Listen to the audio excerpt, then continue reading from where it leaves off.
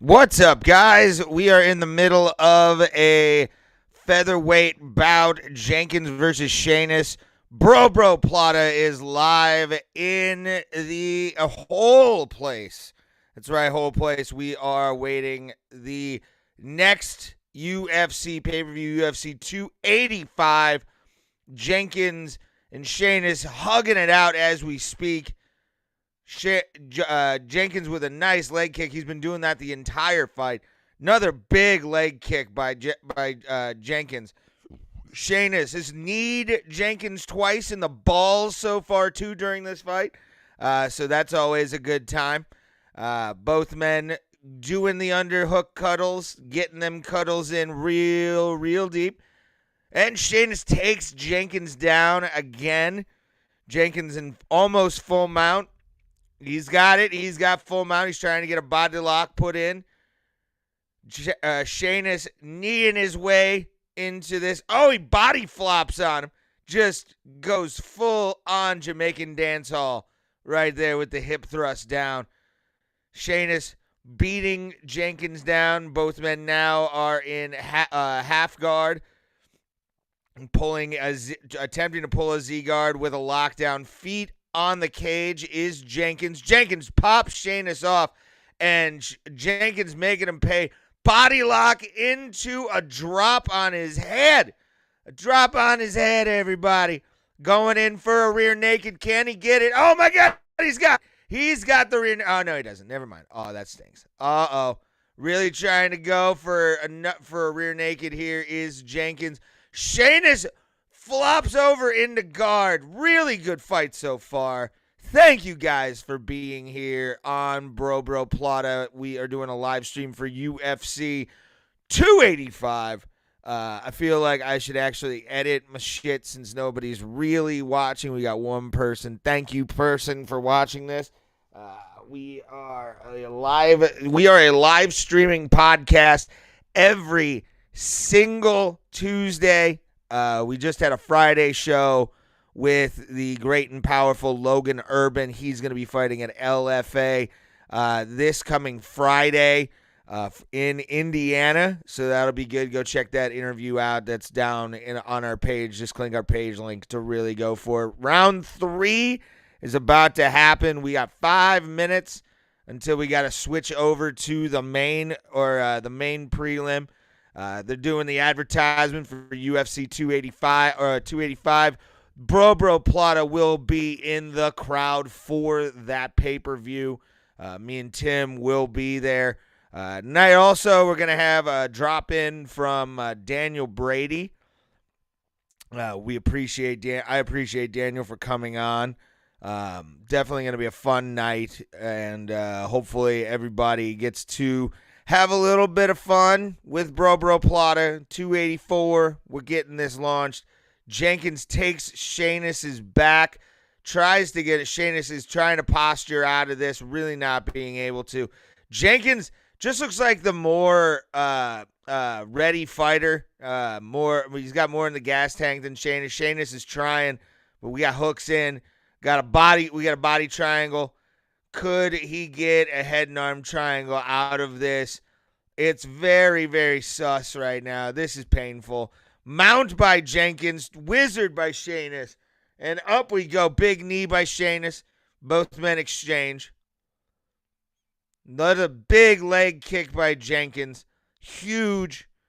This is going to be a fun night for Bro Plata. I feel this is going to be that show that's going to be pretty dope to be coming in. Thank you guys for watching on YouTube, Facebook, and Twitch. We do appreciate every single one of you crazy mofos for being here with us and making this a success. I've always enjoyed doing these, and we really do appreciate you guys being here with us for Bro Plata live stream. And I don't even know how to describe it. I'm just getting into everything. This should be a fun night. I'm looking forward to this pay-per-view. Believe it or not, I'm not that excited for this pay-per-view as I am 285 because I'm going. Like, to me, that's going to be the best part about this whole thing is, and Sheamus is really trying for that Kimura. Not really getting it. He is twisting. He's going for it. He's locked. He's getting teabagged in the process. Oh, my God. This is going to be a fun night. All right. We have Sheamus is trying to get out of this position, back in half guard. Got a butterfly in there to make it guard.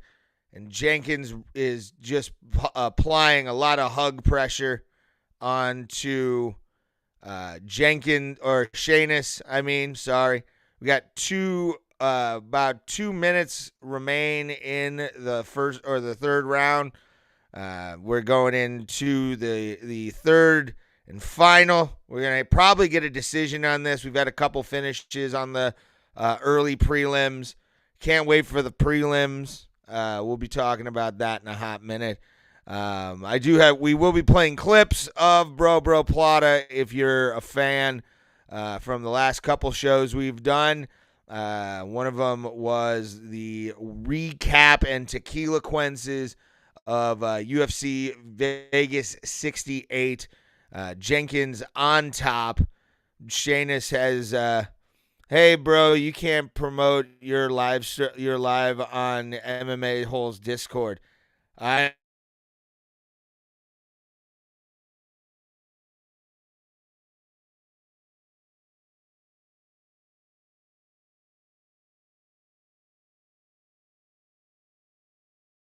Those things where they know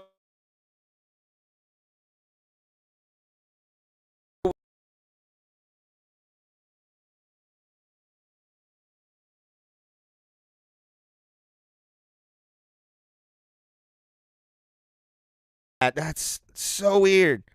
So weird. I just lost internet. Like, what the hell, man? Dude, come on.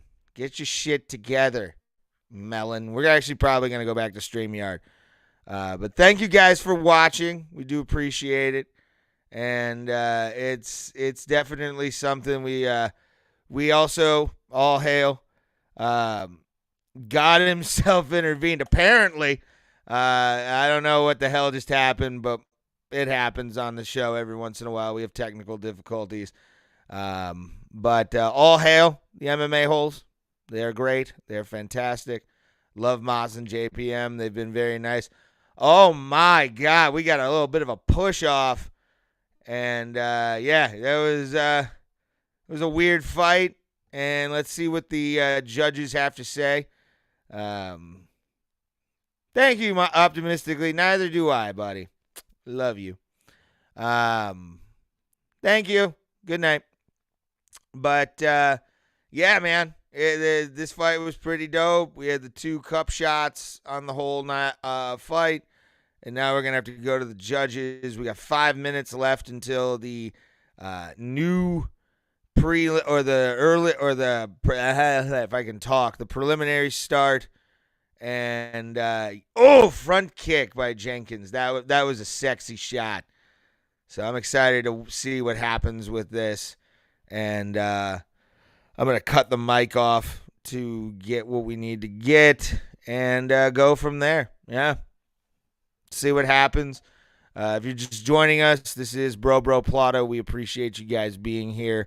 And really enjoy the people who do watch us religiously, and hope you guys will enjoy the live stream when you watch it. If you do, we can be your fight companion, or we can be the guys annoying you sometimes, and I'm hoping we're definitely one of those.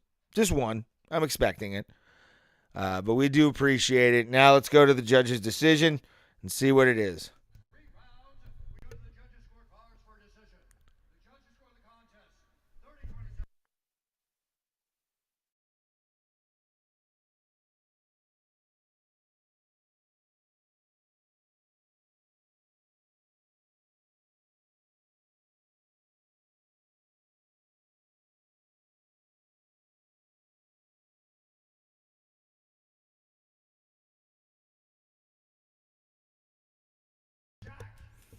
Jack Jenkins wins by unanimous decision. And thank God the fight's over. We can go to the prelims after this. And see what happens with that. And then on to the pay-per-view. Hopefully some people join us for the pay-per-view and have some good times. And appreciate it. It's going to be a good night. And I will probably also be in the chat for the wrap-up show the MMA holes do. So feel free to say hi to me when we're in the chat for that. Thank you guys for watching. We just watched a fantastic first prelim. If you're finding us through the MMA holes, leave a wonderful on the chat to let us know that you found us. Tell us what you think, and we will be playing clips from the show, previous shows during breaks. If there's a knockout, if there's a submission, we're gonna play those for you and get those done. Probably gonna also have our buddy Daniel Brady show up tonight for some talk and some fun. Thank you guys for being here. I'm Ray Highclack, one third of BRO Plata. If you don't know what BRO Plata is, come and join us every Tuesday, 7:05 p.m., 4 o'clock Eastern Standard Time. We come in peace and we do what we do. And we love every single community in the MMA sphere. They're fantastic. They're great. They're human. They're liberal. I don't know. But I'm excited for the Yair Rodriguez-Josh Emmett fight. That's going to be a fucking bloody war. Josh Emmett, very tough individual. Yair Rodriguez, one of the most creative strikers I have ever seen in my life. Let me pull this over a little bit. Oop, that doesn't show that well. Roberto Hernandez, thank you, buddy. Appreciate it. What have you thought about the card so far? But yeah, the interview with Logan Urban. If you don't know who Logan Urban is, you need to find the fuck out, because I did an hour and 15-minute interview with Logan Urban live yesterday. Look it up. It's on our channel. It's about an hour and 15. And if you want to go watch that, feel free to do that at your leisure. We appreciate everybody for showing up to talk about the UFC 284 card in Perth, New Zealand. The Kiwis be getting one for the first time in a while. So we're excited. I'm excited for this show. More excited for 2 weeks from now, UFC 285 in Las Vegas, Nevada. John Jones, Cyril Gahn for the heavyweight title. Me and Tim Danko will be at that show. We'll be posting a lot, so follow us at BRO Plata on Instagram, Facebook, Twitter, all that stuff. We'll be posting the entire weekend and week that we're there. We get there March 1st, and a little bit of business. March 1st, at Rick's Rollin' Smoke Barbecue right next to the Gold and Silver Pawn Shop. Me and Tim Danko will be performing stand-up at that show. It is 8 o'clock Pacific Standard Time, so 8 p.m. PST is when you'll be able to see us live. Daniel Brady, you're going to U85. Yes, sir, yes.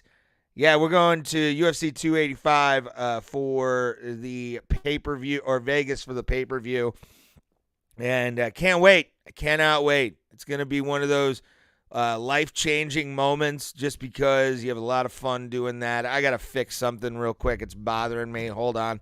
I'll be right back. Look at Volk. Volk's my pick tonight.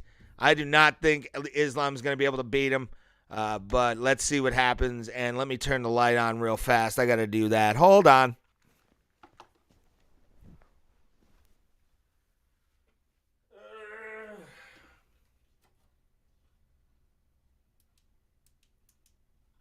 Yeah.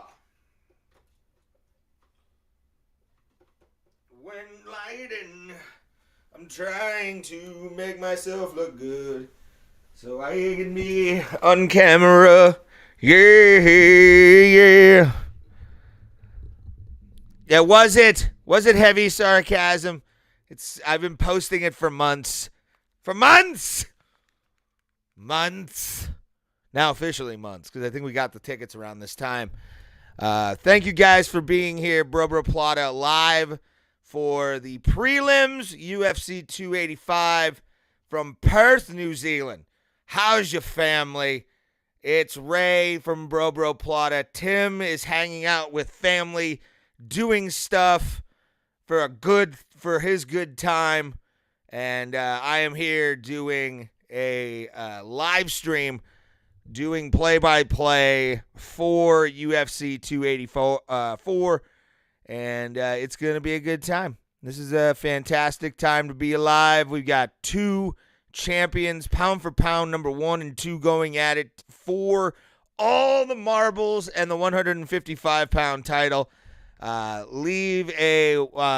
working it into every convo, but I still love you. Goddamn right I do, because I'm trying to get this show. I want to get people at this show, Daniel.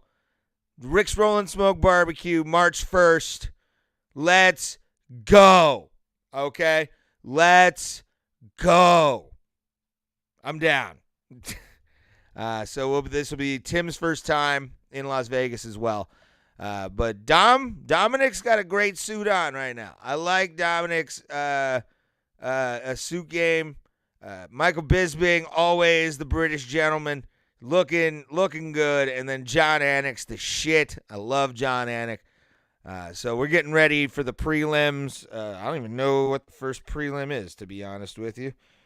I've been kind of scatterbrained today, guys. I don't know if you've been feeling that way. Not in like a negative way. It's more like I just can't get a cogent thought together even if I smoke weed. It's one of those weird days where I'm like, what's going to go on here? But it's going to be fun. First one is Jamie Malarkey taking on Francisco Pedro. And then they're going right now. They're showing the card for 284. Jimmy Crute and Alonzo Menifield is your curtain jerker for that. Alexander Volkanovsky, number 1 versus number 2, pound for pound. Will there be a ground and pound? If Islam gets him, it is sound. Okay. Who you guys got? Leave your vote in the chat, and we shall see what the count is. Let's do it. Let's go. There's a lot of stuff going on in the world, and you've chose to watch us on a Saturday night, so we appreciate that a lot. I don't know. Volkanovsky is such a beast that, like, even the height differential, that's going to be a big thing, but the tenacity of Volkanovsky is going to be the big factor. Josh Emmett versus Yair Rodriguez. I got Josh Emmett. Again, tough guy, power in his punches. If he really wants to get into a skirmish, he can fucking shut your lights off. He's had a lot of injuries, so the fact that he's going to go after a UFC title tonight is pretty dope. But who knows what's going to happen with that. And Yair Rodriguez, I think, honestly, his career was a little hurt by COVID. He was on a really good path. Right before COVID, he got the eye injury in Mexico, where basically a fucking riot was started. He's had a weird career, but he's such a talented fighter that you love the fact that he's getting something in this. And Yair Rodriguez versus Josh Emmett tonight for the interim belt is going to be pretty fun. Pretty fun to see what happens. Oh, screw you and your pay-per-view bundle thing where you pay $124. I was not able to do that, sir or madam. Yeah. What up, guys? Thank you guys for watching BRO Plata. We appreciate every single one of you guys for being here. And hopefully you enjoy the stream tonight. And yeah, we're going to be doing this until the end of the card. I started a little late, but I started late basically to avoid any kind of burnout. MMA holes, they do great going 6-7 hours. I'm a 5-hour man. Like, you can't get me to do any more. I really, physically, I'm exhausted. Like, I did the interview yesterday with Logan Urban, and it was draining, but it was because of the fact that I didn't have Tim with me. I didn't have anybody to do anything for me. So it's a basic straight up interview with no frills. But we are the No Frills podcast. Our podcast comes in a white bag with just food on it. That's the kind of podcast this is. And if you want to support said podcast, we do have a donation link down below. If you want to be here for that, we appreciate it. And if you want to sub, leave a sub as well. It'll show up right next to me here on the screen. So you will get recognition for being a homie on the lovely BRO Plata podcast. I have a sign back here that says BP loves UFC. I mean big oil. when I talk about it, but because I'm Big Business Ray. We all know this. And tonight's going to be fun. I'm excited to call the fights. For you guys, if you're unable to pay for the fights and you're a cheap bastard, I'm your guy to do really shitty commentary for. I'm gonna be dead honest, Holmes. Like, this is gonna be a wonderful night, and I'm a little excited to watch Islam and Alexander Volkanovsky get in it, son. Let's go. Oh, man. Great week. We talked, like I said, last week, we talked about UFC 280 or UFC Vegas 68. And then yesterday, like I said, Logan Urban came on the show. We're going to have him back on in the summertime to do Tequila Quences. He's already accepted it. And the next, we'll do a whole show with Logan. Tim will get to meet Logan. We're going to have Thomas back next week as well, so come back for that. And he'll be here. I had a whole thing set up for Thomas. I was going to have him come on to music. It was good. There were going to be fireworks, and he just decided not to come on, which is fine. But at the same time, we look forward to doing this every Tuesday, 7 p.m. 7 p.m. Eastern, 4 Pacific. So if you're in the West Coast, you live on the western side of the world, feel free to watch us afterwards. Or if you're at work, live. Let's do it, son. Let's get it going. Because I like the fact that they decided to do a pay-per-view in the afternoon over there rather than actually do, like, the English pay-per-views. We have to stay up till 2 in the fucking morning to watch it and do all that kind of stuff. Some of the international pay-per-views are last week, when we all had to stay up at 1 a.m. to fucking watch the fight night that happened between Lewis and Spivak. But Lewis. I mean, he got manhandled in that, but Spivak literally is a bear. Like, he could walk into gay night at a bar and probably pick up a twink. He's got the bear daddy body, and he was a monster on last Saturday. But we're getting ready for 284, everybody. Islam versus Volk. Who do you have? If you have anybody, put it in the chat over here, or down here. Actually, the chat's right there, but I will see it over here. Thank you guys for watching. We appreciate it. And I'm going to be doing commentary once we get the first fight going. It's going to go at 8:15. I guarantee it. This is what the UFC does. You wait until 15 after to start every show. 15 after. Let's get it going, man. I got pay-per-view things to watch and buy and have some fun with. You're just messing around and doing stuff. Ugh. Show it again. Show Makachev and Volkanovsky. Get those pay-per-view buys up. I actually want to see what the pay-per-view buys are going to be for this. Can the pound-for-pound 1 and 2 going at it draw in the UFC or for UFC over Conor McGregor? And if it does, because they were saying that this is trending upward to be like one of the most bought pay-per-views in UFC history. Hey, Ryan, what's up, buddy? We are doing this card. Jamie Malarkey! Jamie, no nonsense Malarkey. He doesn't want any of it. He wants you off his lawn, Jamie Malarkey. Versus Francisco Pedro. Francisco Pedro, 20 years old. What have I done with my life? Versus Jamie Malarkey. This is going to be good. And Bruce is ready. Powerful suit game. Holy shit. That suit is on fire, bro. Like, that's such a good ass suit jacket. Jamie Malarkey, Francisco Pedro. 8-year separation between the two gentlemen in the octagon as we speak. Again, showing off that amazing suit game of Bruce Buffer. What a suitman. So good. Francisco Pedro looks like he's about to kill somebody.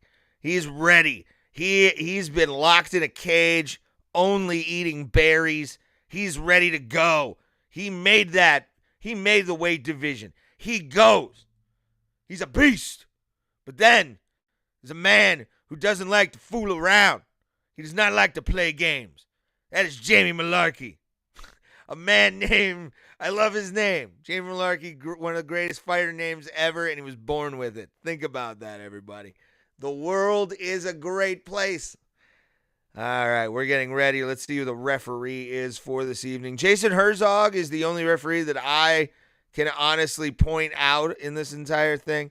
I'm excited to see. Oh, we got Mark Goddard. Big boy Mark Goddard, the big man in the building, making that Englishman trip. Let's go. Hotness.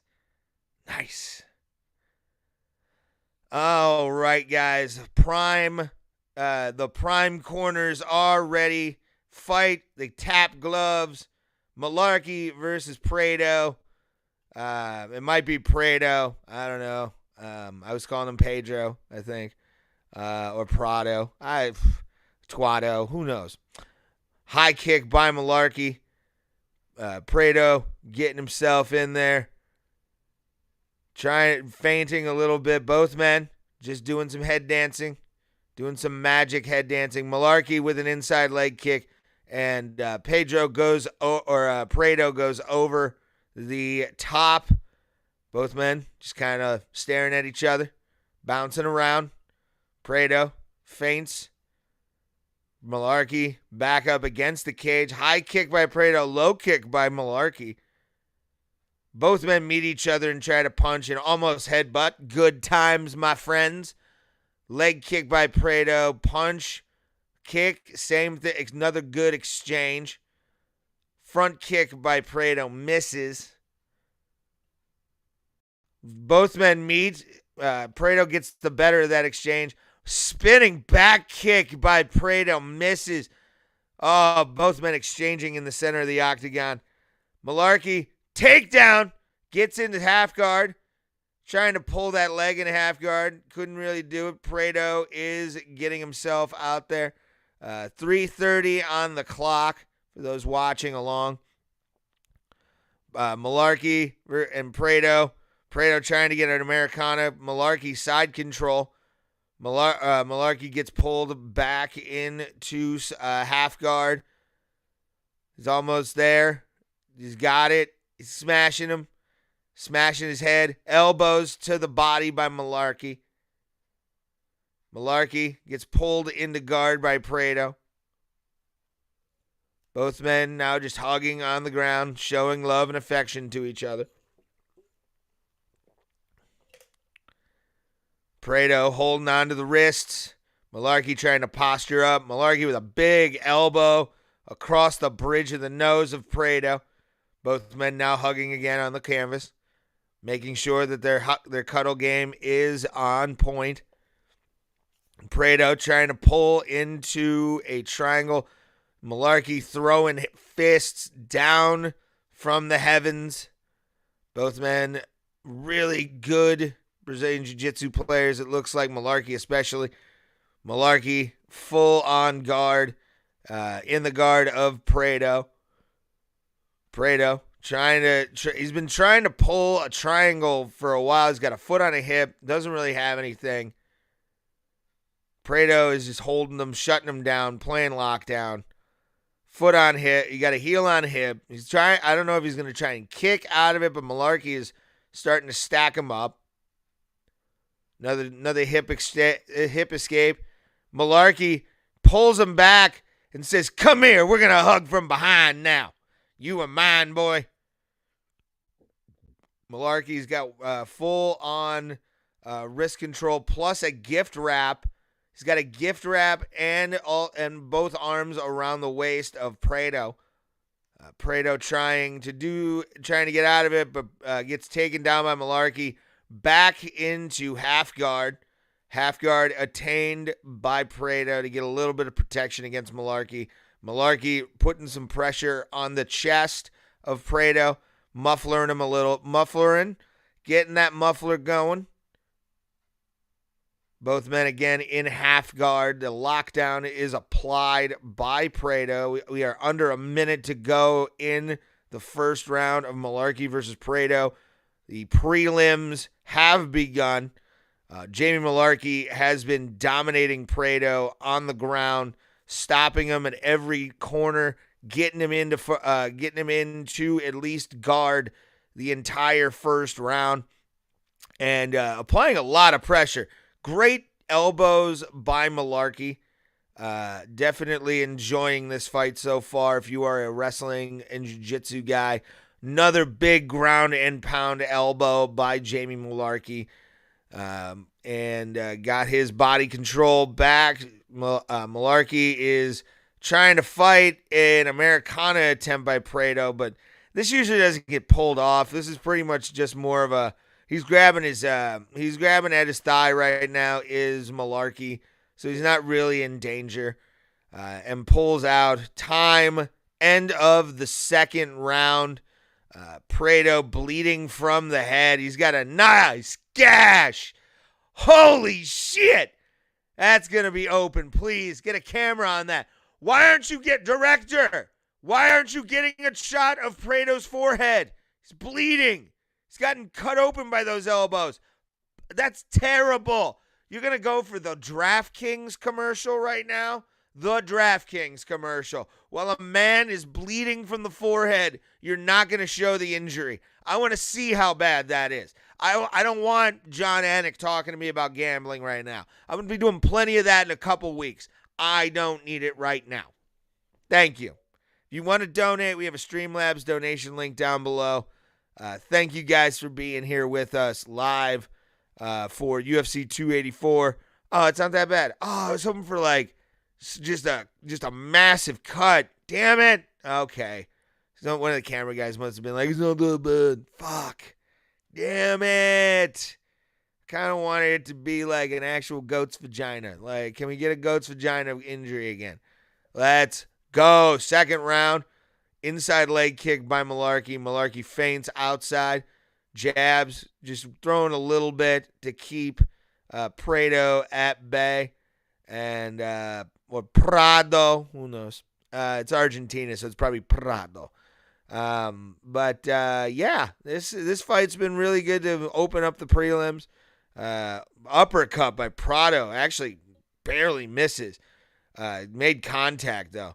But it didn't do much. Both men just dancing right outside. 4:20 remains on the clock of the second round. Inside leg kick by... both men exchange in the center of the octagon. Now they're both just throwing. Prado gets caught pretty hard. Front kick misses by Prado. Both men stand in the middle of the octagon. Low leg kick by Prado. That was a pretty little powerful leg kick he threw. Threw his chin out though. That's the problem. He just dropped his hands and kind of threw. But who knows? It's still an interesting fight as of right now. Both men just kind of looking like they don't want to be there. It looks like I'm kind of disappointed. Oh, big hook by Prado. Prado with that stuns Jamie Malarkey for a minute. Malarkey jabs Prado back. Rear leg kick, trying to hyperextend the muscles in there. Been a very, very good fight so far. We've had some really good fights earlier in the prelims. We did not do a prelim card breakdown because I didn't want to burn myself out. We have a bunch of fights tonight, and sadly, Robert Whitaker was not able to be on this card. He was supposed to be, I think, on the prelims, but we got Prado and Malarkey just kind of dancing. Nothing really going on. High kick by Malarkey, but nothing really like magical. We've had a couple really good exchanges in the center of the octagon, but this fight so far has big shot by Malarkey, throws Prado's head back, and this fight has, compared to the prelims, this has kind of been boring over 2 rounds. Nothing really happening. There's been, like I said, a few exchanges, but nothing to go on. And hopefully we get another spinning back kick by Prado. Both men throwing, missing. Prado gets kicked in the leg by Malarkey. Tries to do another one, just lazy by Prado. Wow, that was lazy as shit, homie. Takedown attempt by Prado. Malarkey sprawls out and throws hands. He's been really telegraphing that front kick, his Prado. I'm kind of disappointed in this kid. He's 20 years old and he doesn't know how to do a front kick properly. The hell? Both men exchange in the middle of the ring again. Malarkey taps on the body. Prado is stopped. Jab by Prado. Misses. Leg kick by Prado. Malarkey attempts a Superman punch. Not successful. Both men still in the middle of the ring, being boring. Not really doing much. Prado cut open on his right side? Yeah, right side. Dripping a little bit of blood. Not going into the eye, though. Both men throwing haymakers at each other. Right on the monster. And body shot by Malarkey. Leg kick by Malarkey. Another little rest spot. You got standing right in front of that prime bottle right there. Logan Paul getting paid. Front kick by Malarkey. Body and up. Level change shot by Malarkey. Malarkey's been the busier fighter, so I'm gonna say Malarkey's up as of right now. We have 25 seconds left, obviously, in the round, but I say Jamie Malarkey right now is winning this fight without a doubt. And we got a special guest coming up here in a second. Once the round is over, I'll bring him in. The inimitable Daniel Brady is joining us, one of the many heroes of the bro community, because he has stepped up a lot. And with that, second round is over. And Daniel, what's up, baby? Oh, man. Just eating some dinner. What's up? You can eat while you're on the podcast. I don't care. I'm drinking and also I'm smoking weed. So we're good to go. Oh, no, you just caught me mid-bite. Let it. Nice. I'm excited for the main card, man. Of course, everybody's talking about Volk and Islam, but I think the fight of the night will be Yar and Emmett. Yeah, that's going to be, I was saying that at the top of the show, that's going to be the war of the card. I think Yair, very creative striker, very, very willing to jump and kick as much as he wants, but Emmett's just a wall of humanity that if you smack into at the right speed, it's going to stop you. And I can't wait. I think Emmett should have gotten this years ago, but also injuries had fucked him over a lot, dude. A lot. Yeah, I mean, you see that a lot, and when they're not a household name, they usually get pushed under the card because the money's not there. Yeah. We got nothing going on, by the way, in the middle of the octagon. Hook missed by Prado. Is it Prado or Prado? You probably have like the sound on. Did you hear the guy's name? Prado. Is it Prado? Okay. I think I called him Pedro a few times. So, because it's fun. But, big hook by Malarkey on that cut to the eye. And both men backing up. Malarkey putting pressure on Prado. Leg kick by Malarkey. Front kick by Malarkey to the body. You are like 3 seconds ahead of me. Oh, am I? I'm sorry. No, it's all good. There's always a delay on this thing. Dude, my internet or the internet I'm using was fucking up royally. And I missed like 2 fights on the early prelims. But it was just because the internet was shite and I had to reset the modem. So I did the IT thing of, plugging it, taking it out and putting it back in. Prado throwing hard. I mean, he's really throwing hard. Well, but Malarkey's fucking him up, dude. Looking at the statistics, he has to win. He has to finish them. Yeah, I got Malarkey up 2-0 right now. Like, he's going to win this fight regardless, in my opinion. I mean, even if you go on damage alone, Prado looks like he took a lot. Oh yeah, that square Joker jaw has gotten jacked a few times tonight, and he looks like an Argentinian Alan Joban, a little bit. So at least this international crowd sounds like they're excited to be there. Oh, takedown attempt. Oh, I'm missing you. I miss it. All right, you're ahead of me now. You're ahead of me. Huh. God damn it, Daniel Brady. I don't see a takedown attempt. I do not. Huh. Yeah, I don't know. What? God damn you. I'm at 226. Oh, God. I'm at 215. So it's a 5-second delay. 2 seconds ahead of me. Oh, 2 seconds? Okay. So Malarkey's owning the center of the octagon right now. Like, he is. Yeah.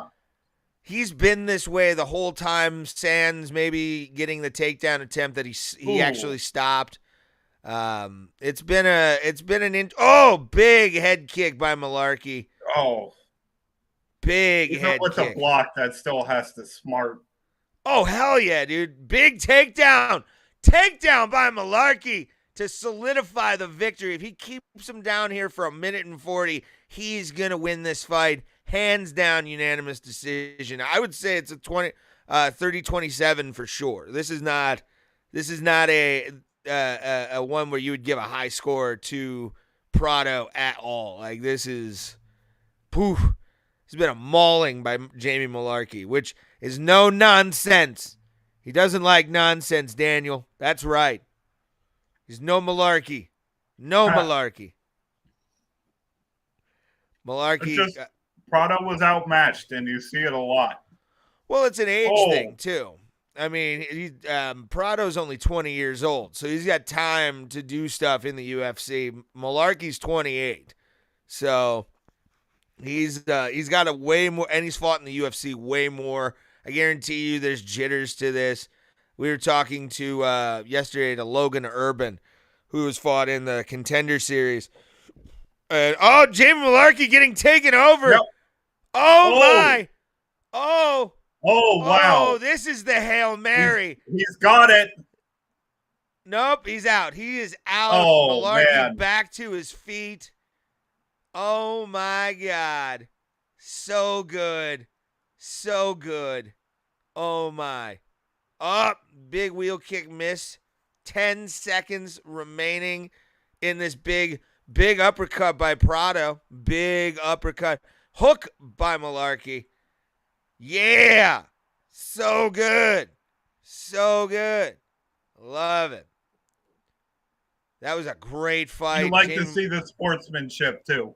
Yeah, the hugging is always a good thing. And there's a reason for it too. Like psychologically, we had my buddy Mitch on early on in the show. And am I choppy right now, or are you choppy? I probably am choppy. Okay, just wanted to make sure because we always have that issue on the show, no matter what, which is we get choppy audio, and I have a break that the video is pretty fucking choppy on the Instagram video I played, yeah, we'll be playing that probably. If there's a commercial break where it's like 5 minutes to kill at the top of the hour, I'm gonna play a clip from one of our live streams from this week. The one that I'm gonna do is the fat belly fold clip. If you've never seen that, we'll be able to watch that together. It's a 4-minute clip, so we'll be able to kind of recoup and relax. Beautiful water. That's fucking gorgeous, dude. Come on. I'd love to go to Perth. Come on. I'd love to go to Perth, man. Come on. Get Oh, up. God. Hi, baby. Yeah. I miss her. I miss that puppy. You want All another? right, I'm gonna mute my microphone real quick to hear what the judges' scorecard is, and I'll be right back.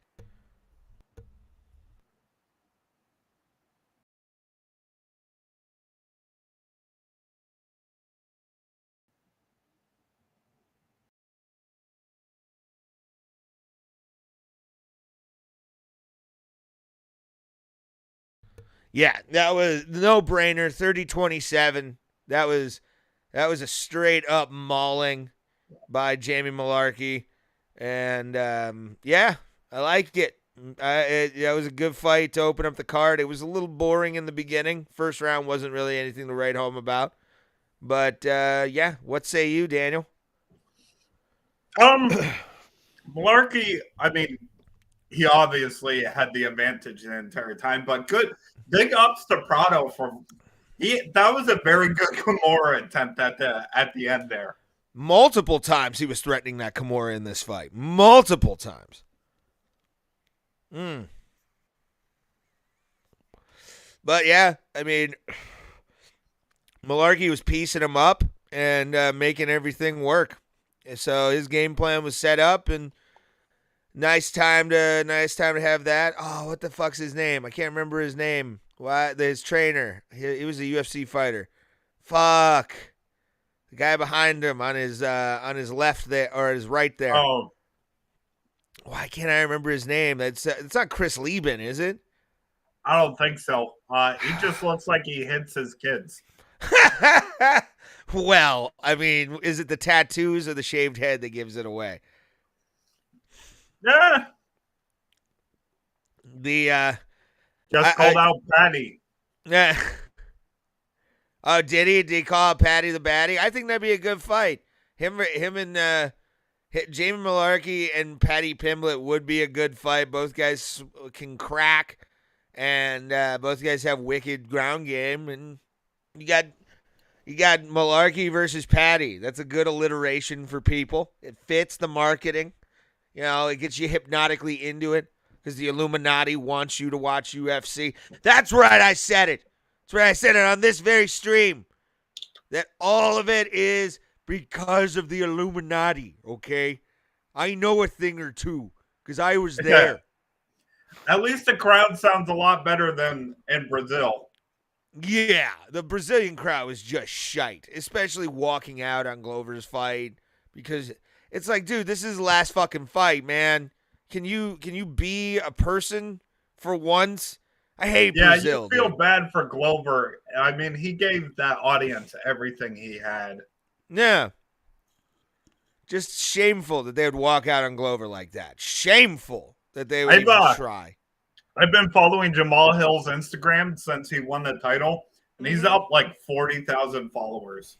Nice, as he should be. I mean, he came in an Ultimate Fighter guy and became a world champion. Shit, son. It's a dream come true right there. Contender Series. Contender Series, that's right. Oh, fuck. Yeah. I don't know. Everyone keeps talking about Islam's size, but it's like, man, Volk has the heart of a lion, and he's intelligent. Do you think he's been training with people his size for the past couple of months? They shared some sort of inside look at his training camp, and he's training with welterweights. He should be. And plus, I mean, that motherfucker was like in the low twos when he was doing heavyweight or rugby. So and he had to pick up big fucking guys to even tackle them. Think about that. Like people want to talk about Islam. Yeah, Islam's really fucking good. I'm not going to take anything away from him. I'll take everything away from his trainer because I hate his trainer. But to me, Islam he's got it, but can he finish Volk? Because Volk's such a fucking Tasmanian devil in the cage to begin with. I see this being a ground game, but Volk just finding a way to get wiry as fuck and get out of that. You know what I'm saying? I think, honestly, they've been. I was watching some stuff like Daniel Hooker's been doing takedown drills on Volk like for the last 4 months. Is that why he's not going to be at UFC 285? I think so. Like he was one of his training partners because he's so tall. You know, dude, he got in. Apparently, he's off of UFC 285 now, and I'm kind of sad about it because I wanted to see Dan Hooker like fight live. That would have been fun. That might be it. I mean, but I don't know. I think a large amount of the main event, Volk is going to keep him standing and just piece him up. That's going to be it. Who knows? Because Islam will be able to get them takedowns. That's the thing. I mean, he's bigger than Volk, and size does matter in a takedown. You know what I'm saying? Once it gets there, once it gets to the ground, totally different animal. But a dude getting a takedown, I'm guaranteeing you, taller no matter what, is able to get in there quick, grab a hold of you, and fucking throw you to the ground because he's bigger. But Volk will be able to get out of it, I think, too. I'm giving him at least 4 or 5 takedowns he's going to get up from. And even submission attempts. Hopefully he does the same shit that he did against Ortega. So we shall see. Who knows? I'm not betting until I go to UFC 285 anyway. So I was going to put a bet on Volkanovsky, but it's just like, by the way, if you want to give us money for bets, right down this way in the description is a Streamlabs donation link. Make sure to click that, and we accept anything. It can be $1. I do not care what it is. All money goes to production. Huh? I was just watching the weigh-ins yesterday. Oh, yeah, I'm looking at it right now. I think you're a little ahead of me. How did you get ahead of me now? God damn it. You were behind. I refreshed. Yeah, now you're ahead of me. We got Shannon Ross is up next versus Cleidson Rodriguez. Brazilian versus probably sounds American. Dana White's Contender Series, guys. Australian. Hometown Bizac, what's up? I think they're doing like Brazil did, and like at least one fighter is from Australia or New Zealand or whatever. Yeah, I think so. But have I showed you my tomato soup pouch? No. Yep. Oh, it's a little delayed. It's a tomato soup pouch. Yeah. Oh God, what's it for? It is connected into my hip. Because of the abscess and everything? Yep. How are you feeling, by the way?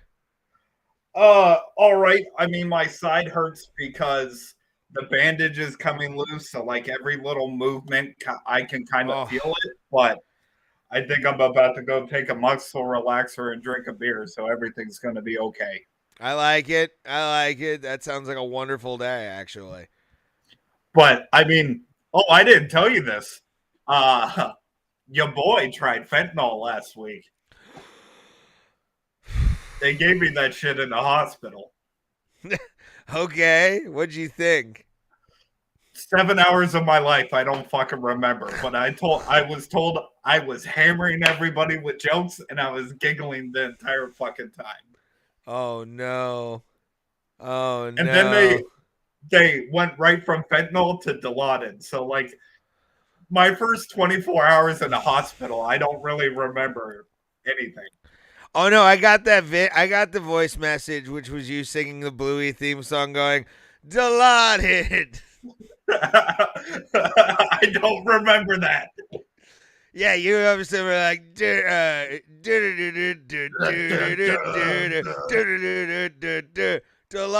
and then it ends. I did no memory, but that sounds like something I would do. Yes, And it's exactly what I'd expect from you. And I would like, I, I was high as hell anyway myself, and all of a sudden I just get you singing, singing that shit, man. It was, and even Riley posted the comment that my fault. That checks is what because you did that. yeah. You weren't in the room, Riley. Oh no, I think a nurse was in the room when I did that, and they just kind of looked at me like, "What the fuck, bro?" You should. Sadly, your brain was just like, it's an inside thing. Well, like, bro, they asked me my full name after they gave me Dilaudid, and I was like, oh, I have to think about this for a second. Oh shit, that's hilarious, bro. It's like, oh, what's your full social security number? And I gave him my birth date. I was like, wait a minute. That's epic. That's fucking epic, dude. Like, I think I've had Dilaudid when I had my tonsils out. That was pretty nice. I was being a jackass to the nurses, like sarcastic and just making jokes. And my mom is like, "Will you shut the fuck up about everything you're saying right now, my friend?" Like, Jesus Christ. Yeah, when I had my appendix removed, like all of a sudden they wake me up and they're just carting me down the hall like nobody's saying anything. And then as soon as I get in the bed, they put me in the bed. They give me more Dilaudid. And then the surgical team shows up at the foot of my bed with their arms crossed. They all just like nod and then disappear without saying a fucking word. Oh, that's funny as fuck. They just they just came like thieves in the night, is what you're saying. Yeah. That's awesome. They're probably standing outside of my room like, this guy's so high right now. Let's fuck with him. Just standing over you going, we will make you beautiful.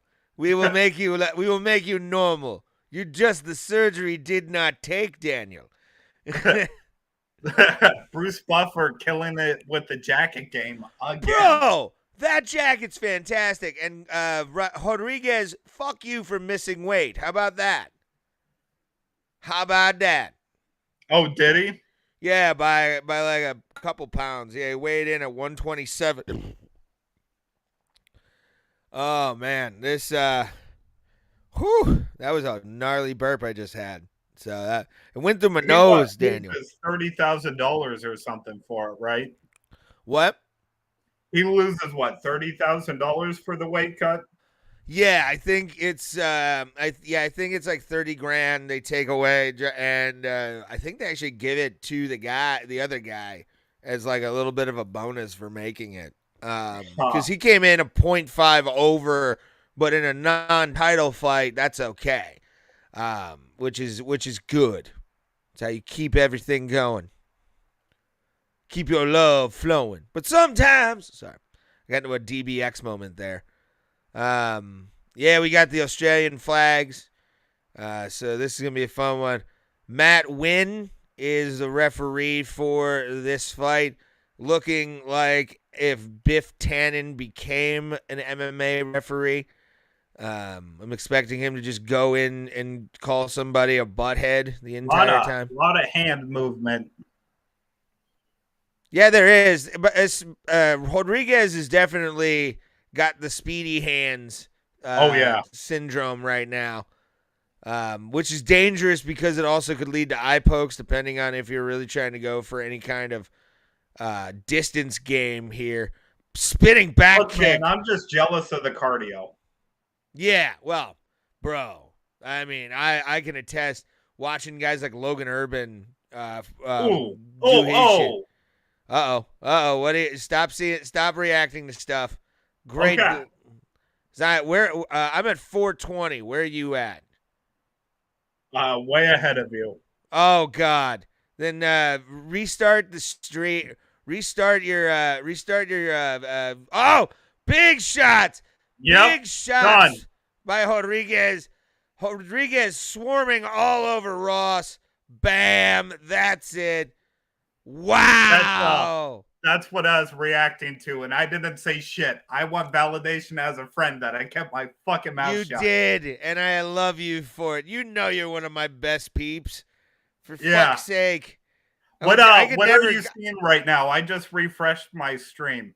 I'm watching Rodriguez just kind of brush off the commission, hug his guy, and he's being held up by his coach, like the good son that he is. God damn. I mean, I could definitely. Hold on. There we are. I'm at the replay now. What about you? Yeah, same. Is he crossing them up? Yeah, now he's in the shirt. Yeah. All right, we're synced up then. We're synced up, and we're good to go. Commercial break. Thank you guys for watching, obviously, Bro Plata. We are watching UFC 284 prelims on ESPN+. If you're coming over from the MMA holes, leave a wonderful over there for us on the chat. We'll read that for you, and we love every single one of y'all for being here, for real. It's been an already wild night. Some submissions. That was less than a minute. Yeah, I mean he whooped his ass. It was speedy hands. What commercial do you have right now on your TV? Save money, live better, Walmart. I have Spitzer, the Spitzer Chevy commercials with that dumbass dog. I have a goldfish commercial right now. Yeah, I'm still on Spitzer. Our world revolves around you. That's what I got right now. So, now I've got an exterior of Perth. What do you have? Yep, same thing. DraftKings just popped up. All right, we're synced up. That's a good thing. All right, I'm gonna grab a beer. I'll be right back. All right, buddy. I'll leave the window open for you. Thank you guys for being here on this wonderful night. We go to the judges' scorecards right now.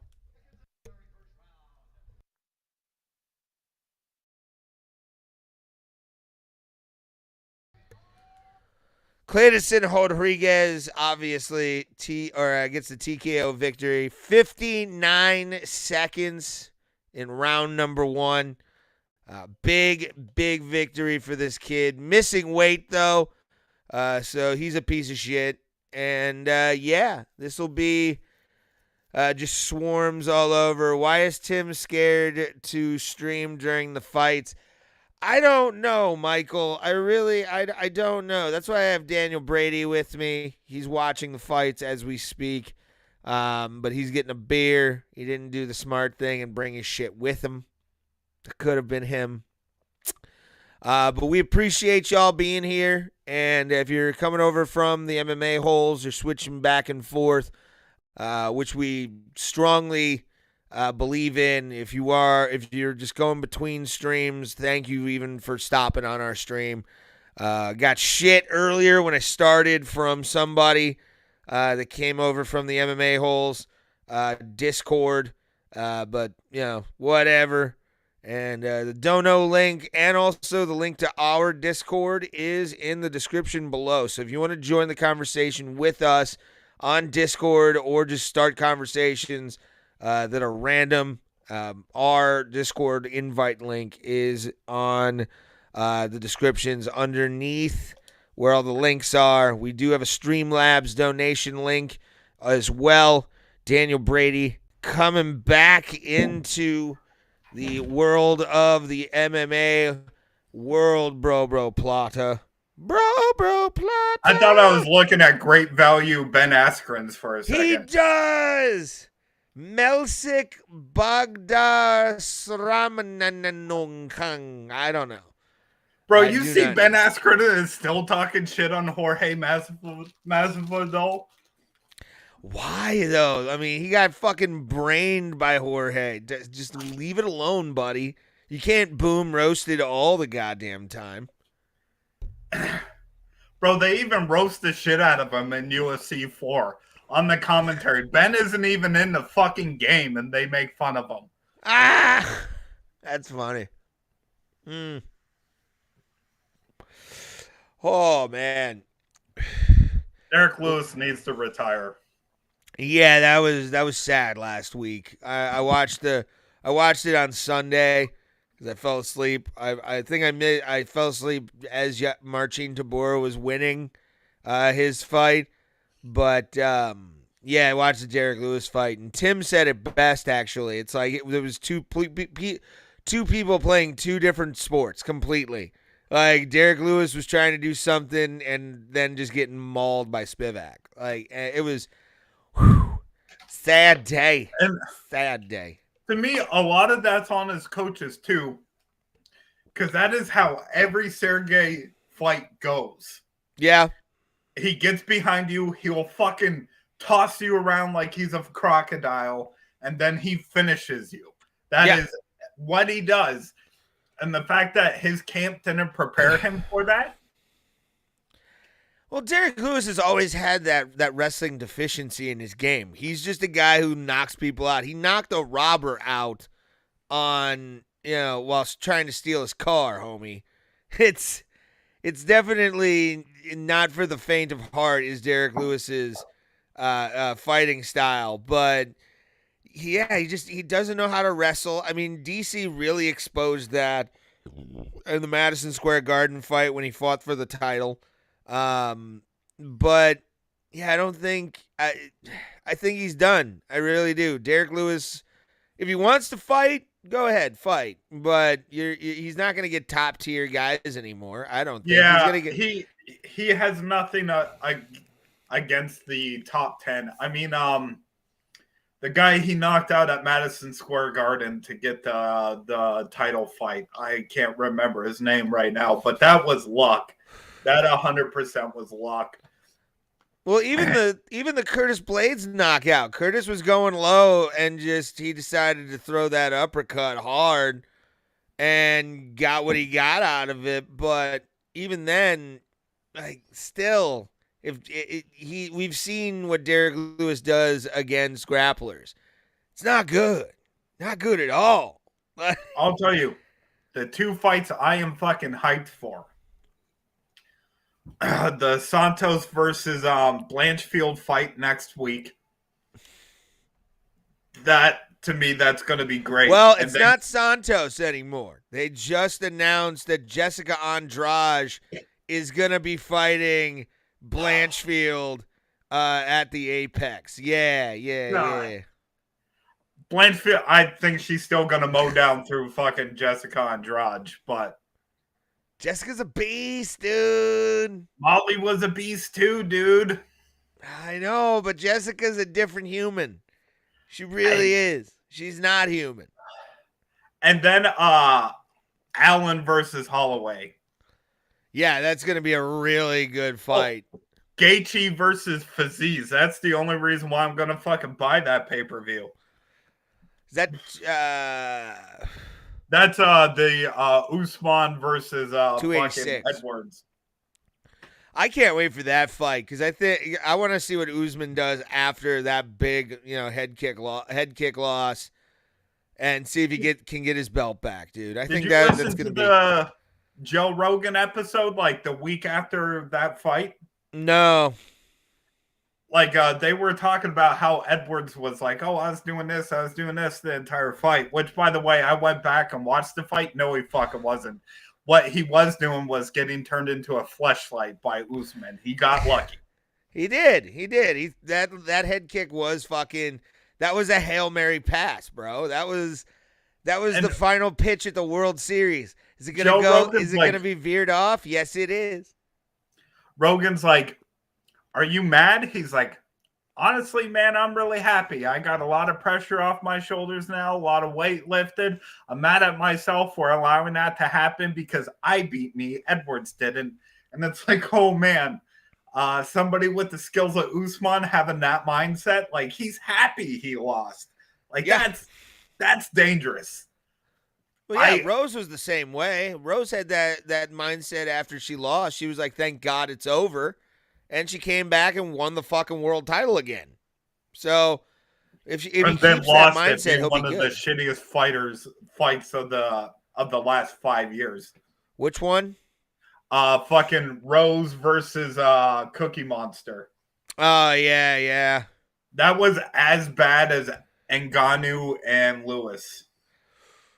I don't know if anything's on the level of Ngannou and Lewis, bro. Like, oh, by the way, did you see the comment Tim sent to you? Oh shit, Dan is alive.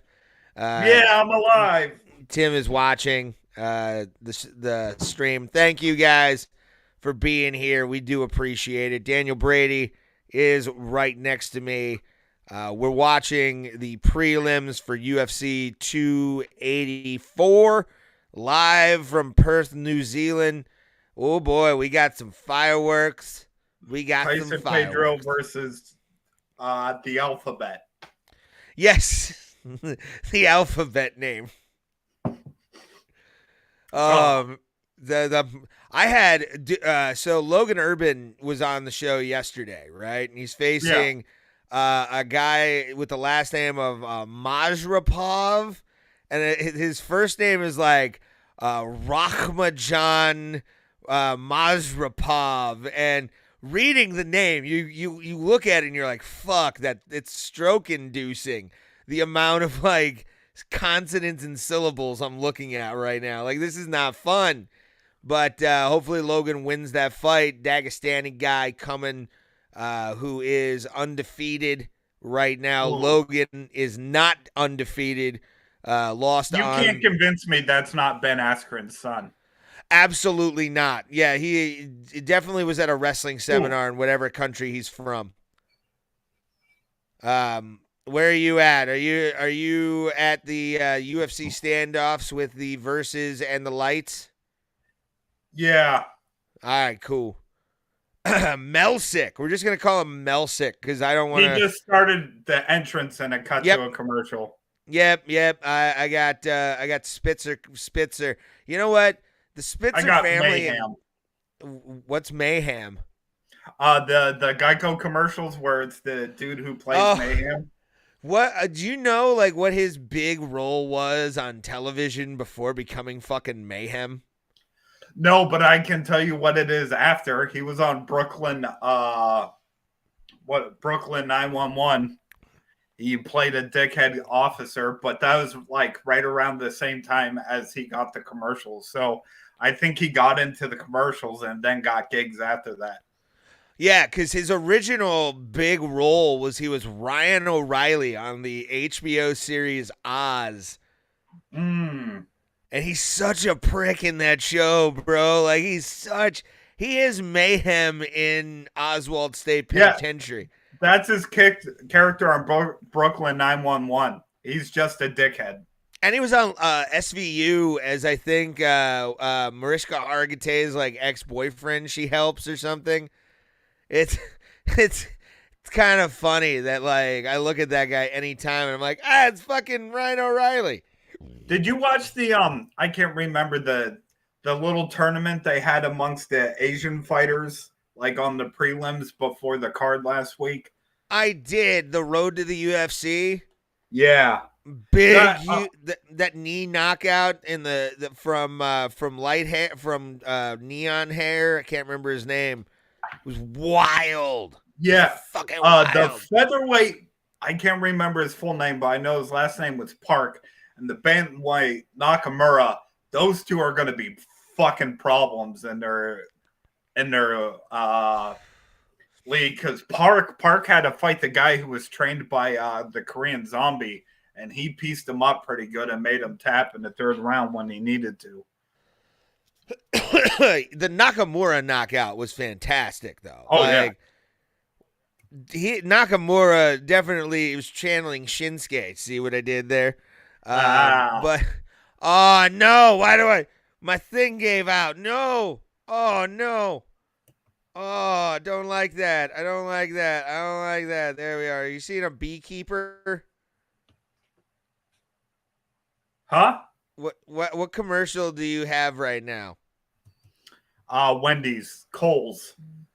Oh, okay. I got a Kia commercial right now. It's kind of weird seeing what the ESPN Plus commercials are for anybody else watching these fights. And if you're watching, drop that in the comments down below. I want to see what commercials you guys have. I got a Samsung Galaxy commercial right now.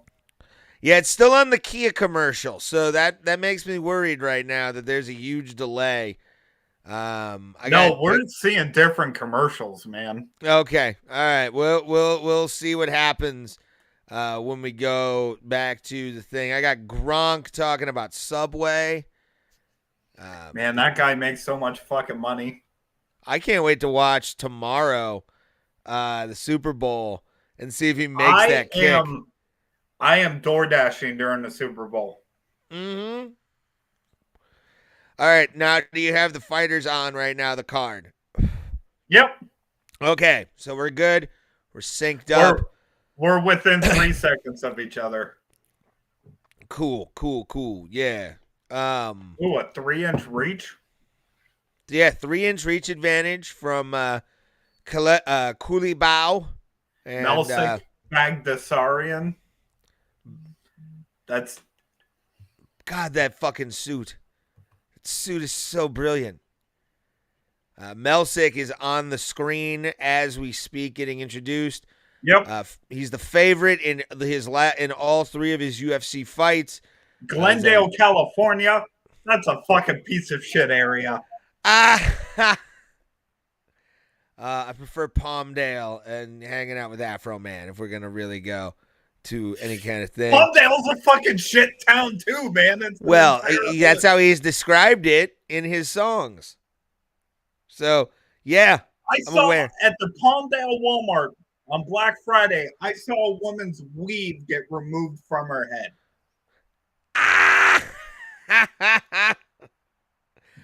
Oh, that's hilarious. Kula Bow getting his pumping his chest. We got a DraftKings Sports logo. And, yep. You UFC... are 3 seconds ahead of me. All right, I like it. Perfect. Got the hot and sexy ring girl. So sexy. Looks like a local product. The blonde is nice. The middle blonde, not the other one. The other blonde's she did the Dan Magliana or whatever his name is. Dan Mergliata. All right, we have started. Win is the referee. Leg kick by Melsick. Yep, you are 4 seconds off. All right, because I'm at 4. So yeah, you're at 4:49. I'm at about 440 right now. Good leg check. Yeah, you are 4 seconds ahead of me. All good. So they're just high kick by Kula Bow. Very nice. Ooh. Both men just kind of dancing, throwing some kicks for distance control. See where they're at. Ooh, that's a quick leg kick. Yeah, very quick leg kicks by Melsick right now.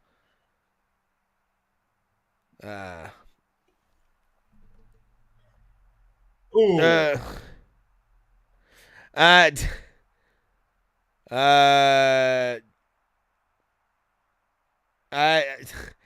You're getting compared to Trevor from GTA by somebody on Twitch right now. Yeah. Ah, and what's it? What am I? Jack Specti? I have no idea what game that's from at all. But the fact that I have Trevor from Grand Theft Auto 4, Grand Theft Auto 5 makes me happy. Next to me, causes trouble wherever he goes. Daniel Brady. So, yeah, thank you guys for watching with us. UFC 284. We got Melsick versus Kula Bow, both men. Not really. It hasn't really been an exciting first round so far. We're only 3 minutes in. What did the commentaries say? They're feeling each other out. I think both of them know that. I hate that saying, dude. I hate that saying. Dude. Shots by Kula Bow. Front kick by Kula Bow. I think they both know their striking is good, and they just don't want to let each other inside their box. They're definitely trading, which is good, but there's not a lot of action because guys like this, you kind of have to figure out what your distance is. Are you faster than the other guy?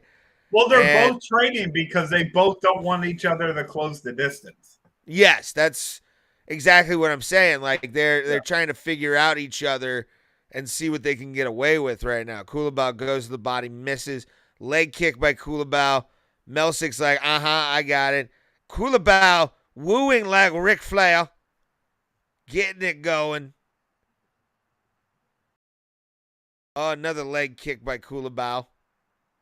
Leg kick by Melsick. They're just taunting each other and trading, son. This is a good time. Thank you guys for watching. We do appreciate it. Ooh. That fucking head kick. Yeah. Push kick by Kula Bow. Front kick completely out of range for Melsick. Another big leg kick. I bet the second round's going to be a whole lot different. Yeah, it'll be more high paced because I think big body kick by Melsick. Ooh. My brother has money on the American dude, says Tim Danko. So he's got it on Melsick. All right. Let's see what happens. He is the I think the favorite on this fight. God. -105. Melsick and Kula Bow just kind of chilling. Body shot by Kula Bow. Under 1 minute left in the first round of this featherweight bout. Melsick versus Kula Bow. I'm not going to say Melsick's last name because I'll have a stroke. Askren. It's Askren. Yeah, Melsick Askren. It sounds like a pro wrestler's name. Melsick Askren. Big shot by Melsick. Big shot by Melsick. Leg kick by Melsick. Kula Bow still putting pressure on Melsick, which is how he's got to fight this fight. Body shot by Melsick. Both men. Oh, he's got a ball shot. We got a nut shot. The nut shot is a little old thing that will stop the fight quick. Nut shot, baby. Oh, and he's bleeding. I didn't see that. Yeah, he's bleeding from the face. And, I hope he's not bleeding from the dick, Ray. Oh, God. That's probably happened. You have to think that's had to have happened one time where a dude's I'm sure somebody took a liver shot or a kidney shot and there's blood in the underwear. I'm fucking sure. Oh. Removes his fucking jock strap if he's got like an old white one and fucking on the inside it looks like the elevator from The Shining.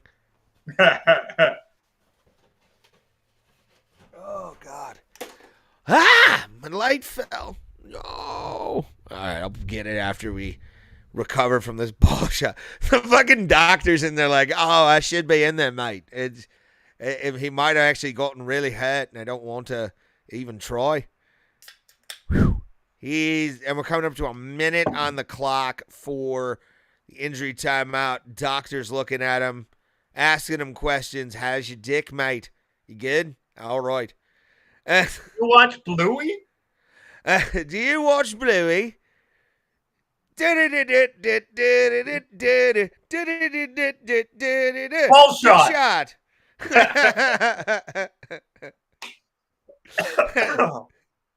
Oh my God, he is taking his time, as he should. He was getting pieced up, so he's trying. He's ready to go. He is going. He's got the hands. Yep. He's walking up to referee Wynn, going, let's go again. Let's go again. My balls hurt. It's not like Derek Lewis where they're hot. They just hurt. My balls They're hurt. inside his stomach cavity.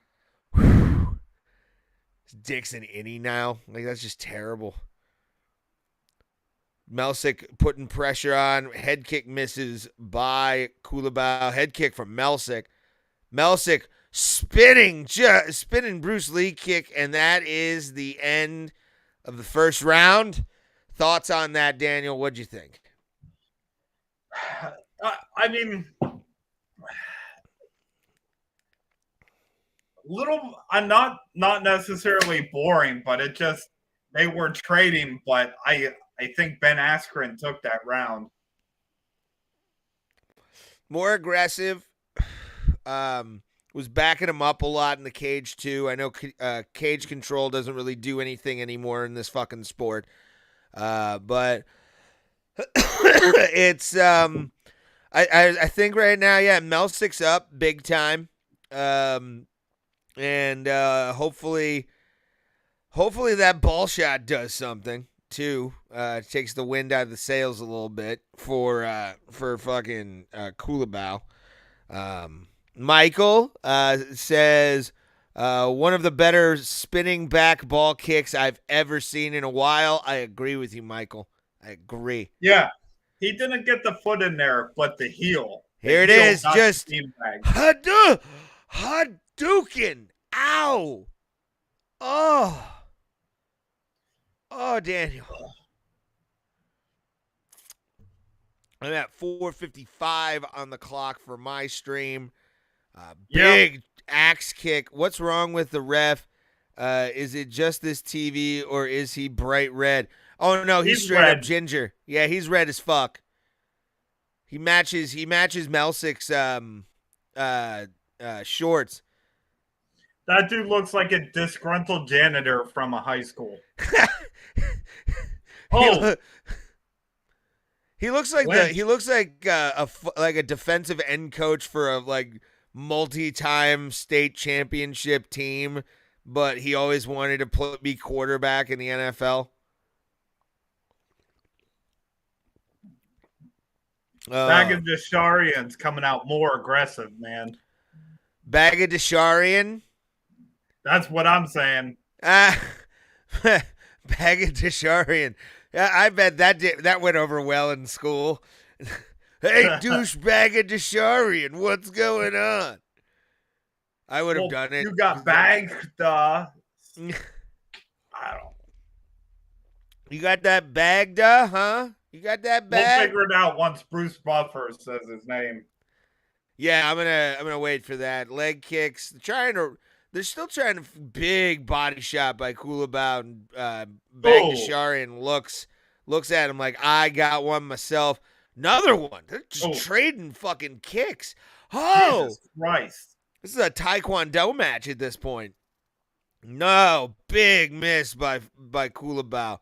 Oh yeah, big shot by Kula Bow, and he jumps on his neck. Is he gonna make Bagadasharian tap out? He's got under the neck. He's got it in. Full on hooks, and he's just got to pull down, and there it is.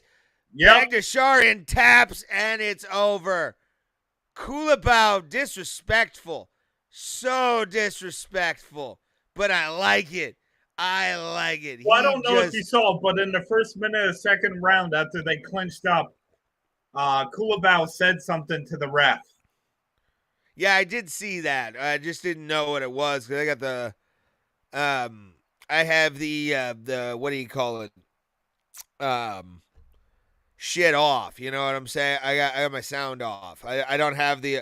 I want to figure out how to hook it up to a soundboard and pump it into my ear through my computer, because I think that'd be the best way to do it. End? No, I can't hear it at all. But yeah, he jumped, man. Like, he definitely fucking jumped. That jab was just a combination of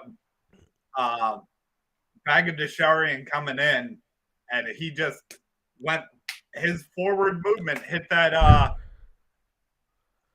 and then Kula Bow, man, he took advantage of that instantly. That's just jumped right in his neck, man. That was a fucking fantastic submission.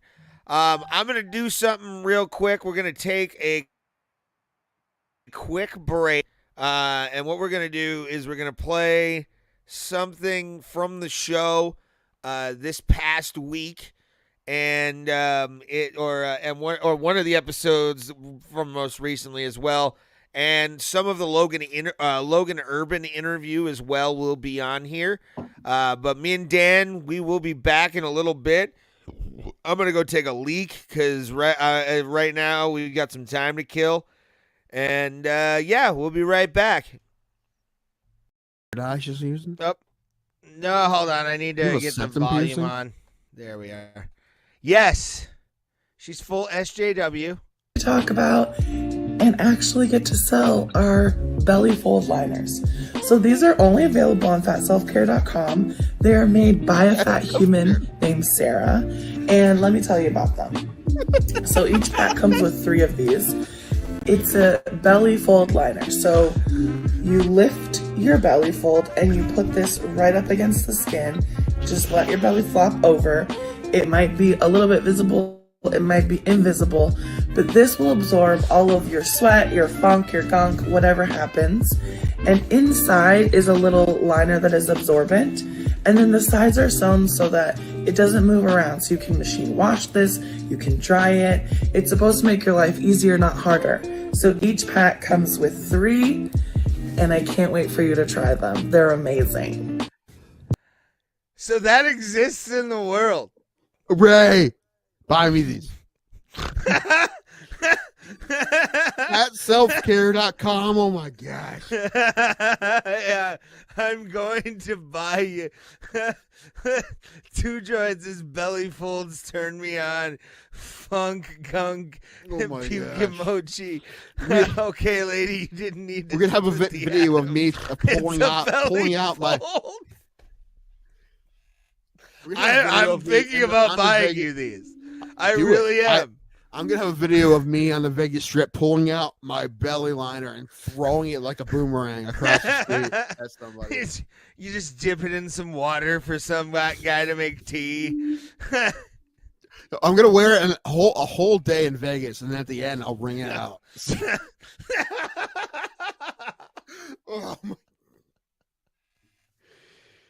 Oh man, you know how bad those would smell? Oh my God. Imagine. Like, it's like opening a sarcophagus in Egypt after 1,000 years.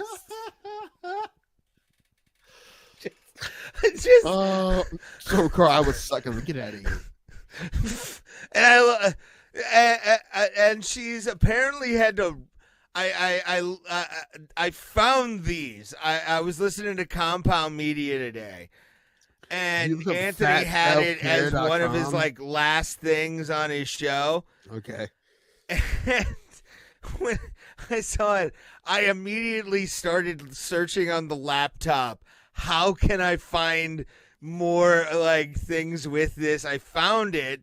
I found her Instagram. And then apparently she's had to restock. There was a belly liner restock post. Belly fold liners. Number 1, it's a pre-order because they're sold out. So you have to pre-order. $25 a piece. It's gonna be on it's gonna be on Shark Tank in a week and a half. Hold on. FatSelfCare.com. Your body deserves care, Because your fat body deserves care, respect, love, fashion, travel, peace, joy, and community. I don't know if it deserves community. Hold on. I've just found it. Hold on. I gotta show you this. Just because, like, oh my God, I can't believe this is immediately I'm like, oh, I have Fat to liberation. Yes, click on that. do this. No, I'm perfectly I'm good clicking with on it.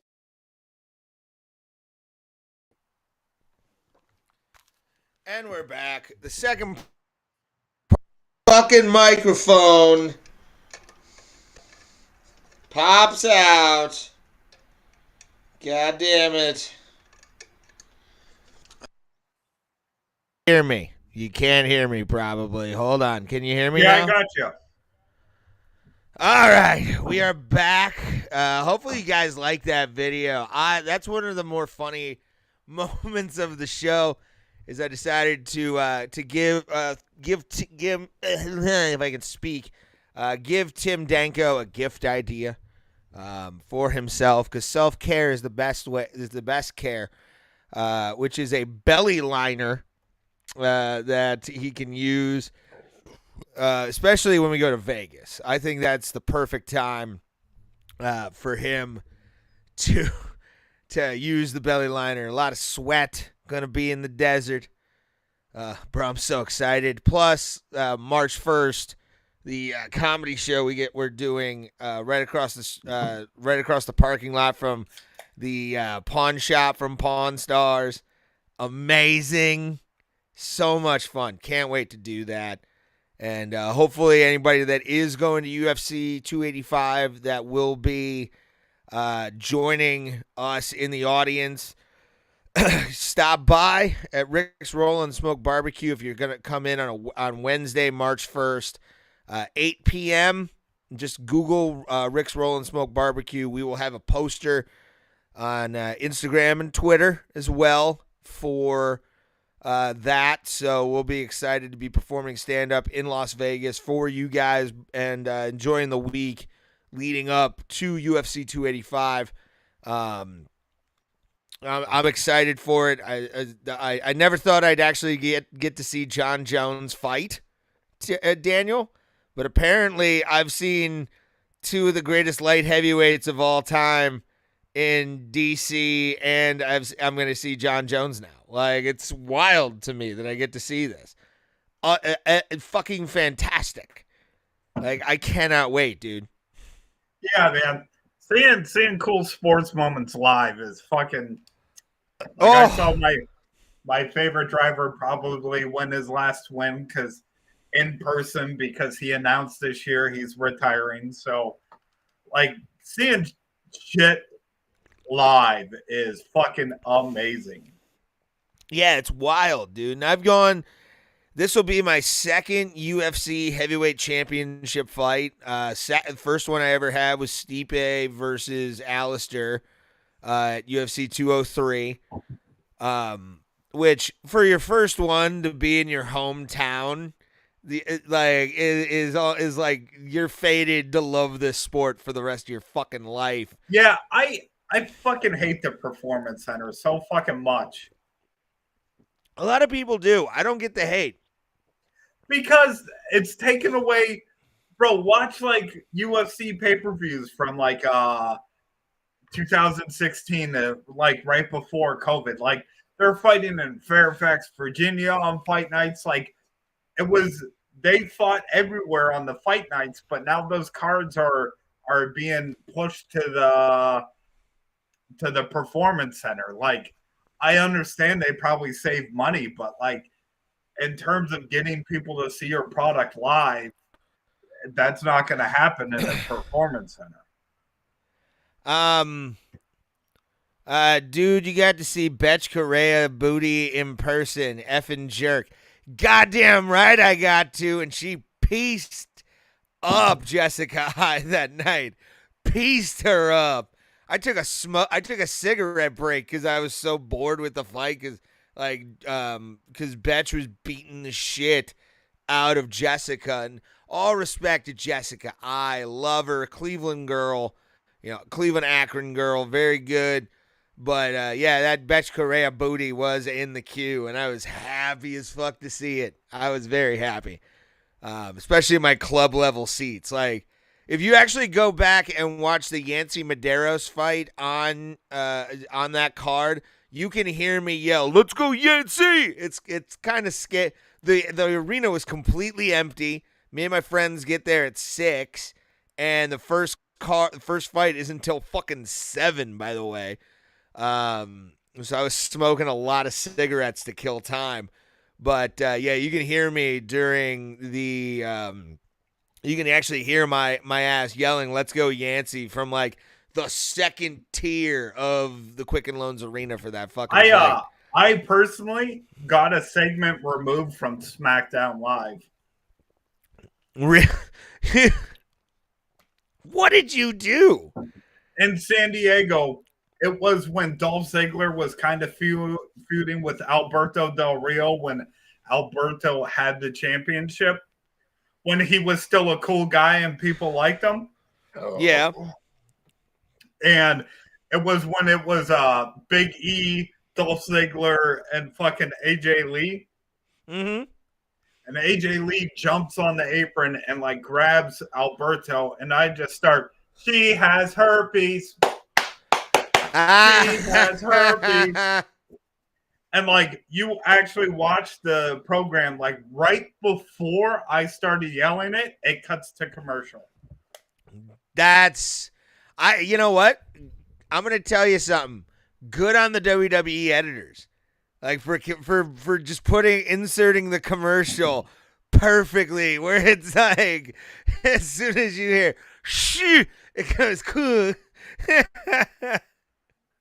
No, like you've seen me at pro wrestling events. I'm a very good heckler. Yeah. Oh, yes, you do. The funny part is, me and this guy that I used to talk to, we take credit for "This Is Awesome" chants to start being used regularly in WWE shows, because we were at Rey Mysterio versus John Morrison on SmackDown from Cleveland in 2009. And if you go back and you watch that episode, most of the match highlights are on YouTube. Just type in John Morrison versus Rey Mysterio SmackDown.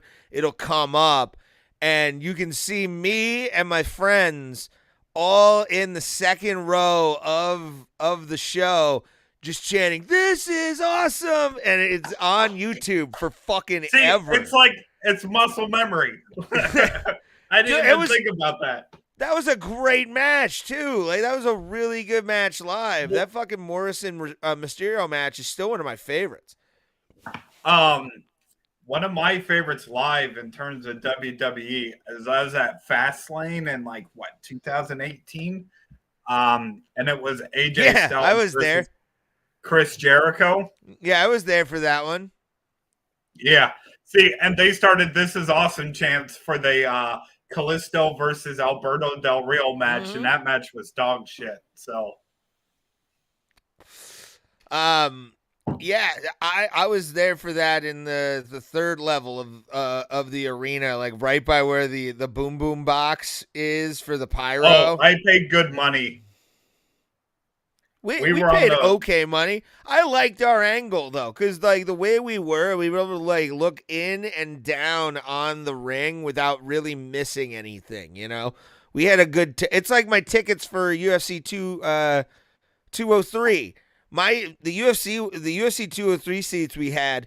We were able to look over the top of the cage and actually in to see everything that was going on for those fights. We did miss the Verdum front kick, because I was looking around, and like me and my friends kind of were like looking around the arena, and Fabrizio Verdum just throws that front kick at Travis Brown. But no, yeah, man, the tickets we had for Fastlane were really good. I actually liked them a lot, especially for the Jericho AJ Styles match. Yeah, that was good. The main event was fucking horseshit, though. It was what? Dean Ambrose versus Roman Reigns versus Brock Lesnar. And this is when Brock Lesnar didn't give a fuck about performing. Yeah. Yeah, and Roman won the match to go on to WrestleMania to wrestle to fucking wrestle Triple H for the belt, and it was cool though, the standoff at the end. I kind of liked that booking right there, but what are you gonna do? Sometimes it's shit, and that was back when Roman Reigns. I really like this arena. It's all fucking blue. That's cool. Yeah, it's Bluey's arena. Go to sleep. Tyson Page. We got Tyson Pedro and Modestus Bukakis coming up, and the light heavyweight division 205. Let's go. I fucking love Island tribal tats, man. They're fucking sweet. Yeah, as long as you're Samoan. Like, if you're not Samoan and you're just some dumb white guy, I'm like, nah. It's not necessarily Samoan. There's Tonga, and there's a bunch of other sects of that. But yeah, I agree with you. If you're not from one of those, yeah.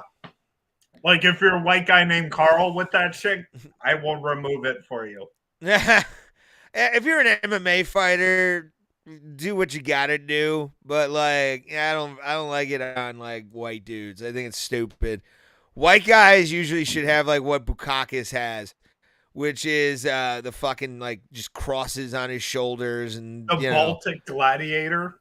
The Baltic Gladiator, yes. His nose has a bigger curve in it than my penis does. What the fuck?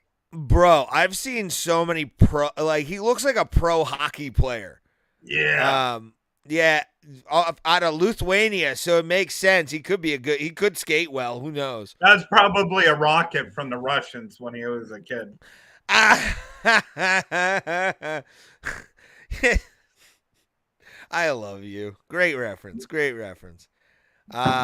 Right now, Bukakis is hugging his coach. Is that what you're seeing right now? He just took off his shirt and stuff. Yeah. Okay, I think I'm ahead of you then. I think I'm ahead of you somehow. It's all good. You're like 4 or 5 seconds. Yeah, he's getting the Vaseline put on. Yep. He's coming off of back-to-back wins, 9 wins by knockout. And nobody cares about Cage Warriors in America. We like our UFC, boy. That's how we do it. If you're just joining us, we're doing the Bukakis versus fuck, I just lost his name. Why am I missing his name here? Pedro.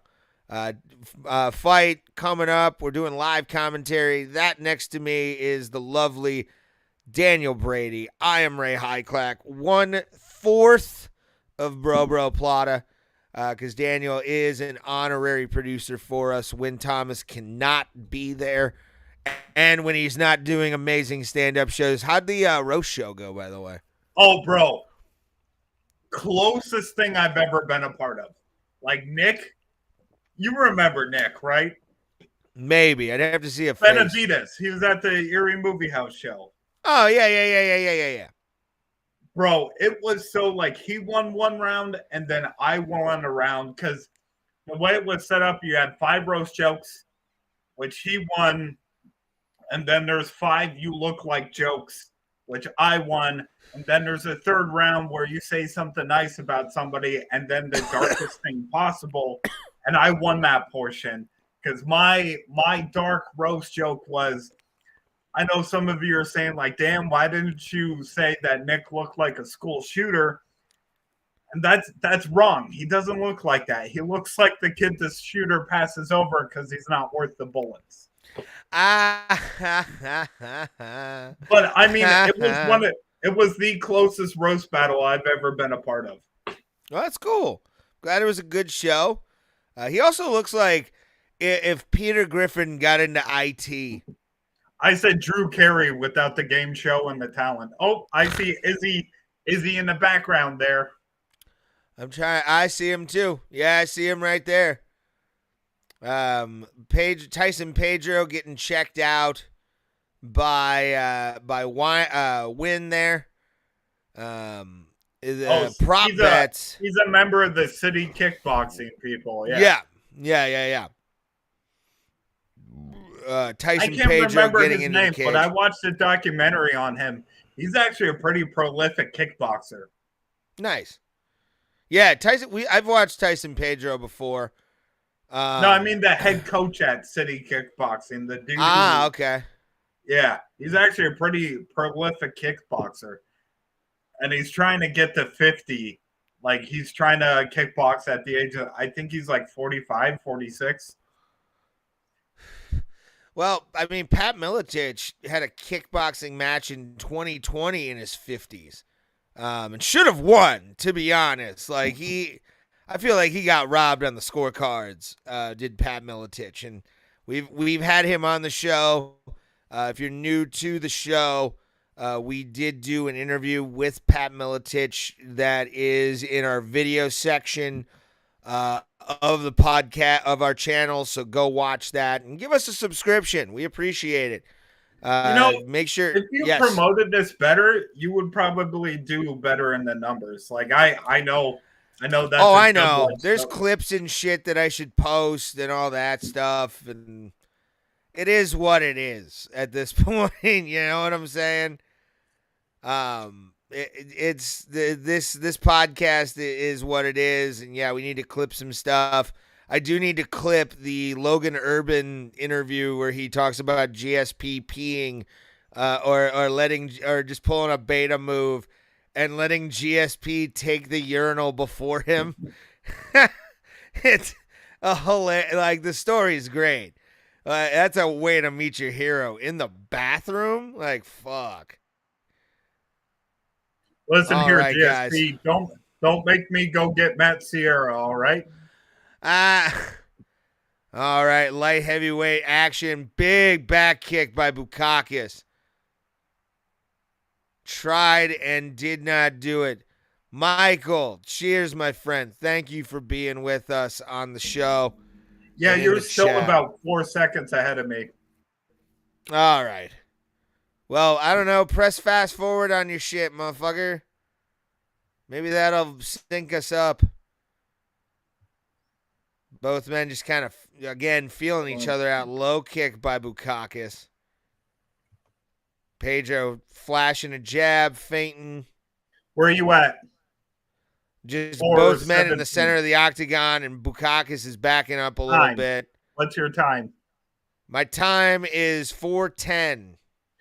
Yep, we are perfect right now. Bukakis just threw a great combination at Pedro. Pedro feints a body kick. Bukakis with a high head kick, blocked by Pedro. Pedro, excellent, by the way. I love those foot wraps. Like, once I start doing Muay Thai, that's what I'm going to have to start buying foot wraps, which I'm kind of nervous about. Because as a man who trains in... Oh, big shot by Bukakis. But as a man who trains in boxing... I'm a second ahead of you. God damn it. Why? We're perfect. I'll just keep my mouth shut. Body kick by Pedro. Finds its mark. Both men just standing in this. A back kick by Bukakis just misses. Pedro trying to find him with the left hand there. Like, I get it's dangerous to close it in, but like, he's getting lit up with these with these kicks. Yeah, he is. Yeah, he is. There he is. He closed it up. He was listening to me. He heard you from so many miles away, Daniel. It's telepathy, goddammit. Pedro has him up against, get him down for the takedown. Oh, no. What will Pedro do? I think he's trying to mount him, but great Hopefully defense. He'll go for the tap. Side control, big shot by Pedro. Trying to go for a shoulder choke. trying to go for My that shoulder favorite choke. thing when they're on the ground is just watching how they move the fucking legs, man. That is like a ballet on its own. Just like how Bro. they're fighting so many different battles at the same time. Oh yeah, that's the one thing. Like when I know somebody who isn't really good front choke or trying to do a front choke, is Pedro. But when you're actually rolling with somebody, that's he pulled guillotine, and he's out. But he is in half guard. Big exchange. Bukakis does not look comfortable, man. Not at all. He's panicking. You can tell on his face. Like, he does not like being on his back right now. And Tyson Pedro is just like, hold my beer, let's party, bro. He's trying to stand up, trying to get into mount, doesn't really get it. Yep. Tried to do a knee slide, I think, right there. Bukakis, though's got that hook. Why would you flip like that? What the fuck? He was trying to get the leg. He lost it, but he was trying to get the leg. Here's the test, Daniel. I am at 1 minute of the first round. Where are you at? 56, 55, 54. You are 2 seconds behind me now. Okay. So we're gonna have a nice time exchange. Tell me what the bingo numbers are tomorrow, my friend. Tyson Pedro, jab. 52. Yeah, I'm at 30. Oh, hold on. I'll let you know when I'm at 30. I'm at 30 seconds now. Big overhand shot by Bukakis. We are like a second off. We're as perfect as this is going to get. Leg kick by Bukakis. Pedro tried to get a body hook, but it was negated by that leg kick. They both look tired. Yeah, they both look like they're out of it. There's not a lot of conditioning going on for this fight. Oh, spinning back kick by Bukakis. Bukakis is just throwing now. He wants to fuck up Pedro big time. And that is the end of the first round. It started off with fireworks, and now it's a car commercial. Well, I got DraftKings in Ohio. DraftKings is now live in Ohio, everybody. But they both look gassed already. Like Pedro walked away taking some big gulps of air. So did Bukakis. Bukakis definitely looked like he was sucking wind. Not good. You got 2 more rounds, fellas. Someone will drop at that point. Like, that's when you hit a big combination because homeboy's fucking hands are down. But what you were saying, though, about the legs, man, if you're fucking fighting somebody and they have top just because they came in a little bit more aggressive and you're in side control, like on the ground as a guy on the ground, it is imperative that you get your fucking, like, this is your one knee that's on his hip. Like, you immediately press that to the one that's posted to the fucking ground. And that'll save you a lot of headaches for a hot minute. Like, if you can dig it in, you'll be able to block that shit immediately. Because that'll be your leg you kick up. It's perfect. Right. Good leg kick by Bukakis. Like, when you're on the ground, you're fighting on 3 different fronts at the same time. And that's why, like, I think wrestling guys or good ground guys are kind of coveted more than strikers, you know? For sure, especially if it goes 2, like where there's a desperation shot and a single leg happens. You want that to be the thing, is to wear him down. Big shot by Pedro. Oh, man, I can't wait to get edibles for 285 because I'm going to take one on the plane. Like right before I go into TSA. Huge shot by Bukakis, kind of turns Pedro. It makes him go a little bit further out. Both men feigning a little bit. Pedro, body shot by Bukakis. They're tired. Oh yeah, you can tell they're not happy right now with each other because both of them body shot by Pedro. Both men just standing in the middle of the ring, kind of feinting, throws a shot, doesn't make it. Back to just standing around. Front kick by Bukakis. Oh, But yeah, I'll take the edible right before I go into TSA on fucking the March 1st. I did that once, man. Man, I had a bad fucking experience. No, I'll be fine because I actually get high before I go on the plane because it helps my anxiety a little bit. Plus, I'm gonna download Wrestling A to Z with Jim Cornette. Yeah, which is a 4-hour podcast or a 4-hour video show about like his castle and everything. If you ever feel like reading books, I gotta tell you, Mick Foley's books are held up there high because he's a good writer. But Chris Jericho is right there. Oh, big shot by Bukakis. Sorry about that. That knocked Pedro's head back.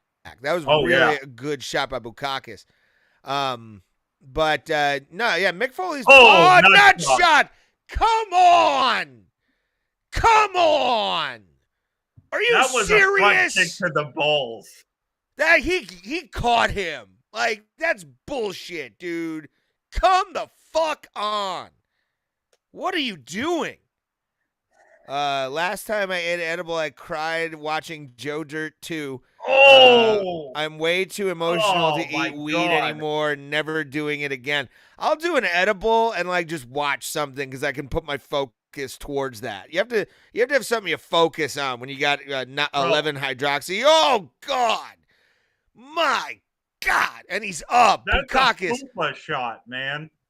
Oh, that is pubis mound all day. Jesus Christ. All right, we're back to action. Oh, big shot by Bukakis, blocked by Pedro. It's amazing these guys' arms don't get broken more often. You know what I'm saying? Agreed. Fully agree, especially with being like putting it in there. That was a good kick right up the middle. Yeah, but Bukakis came back with a nice 1-2 combination. So both men are showing each other great offense. Ooh. Hook by Bukakis. And they respect each other's power. And really, they're trying to figure each other out still. With high kick by Bukakis blocked, front kick blocked by Bukakis, another one by Pedro. Pedro hunting Bukakis right now. Low kick by Pedro. Pedro. Yeah, he's trying to back him into the fence. He is, but Bukakis really isn't giving up the cage. That's the nice part. Body kick by Pedro. Trying to wear him out. Bukakis is just throwing offense. Now they're both up against the cage. Knee by Pedro. Pedro, though, giving up some control to Bukakis in the clinch here. Kind of looked like his head just bounced off the cage. Yeah, but at the same time, I mean, Bukakis has got the overhook, and he's trying to break the grip. Now he's got an underhook and 2 underhooks. Flips him around onto the cage. Knee to the knees, just knees aplenty right now by Bukakis. And he is really starting to impose his will on Pedro. He missed the back elbow. He missed. Son of a bitch. Oh, man. Great combination by Bukakis as well. I think Bukakis takes this round. Great shot by Bukakis that makes contact. Yeah, but left Pedro hand was got fantastic. one up there into the stomach. Ooh. Spinning, that wasn't anywhere near to hitting, son. That was perfectly fine. And God damn it, how many times am I going to see this fucking commercial on my goddamn television? Like, bro. But even in the clinch there, man, like the ability for these guys, they're winded, they're fucking tired, but they're still like, I got to move my arms here and move my legs this way. Pop, pop. Got to move my arms here. It's fucking impressive, man. It's fucking impressive, straight up. I will admit that. Continue what you were saying, but I'm going to agree with you on any point you're going to make here. I mean, it's just like the spirit of the warrior. That's why I enjoy this, because like the fight isn't done till it's done. And like I like sports where you can follow an individual. That's one of the huge reasons why I love NASCAR, because you can like one of the best examples I use for this is during the pandemic, the lower level Xfinity series didn't come back till like a Tuesday in May, and they were at Darlington, and a guy named Chase Briscoe, that race was rain delayed. But during that rain delay, Chase Briscoe found out his son was a stillbirth. And then when the race came back, that man drove the 50 best laps I ever saw and won the fucking race. And just came out of the car, laid on the ground, and just cried. Like, that's why I love this shit, man. You get so much individual moments. Fuck a team. Fuck a team. It's all about the storyline of an individual person. I agree with you. Bukakis, though, is becoming more aggressive as the rounds have gone on. I'd say right now it's tied. He's the better fighter. I'd say it's tied 1-1. I'm kind of hoping it's 1-1. Take him down and put him on the ground. That's how he can win this. Pedro, his striking game isn't as good as Bukakis. I will say, though, Pedro with that front kick to the body was pretty sexy. Ooh. So they're showing the live numbers. Bukakis has gotten 17 head strikes, and Pedro's 14 head strikes right now. Pedro getting aggressive up against the cage. Yeah. Bukakis has 2 overhooks. Pedro doing a knee to the body, but the overhooks are in control. He's hitting Bukakis in the thigh with his knee. He needs to get him to the ground to win this, because on the feet. Pedro is good, but he's not as good as Bukakis. Oh man! Ooh, that was close. That was close. Bukakis with a good 1-2 combination. Both men meet in the center of the octagon. I know it's dangerous, but like Pedro just needs to close the distance. Oh, big shots by Bukakis. Huge shots by Bukakis. Wow. Oh. Both men meet with a kick. Bukakis acknowledges, that was fun. Both men exchange right hands. I'll tell you, man. Oh, great shots by Bukakis. Hook into a right hand. Blocked by Bukakis. Tried to go for the lead uppercut or a rear uppercut. You pretty bitch, you. It's one of my favorite things to do while I'm in class is an uppercut, because my shoulders are shit. So it's like doing an uppercut and trying to like get that rhythm, and you finally get it. You're like, yay, with my no shoulders. The only way Pedro can win this round is if he gets a takedown. Yeah, takedown or a KO. Big body shot by Pedro. And then a straight. Like it. I'm liking it so far. Oh, man. Oh, Bukakis caught Pedro, and Pedro's putting him up to get his wits about him. I saw his head get jacked back. No, keeps kneeing the thighs. He's trying to get a takedown. He really is. But Bukakis has got him on lock right here. Yeah. So he's got pushes away. Bukakis throwing. We're at a minute 25 right now on the clock. Yeah, man, we're synced up perfect right now. I like it. I fucking like it. Oh, man. Pedro throwing some combinations, blocked by Bukakis. Bukakis with a big left hook right there. Big left hook. Both men fighting. Bukakis sprawling out. Knee to the body of Pedro. Another great knee by Bukakis. Pedro felt that. You could see his body kind of go limp there for a second. Both tired, man. Pedro, they're exhausted. He's got no gas. 45 seconds left on the clock.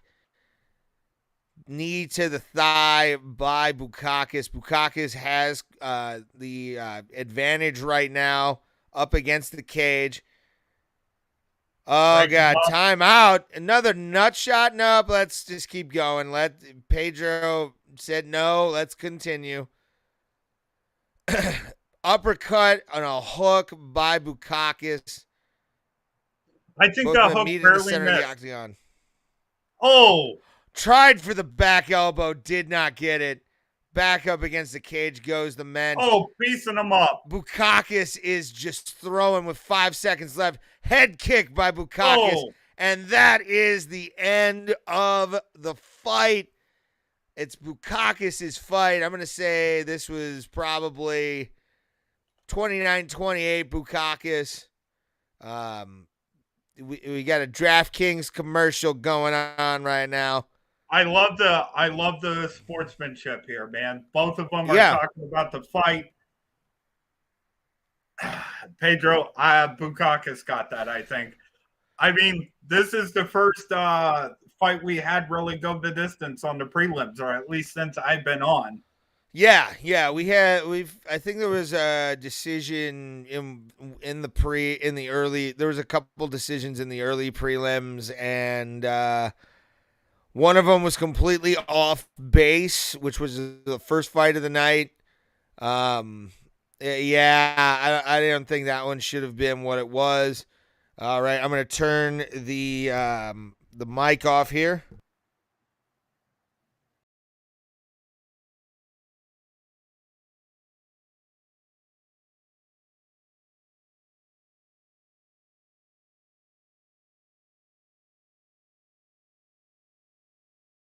Modestos Bukakis wins on a unanimous decision. 2 judges give it 29-28. One judge gave the entire fight to Bukakis. Is really losing their domination. Who? City Kickboxing? Yeah, they're slowly dropping off as a gym. I hope that doesn't follow Volk. You know what I'm saying? Who knows? Volk, though, I think as long as Volk keeps his wits about him, he'll be able to, withstand a lot of it, and hopefully he wins. Because I want Khabib to cry. Okay, I want Khabib to cry, and or whatever he does on a regular basis. Okay. That was a good interview. Yeah, very good interview. Very good. Australia, I love you. You're beautiful. Like, okay. Have you been outside the cities, bro? Hey, I will say the inhospitable areas look amazing. I would live in like the wasteland that is. I follow an Australian hunting page, and the guy regularly kills feral cats and donkeys, and they eat them. Yeah, why not? Because I don't know if you know, but they have as bad as like feral pigs are in Texas, that's what the cats are in Australia. I can see that. I saw a video recently of a guy like seeing a cat run out in the middle of the road, and then like 50 fucking cats came out of nowhere in the brush, and they were just in the middle of the fucking road. Oh my god! So it was so adorbs. Straight adorbs, son. Like, holy shit, why is this so cute? Oh. Thank you guys for watching. We are BRO Plata. Daniel Brady in for Tim Danko because Tim is hanging out with his dad. Tim was sending me dad quotes. Bragging because he has a dad. What a fucking jerk. I know. Just fucking can't be on the show because Dad's in town. How dare you? How dare you not make your contractual or non-contractual obligation to be on the show for a live stream? You son of a my bitch. Dad's sitting in a mortuary in Ashtabula County, Ohio, but you know. Mine's somewhere in my house. I know that he's somewhere in the house. I think I've seen him a couple times when I'm looking for stuff. But no, yeah, just hanging out with his dad. But he sent me dad quotes, and I'm gonna get his permission. But Tuesday we're gonna put some of the dad quotes on the show. and one of them's awesome. Like it's exactly what a parent would say. Like it's to go such off of what Michael said. I'm just saying this about crying during Joe Dirt too. I took RSL once for New Year's. I took a little too much, and like as the ball dropped, I felt like the year's worth of emotions just leave me. Like I was sobbing, then I was laughing, then I was angry, and then I was like happy. All in like a 10-minute time period. RSO, I have to. Oh, the prelims have ended. It is time. It is time, boys and girls, for UFC 285. All right, I got to switch over to the pay-per-view because it's not. I'm doing that right now too. Come on, where is it? There it is. And are you about to hit the purchase button? Already did. All right, you son of a bitch. Go ahead of me. How dare you?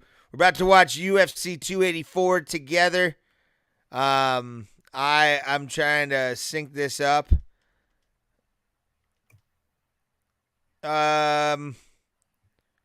Where are you? Go to your time bar. Are you at 245? 247? Hold on. It's loading. Okay. So you're behind me probably. What the fuck? I already bought this motherfucker. It's not saying you purchased it. Yeah. Oh, that fucking blows, brother. Hold on. Oh, no.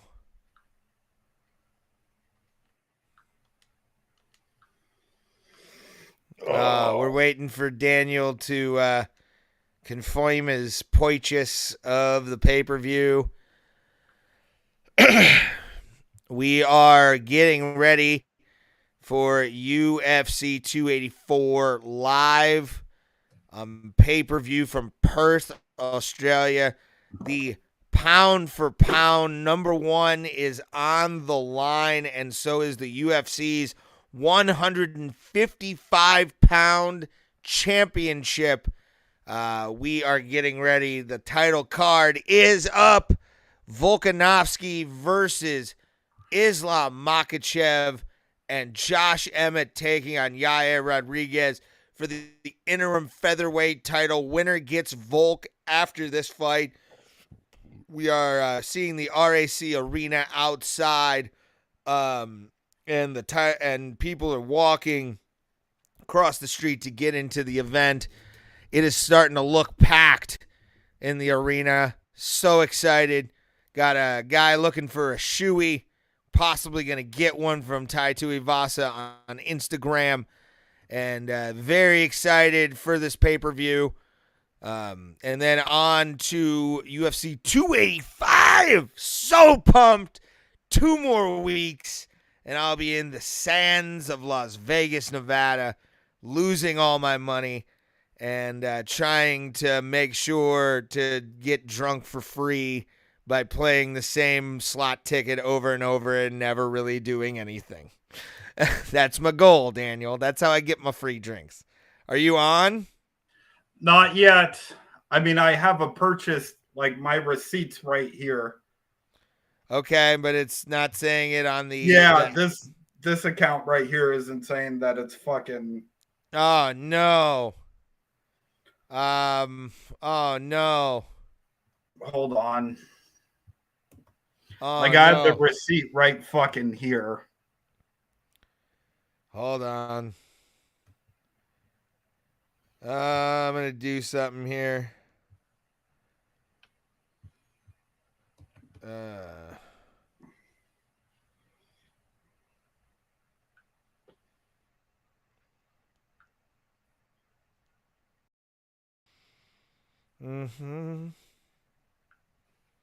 I'm asking on your behalf for a login because that's the kind of show this is. We like to share logins because it's fun. Michael Bisping looking pretty. We're getting ready for these fights. The first fight on the card as of right now. And let's pull that up. It's going to be Jimmy Crute and Alonzo Menifield. Watching the package happening from Islam Makhachev and Volkanovsky. And I'll take you off real quick so you can do your thing, my friend. All right. But I'm very happy. Thank you guys for being with us. We appreciate you for being here. And hopefully you're enjoying the live stream with us. And hopefully you're enjoying having us in your televisions for UFC 285 live on Facebook, YouTube, Twitch, and all that. What's going on? I just tried logging out and logging back in. Did it work? No. That's bullshit, dude. Yeah. That's fucking bullshit. Oh, I'm sorry. I have the receipt right fucking here, too. Well, you should contact ESPN or ESPN Plus and get your fucking money back, sir.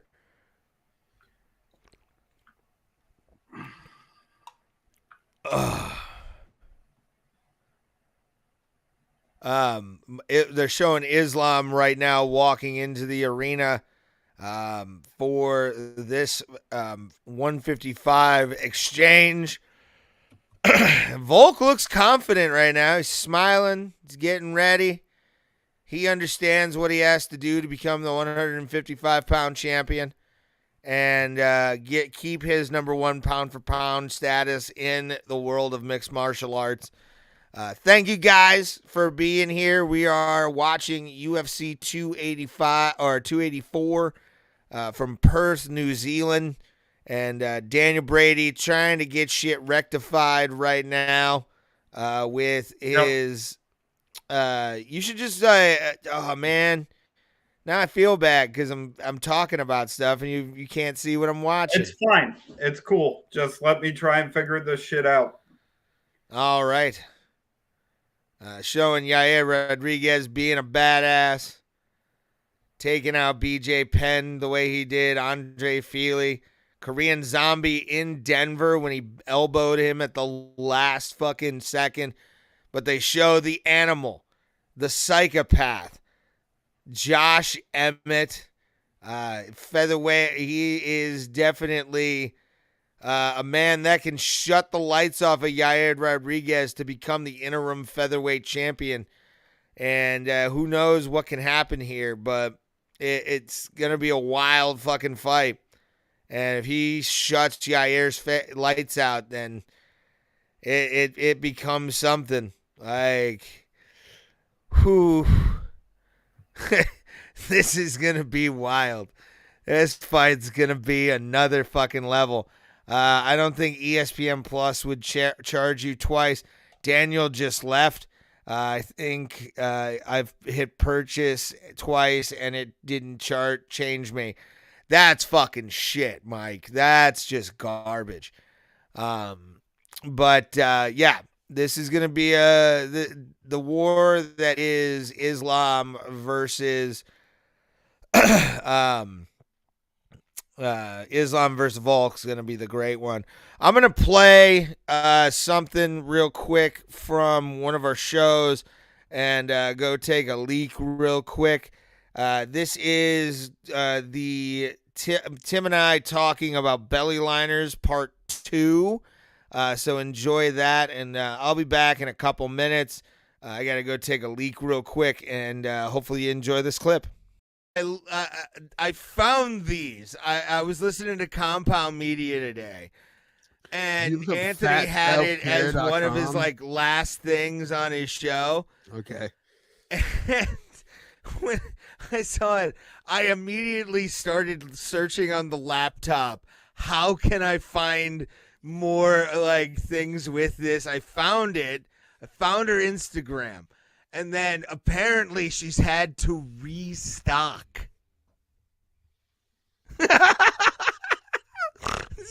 There was a belly liner restock post. Belly full liners. Number one, it's a pre-order because they're sold out. So you have to pre-order. Oh my God. $25 a piece. It's gonna be on fucking. It's gonna be on Shark Tank in a week and a half. Hold on. Let me find FatSelfCare.com. Your body deserves care because your fat body deserves care, respect, love, fashion, travel, peace, joy, and community. I don't know if it deserves community. Hold on. I've just found it. Hold on. I gotta show you this. Just because, like, oh my God, I can't believe this is immediately I'm like, oh, I have Fat liberation. Yes, click on that.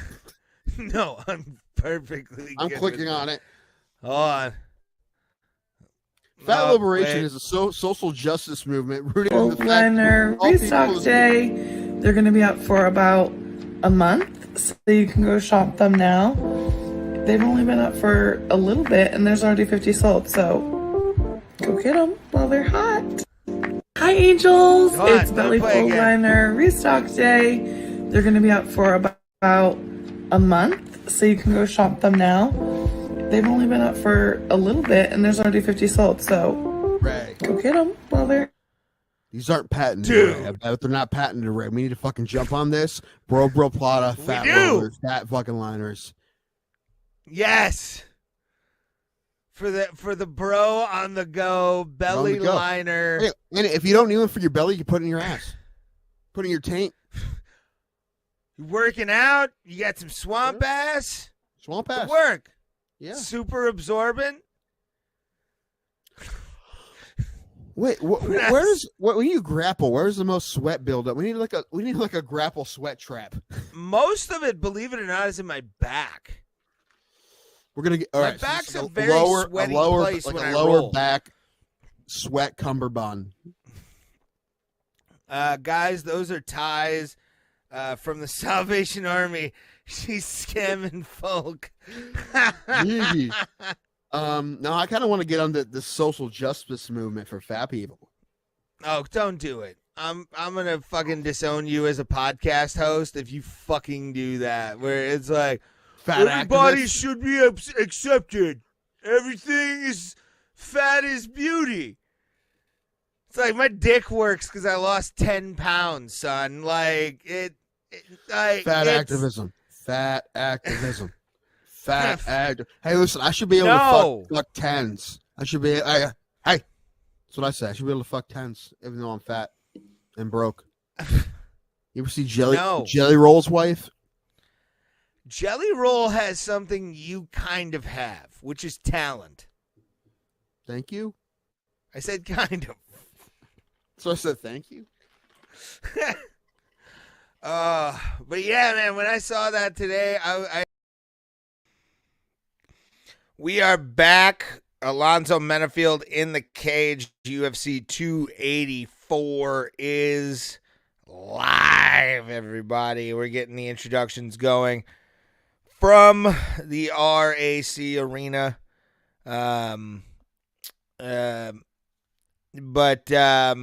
Yeah, we are watching UFC 285 together, or 284 together. Thank you guys for being here.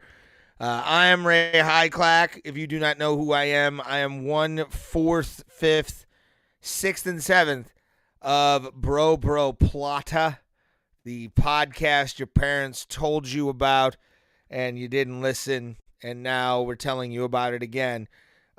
We are an MMA and comedy podcast, and we do live streams every Tuesday recapping fight cards and making people sort of laugh via the chat. And hopefully you've enjoyed us. Thank you guys for the likes, the views, all that stuff. And yeah, hopefully you're enjoying UFC 284 from Perth, New Zealand. and enjoying the fact that this is going to be a wild fight card from here on out. We have had a lot of decisions. Guy wearing straight up Raccoon City Resident Evil tattoo with the raccoon and the bird, or the crow and the bird. I like it. And yeah, we are here for UFC 284. Let's go! Oh my God, I'm excited. We're gonna have some wars tonight. Alonzo Menifield is in the cage, and Jimmy Crute walking into that cage with his Resident Evil tattoos and his lovely samurai tattoos that he's got. Alonzo Menifield, my dude, let's go. 6'2" and 6 foot. There is a 9-year age gap. Alonzo Menifield also weighing in 1 pound over the light heavyweight limit. Jimmy Crute half a pound under. 76 to 74 in reach. Bruce Buffer sexily wearing that jacket, saying we're live, and it is time for UFC 284 to kick off, my people, my dudes, my homies. Let's go. Give a like, give a subscribe if you haven't already to the BRO Plata. We are here. We need you guys, and we love all of you. And this is our live stream for UFC 284. Jimmy Crute is ready. Alonzo Menifield is getting that gangster stare going. Bruce Buffer saying his name into the arena, PA. Let's move. Been waiting all week for this. I'm excited. There's Tequila Quences. I do not know the count right now of Tequila Quences. Hopefully I'm not at an insane amount. Let me find out actually the count for everything. Let's see. What's the count? I'm asking Tim Danko what the count is for Tequila Quences at the moment. I'm kind of scared to get the number. If you don't know what Tequila Quences is a game where we drink tequila after picking two fighters via wheel, and people lose their shit if that's the case. And you can do a lot of shots of tequila. Let's just put it that way. So I'm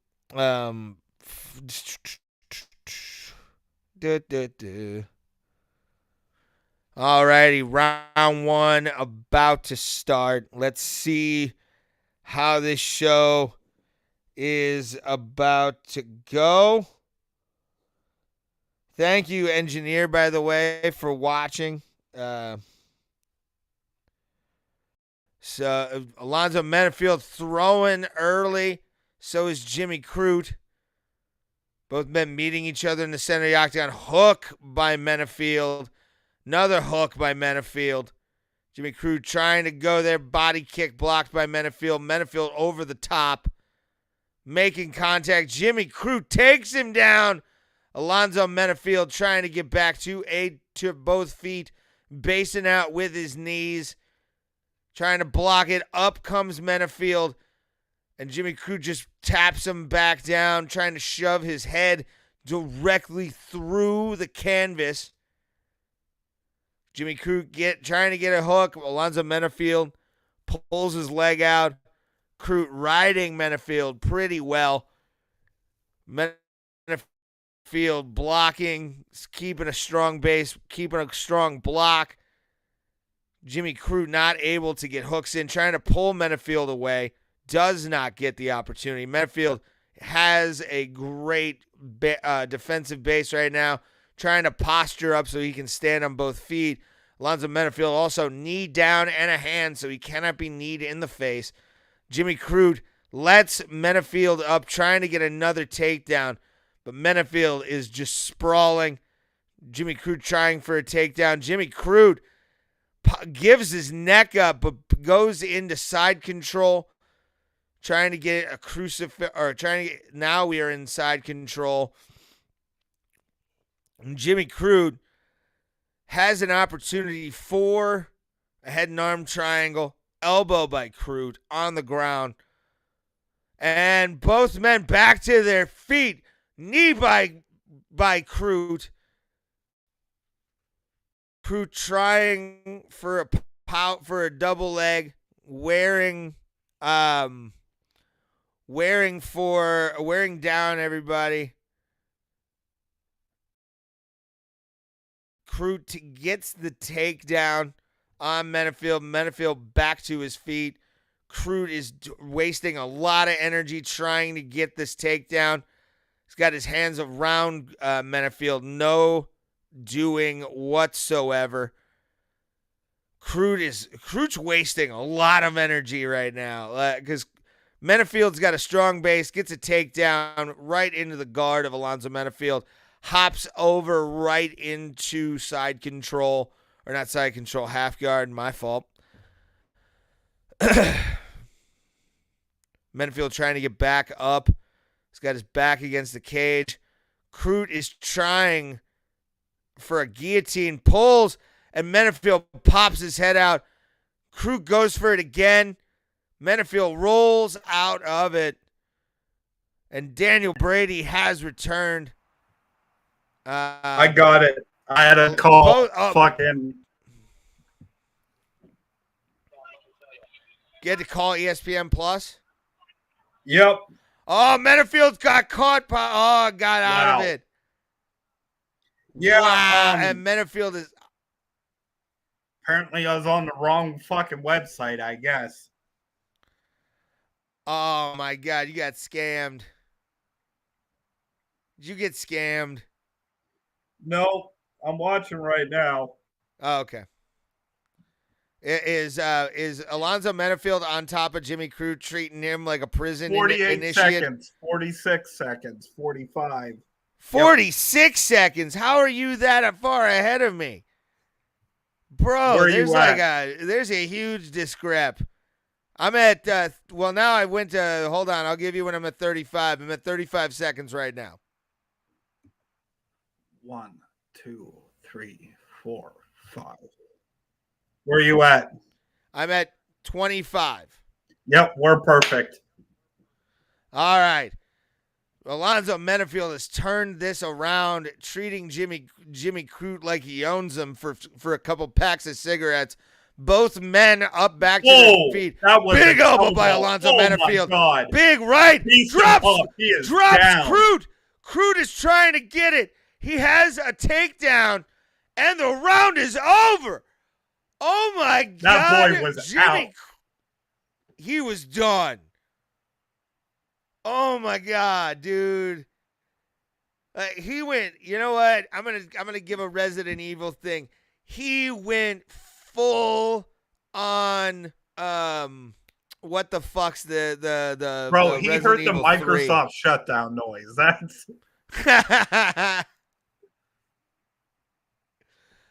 He's like the Menace or whatever his fucking name is from Resident Evil.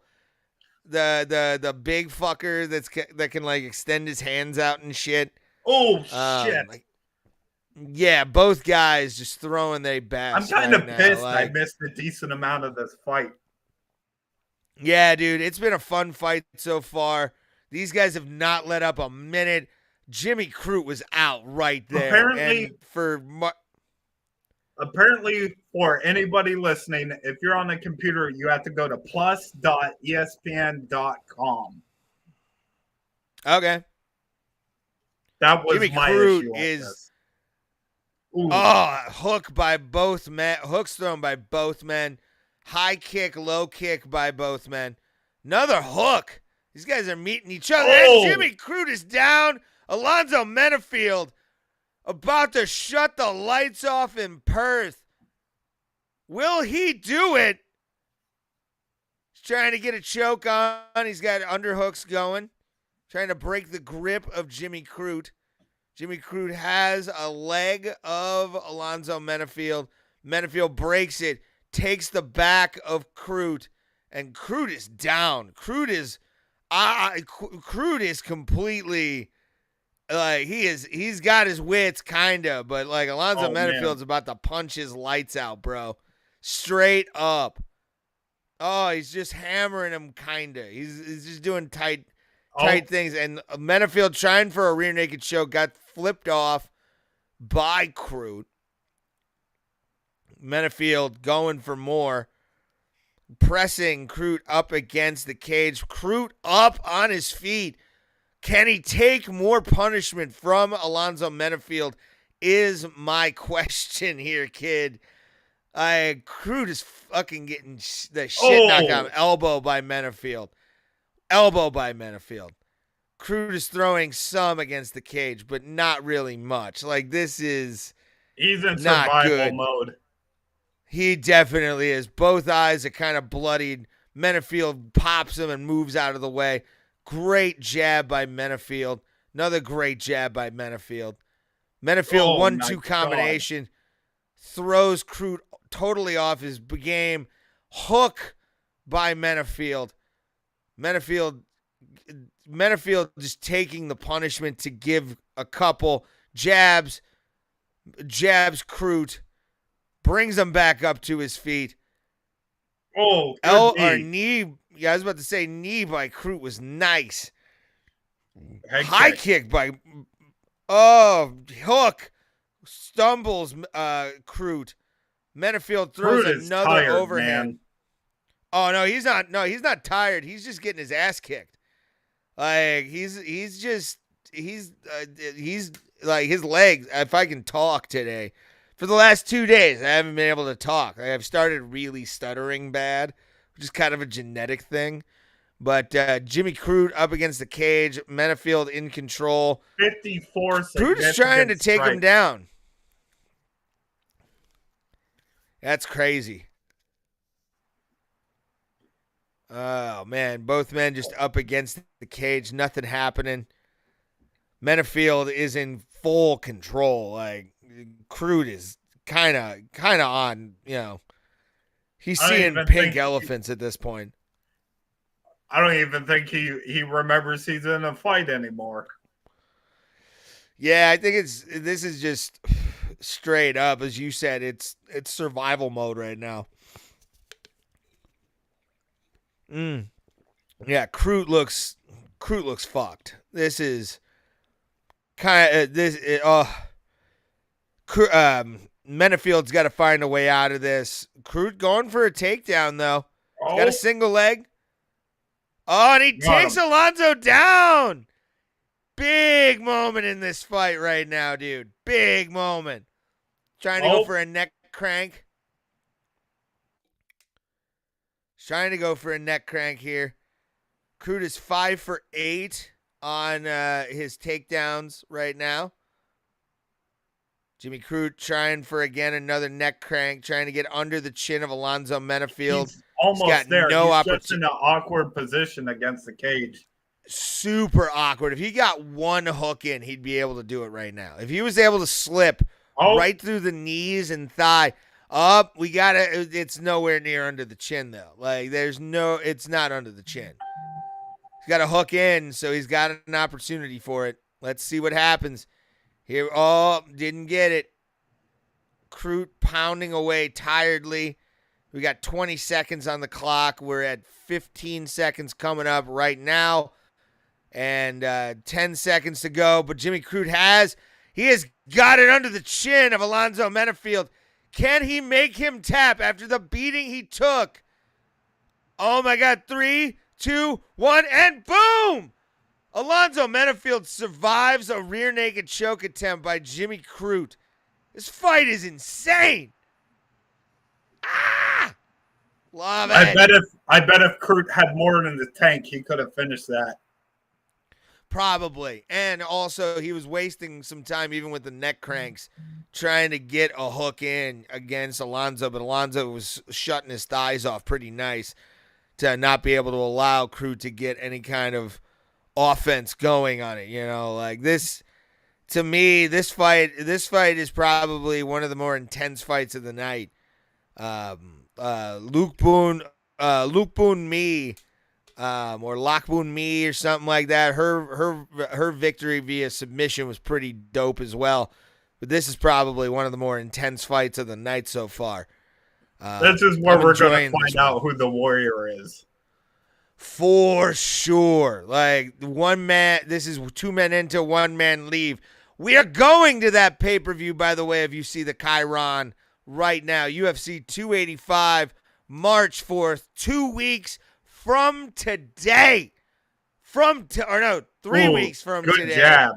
We're going to be back. Both men exchanging. Jimmy Crute getting some shots thrown at him by Alonzo Menifield. Alonzo Menifield with a left hook right there.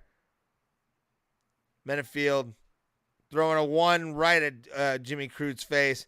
Jimmy Crute looking like Sloth from the Goonies.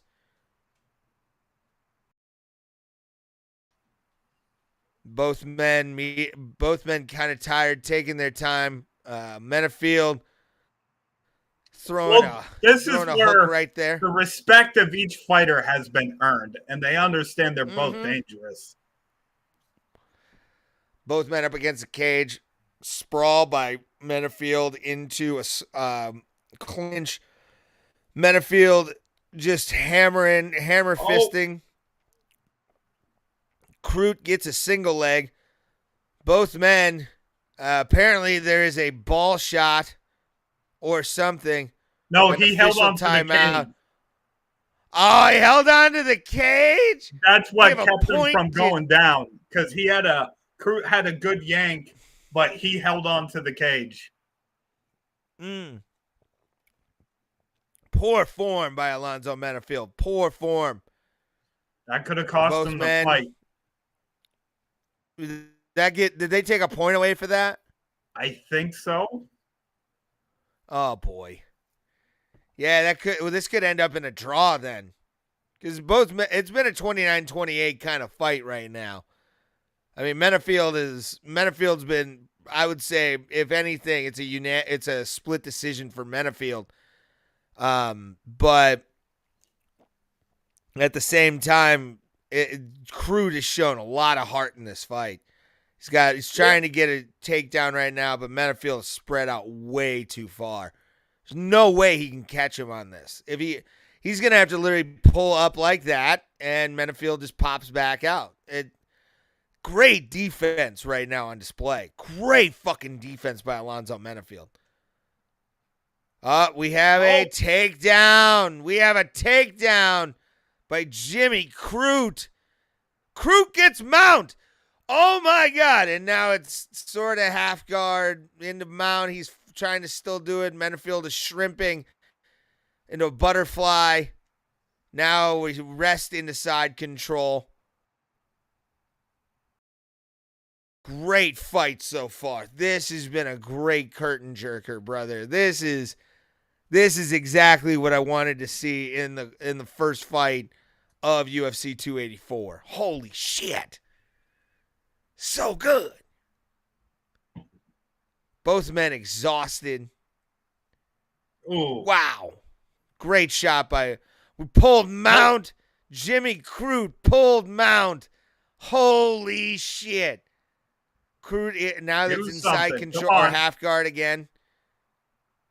Alonzo Menifield does lockdown into half guard here. He's got full lockdown. Thighs clamped. Jimmy Crute trying to push out of it, and he is back into mount. Wow. Both men look exhausted.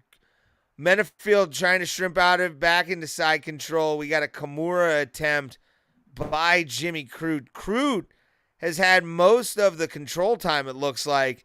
Yeah. But I think, honestly, with Menifield dropping him, this could end up, and the point deduction, this will probably end up a draw.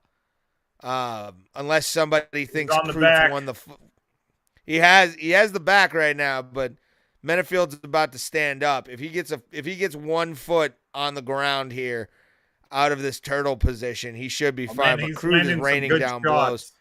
He is. Jimmy Crute on the back of Alonzo Menifield, making Menifield pay for knocking him down earlier in the fight. We have here, I'll give you the time. It is 45 seconds left in the third round, and Jimmy Crute has turned this fight around in the positive for himself. He's got one hook in. He's trying to get another one, but Menifield is saying, no, I'm not going to have it. Blocking it, and Crute is just laying the groundwork. Menifield trying to stand up, can't really do it. Crute pulling him back down. Menifield to his feet! To his feet! Wow. Fuck yeah! This fight is goddamn great! Holy shit! Menifield getting an underhook. He's got an over and under. Like I said at the beginning of the round, we're going to figure out who the warrior is. And man, Crute came out and controlled. That is as close as a fight could be. Yeah. This, like I said, what is that point deduction going to do from this fight? I think with Crute's control time in the third round, I think he wins it. Yeah. For real. The fact that he had so much control time, but, I mean, Menifield was hitting him hard. He dropped him. That's one of them that they're showing right now in replay. Menifield just piecing him up. Who knows? Oh, God, the tongue. I hate that dumbass tongue. Like, I love a good shit talker, but when you're in there, shut your fucking mouth and fight. Let's go. But that fight, that deserves a bonus tonight. That is a performance of the night fight. Well, right I mean, we still got Yar and Emmett, so that's what I'm saying. There it is. There it is. This point could be the deciding factor. See, he would have went down there too. And he would have. And Jimmy just takes him down the way he does and flattens him out. I'm excited to see what happens here. I'm going to turn the mic off once we get the official decision in.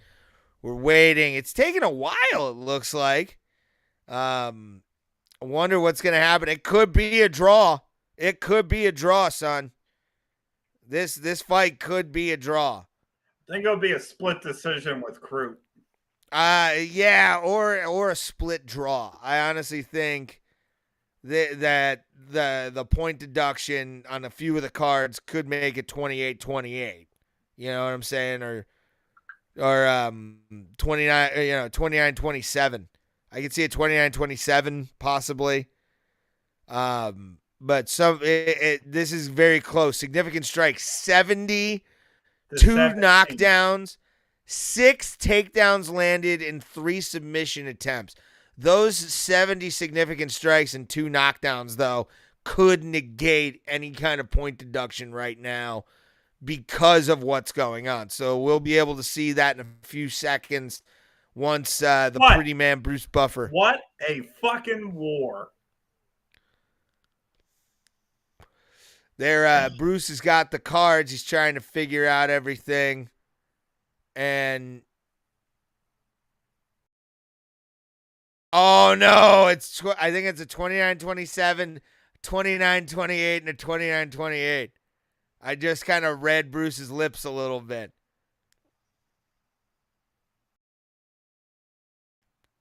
They're getting ready. I'm going to pause. I'm going to cut my mic off real quick, and we're going to get a reaction.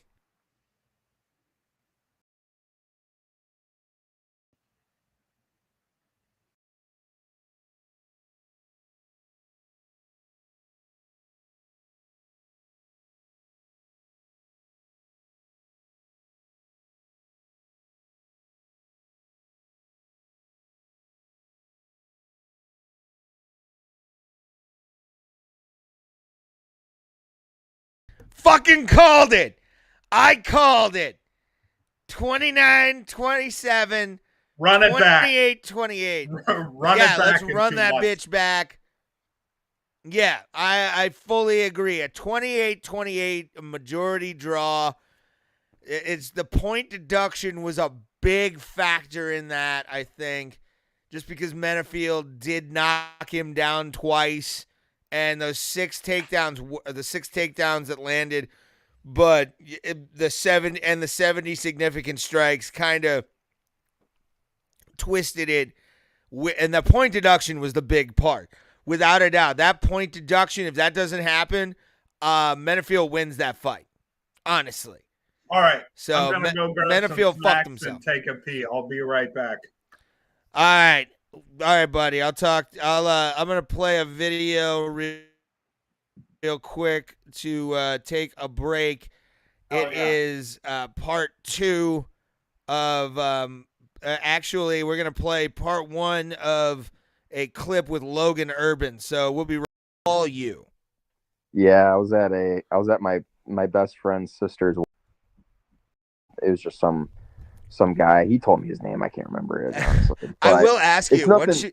once you saw that, like, your head, I don't know what's going. It was just some guy. He told me his name. I can't remember. All you. Yeah, I was at my best friend's sister's wedding, and Tim called me, my coach. Tim called me because my manager called him and asked him if I could make it. And then Tim was at a fair, so we were all busy. And Tim calls me in the middle of the wedding. It was like 10 o'clock, dude. And he calls me, he's like, dude, you want to fly out to Vegas tomorrow? I'm like, what? Like, for Contender Series. And I was like, I'm not going to say no. You know what I mean? How can you say no? You know what I mean?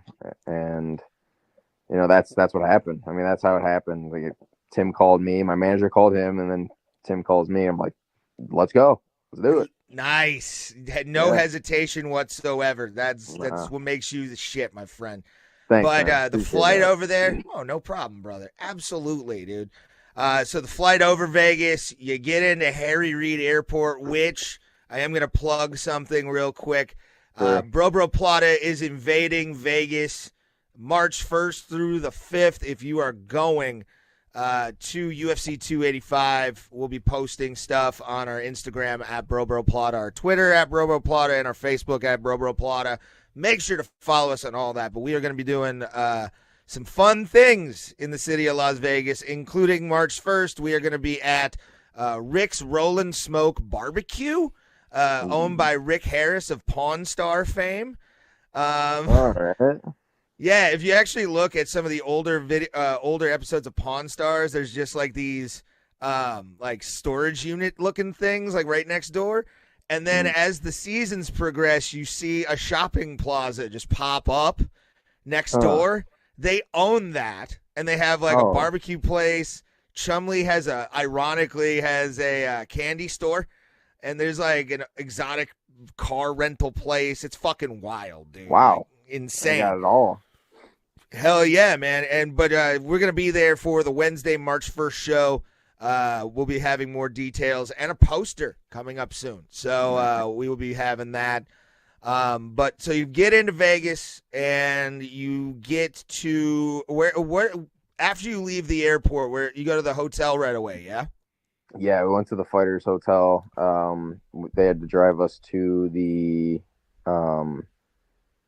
shoot, I can't remember the name of it. I can't remember what specific hotel it was. Doesn't matter. It was like their fighter hotel for like when they do like the UFC, the Apex. Okay. Like, there's no fans there or anything. There's just like small bleachers for like other fighters and stuff. Like it's the fighter hotel for that, pretty much where it takes place.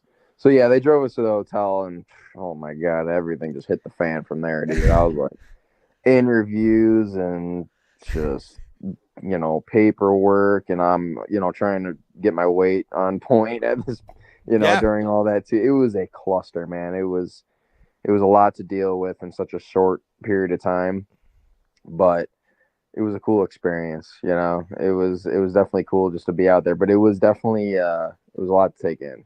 It was a lot to take in. I mean, usually you get a lot of time to be out there and you absorb it then, but in like one day, couple hours even, it was hard to absorb. Yeah, I can imagine. Like you get out of the car and all of a sudden, like Who was interviewing you for the show? Like, who do they use for like interviews and stuff like that? I don't remember the gentleman's name. It's just like the UFC staff. Like Yeah. I think they have different ones, but you know, for like the Contender Series, you know, when they put it up on TV. And we're back. Right now, I believe we're talking, or they're showing another UFC Hall of Fame inductee. It looks like Jens Pulver versus BJ Penn is going into the Hall of Fame, or at least Jens Pulver is. We'll see here in a second what's going on. Cole Miller, god damn. Nate Diaz, look at that. Holy shit. Jens Pulver looking over his work right now. Yeah. Yeah, it's Jens Pulver. Jens Pulver going into the Hall of Fame, it looks like. As he should. I mean, he is one of the best in UFC history. We've had his trainer, Pat Miletich, on. And honestly, for a guy like Jens Pulver to go into the UFC Hall of Fame is a great fucking thing. And he's a legend in the sport. So we're all happy for him. Also, go check his Twitch out when he's on UFC's Twitch. He does breakdowns Looks of like fights. he's streaming live right now. And that's fucking awesome. That's so cool. He deserves a lot. And I mean, fighting in Dream, WEC. I mean, he's done a lot for the sport. And for him to go into the Hall of Fame is well earned. It's great for him. Great for Jens Pulver getting into the Pioneer Hall of Fame. Yes, he should be in the Pioneer wing. I mean, he was the first bantamweight champion in the UFC's history. He deserves it. Fuck yeah. Or lightweight champion. But they called it the bantamweight belt back in the day. Yeah, there he is. Oh, my God. Look at the braces on Jens Pulver. He deserves it. And his interview, I'll watch the interview. Is that his son? Yeah, it looks like his son. Yeah. His dad's going into the Hall of Fame, which fucking great for Jens Pulver. Much deserved. I will say this. I heard you earlier talking about John Anik. Mm-hmm. I watched a bunch of UFC, like from the old days and stuff. John is the best commentator. I mean, I will humbly, well, not so humbly disagree with you. I think in terms of UFC commentary, I mean, he's toe-to-toe with Joe Rogan, but like what he does, what he brings to the commentary, aside from that one awkward call where he's like, both men are going through terrible divorces right now. I don't remember that, but that's hilarious. Oh, you don't? I can't remember what fight it was, but he's like, both men are going through terrible child custody battles right now. And it's like, DC's like, John, what does that have to do with the fight? Yeah, like, the fuck is that, homie? But see, I would put Goldberg as the best voice in the history of the sport. And I think that if the MMA holes right now have Goldberg in studio right now for the pay-per-view and doing fight buddies with him live. So it's gonna be fun the rest of the pay-per-view, and look forward to doing more of it. Oh, getting ready for Justin Taffa versus Parker Porter. Two beefy boys going at it. Let's get the beefy boy battle going. So this should be a fun show or a fun fight. I'm guaranteeing a knockout out of this. Yeah. So let's see who the hardest head is. Fantastic beard. Loved him in American That guy History looks X. like he regularly says slurs at Trader Joe's.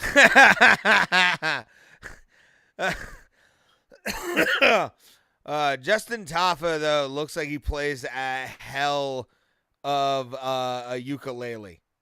It looks like he should be in an AA meeting right now. Mm-hmm. Ooh. For sure. Oh, yeah, I remember this one. Both men. The worst punches to me is the ones when it hits the guy in the face and you see the punch stop, but you definitely feel like the punch went through them. You know what I mean? Yeah. Yeah, where they don't fully extend, but like you know the power was.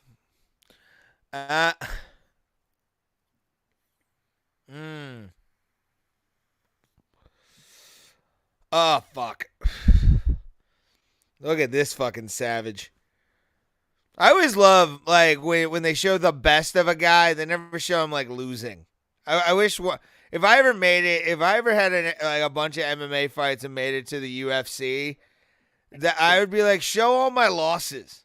And then show why I'm here. Jamal Hill reel with him being choked out by fucking Craig, which that was so funny that he won the title when the only dude to beat him got knocked out by a guy he knocked out. Hey, it happens. That's how MMA is, bro. Hartford, Connecticut. So he's an elitist douchebag. Got it. He grew up with a silver spoon, bro. I bet he has a come and take it sticker on his truck. You know what? I'm perfectly fine with it. Followed by a Blue Lives Matter sticker. Again, kind of fine with it. As long as you're not a D-bag. I don't know. As long as you don't have the flag. If you got the bumper sticker, that's less offensive. Like, you had to spend massive money for a Blue Lives Matter Blue Lines Mickey Mouse bumper sticker the other day. That's awesome. What the fuck does Mickey have to do with any of this? Just the troll alone. Get on the ground. Ho-ho! I'm going to taser you. Ho-ho! You're not going to like this, are you? Ho-ho! I said show your hands. Oh, God. Stop. Put it away. Oh, sorry. I forgot I was on. I like to look at it because there's all types of weird shit in there. Oh, God. Oh. I got to remember this timestamp. All right. Between 3:09 and 3:12. I gotta cut like show that where it's Daniel shows something fun is what I'll put as the short, and it's your lovely. Bro, when they took the infection out of me, they were trying to get people to smell it. Like, hey Sarah, come here. Oh yeah, like, man. Do you want to smell it? Like, no, it's coming out of my body. I got the smell. Oh God. Yeah, you going back in the hospital with the abscess. Like, how are you Are you feeling better? Yeah, I mean, once they lanced it and kind of brought it down, like a lot of my pain was coming from it was pushing my intestines up against my spine. Because it was about the size of like an iPhone 7. So like it was so big that it was moving stuff against my back and everything. And that's what really hurt. And I couldn't eat or anything like that. And it got so big, it was pushing on my bladder too. So it hurt to piss. But once they lanced it, I felt good. I mean, it sucks having this line in my stomach right now just because like, I don't know if you've ever felt anything move across your intestines before, but it's the weirdest feeling in the world. Yeah, no, I'm good on that, home slice. Like, I got enough dealing with fucking having possibly just one ball. All right, so, like, one live ball. I had a drain line the last time I was in the hospital, but I didn't leave with it. Do you want to know the medical method they use to remove it? Yeah. Like a pull start on a lawnmower. That's awesome. That's fucking awesome. And like I felt it literally go across my intestines, and that was the weirdest feeling in the world. Ooh. Because like that's something you never feel, you know. But anyway, this fight's about to be, as JR Jim Ross says, a slobber knocker. Look at both these men. Yeah, they're just like, fuck. I want to get to the buffet. I need to hurry this up. Yeah, this is straight up what I like to call a beefy boy battle. Like this is two dad bods, like two guys who are about to fight it out at the little league game. This is 5-3. Ooh, yeah. Both guys. I mean, to quote the great Mike Goldberg, almost virtually identical here. In a lot of ways, 2 pounds off and a 1-inch reach advantage. And Bruce with the sexy jacket, getting ready, introducing Parker Porter, everybody's favorite 80s villain, Parker Porter. I feel like he could yell nerds in Revenge of the Nerds and it would be on brand. You know, oh my God. Like I'm saying all this shit about them, but I would not say it to their fucking face. I would joke with them and roast them. Like, yeah, why not? I mean, if this guy especially if like you're in class, you can't really fight. What? He looks like he shotguns a shoey. Oh yeah, I don't know probably. how that's possible. He's been guilted into a shoey a time or two, for sure.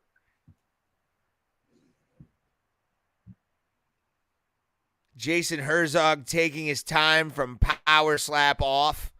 I love the fact that one of the last videos they showed a power slap on like Instagram was Forrest Griffin calling off a fight. Forrest is a fucking character, man. Yes, he is. We meet in the center of the octagon, both men in a heavyweight bout. Parker Porter and Justin Taffa. Powerful men in their own rights. Big shot by Porter. A respective power looking distance. Ooh. Parker Porter takes a shot from Justin Taffa, stays up the MMA equivalent of Bam Bam Bigelow. Taking some shots. Reaching. Low leg kick by Porter. I am at 410 right now. Yep. We are in sync, right? Yay! Porter gets kind of rattled by Taffa. Both men just hanging out in the center of the octagon. Big shot by Justin Taffa. And Jason Herzog calls it off. Oh, my God. Oh, I didn't even see that punch, man. Woo! That was beautiful. Woo! Fuck beautiful, baby. And he's like, what the fuck happened? I didn't even see that punch. Yep. Did you, Ray? It looked like it was an uppercut from what I saw. Because he just kind of threw. Yeah, it was like kind of like this movement. Let's see on the instant replay what they're going to show here. But, wow, Justin Taffa shutting the lights off of Parker Porter. Hey, you called it. Somebody was going to get knocked out. Let's see. Bam. Oh, it was a hook. It was a hook right to the chin. And then he was out on the hook, and the uppercut finished him. Yeah, but even Taffa knew it was over. Like, just that hook right there. Short little hook. Lands. He's inside of the punch, and then another little for it, but hoogadoosh.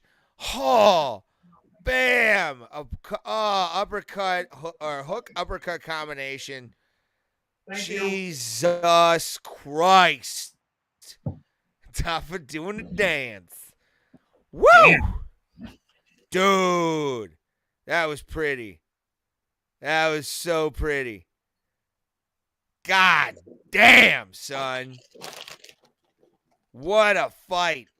That was everything I was hoping for out of the heavyweight fight. And Parker Porter on his feet. Oh.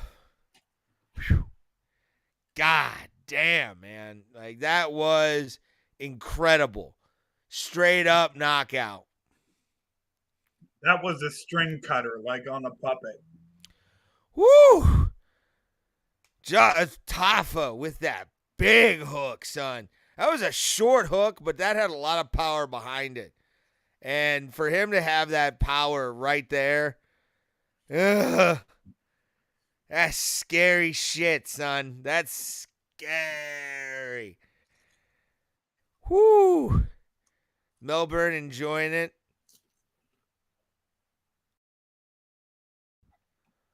Whew. Man. 1 minute, 6 seconds in the first round. Justin Taffa just shutting them lights off. God 100% damn. finish rate. Mm-hmm. Wow. Amazing. Like, that was one of the best. That knockout was super dope. Super dope. Just quick, short, just hook right to the jaw, and then another hook. Yeah, but you can see on that hook, he was already going down, but that uppercut. Mm-hmm. That should get him some money right there. Yeah, that 3-4 was pretty nice. I mean, that was so good. So fucking good. Jack Della Mandela getting ready for his fight on UFC 284. Take the time to say thank you guys for being here. Randy Brown discovered on Dana White's fight, looking for a fight. Let's go. Oh, he's getting tripped up. That's not good. Oh, that's his trainer. All right. I thought it was Randy Brown getting tripped up. I'm like, no, don't show that. Why are you showing this, brah? Why are you showing your takedowns and the getting him into a crucie? That's not We're fun. getting closer and closer to Yar and Emmett. Yes, we are, brother. Yes, we are. I'm excited for that fight, dude, because I think that's gonna be a. Did you see where Islam called Volk a coward for moving up in weight classes? I mean, that's a straight up lie. Because he's taken some of the best in the division to the limit every time, man. What? He has to clear the division before he wrestles or before he fucking fights you?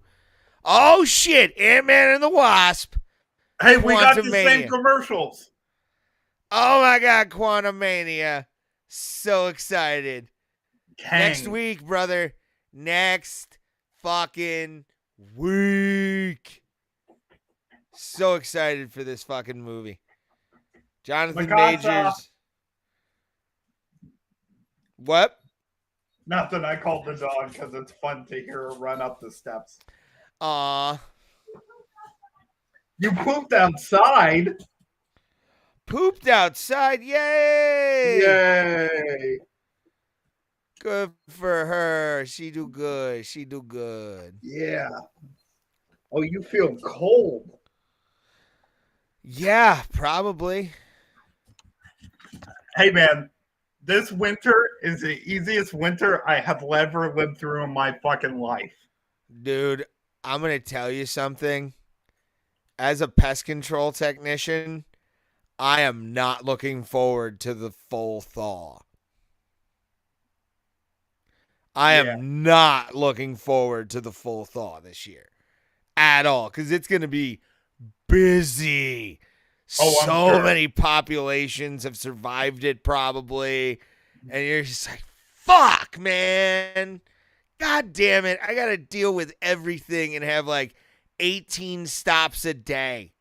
It's going to suck. My half hours are going to fucking be just shit, but I don't give a fuck. Let's go. Look at that Artie Lang nose on Della Mandela. But there's a difference. Artie Lane's nose is from his battle with cocaine, not another man. That is a good point, but it is flat as fuck. Like, he looks like a hockey goon from like 75. Straight up. Oh, Della Mandela, though, is a savage. He really is. So I'm looking forward to these last 3 fights. Della Mandela versus Randy Brown. Then we got Yair Rodriguez and Josh Emmett. And then the main event, Alexander Volkanovsky taking on Islam Makhachev, number 1 pound for pound on the line, as well as I remember when Randy Brown beat the fuck out of Cowboy. That was Cowboy Oliveira's not best fight. Taking Barberena down. Just, son. It's gonna be a wild couple. I'm gonna say the next 2 fights, at least a knockout. Calling it right now. There's a potential. You think the main event goes all 5 rounds? Depends. Regardless of who wins. Yeah, it depends though. I mean, Islam can end it in the early rounds with submissions if his wrestling is really on point. And then, Volk could shut your lights off at any point. Or survive your shit and there's so many different factors. It's weird. Like, I'm loving the fact that these fights are the last 3 fights of the night, because we're about to watch some fun ass shit, son. So good. I had a show Thursday at a place called Legends here, which is Cheviot's. I don't know how I'm supposed to fucking say it. Every little suburb's name in here isn't said how it's supposed to be fucking said, and it pisses me off. But here in Cheviot, where I live, technically, they just call it Cincinnati, but there's a venue called Legends, and it's like a heavy metal venue, right? But it's clean. It's nice. It has a good bar, and they sell fucking comic books. Can I get booked out? What day do they do shows? I will ask. I don't run the shows there. It's a Thursday show, but I'll ask CC and Justin. If they do weekend shows, I would do that place. Oh yeah. Thursdays I can't drive. I can't do an 8-hour drive. No, I get it, but like the weekends, like right now, there's a band playing over there. Yeah. You know what I'm saying? Yeah, I get that, but a place like that, I like to perform in. Those are great places. Oh fuck yeah! Because the crowds are usually hot. We had on a Thursday night, we had like 8 audience members, which isn't a huge amount, but like they came to laugh, and like everybody did really well. Chris Seamer, the headliner, fucking crushed. Love Seamer. Oh man, he is really good. Really hilarious guy. All right. And Bruce is enjoying the music right now. I don't even know what's playing. I can't hear it. Oh, it's AC/DC. Nice. That's what it sounds like. Yep. And here we go. Nice. Luckily, I've gotten to see that live with the second OG lineup, like the lineup, which was fucking fantastic. It was January 4th or 5th of 2009. It was AC/DC. Oh, he's from Perth. Yeah. All right. This is going to be fucking wild. Let's go. That crowd popped for him. Yeah. He's a hometown boy. Of course they're going to fucking pop for him. They should. Tuivasa, happy to be there. Let's go. 13-fight win streak, son. Second longest UFC knockout streak. 4-0 ratio. What? Let's go. He's getting a standing O in his hometown. Taking that Artie Lang nose to a different level. Let's fucking go.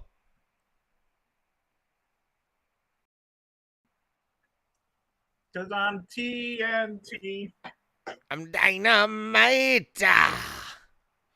Can't wait to do karaoke in Vegas, by the way. Tim and I have already scouted out a karaoke. His opponent is jamming out to it, too. That's awesome. Hell yeah.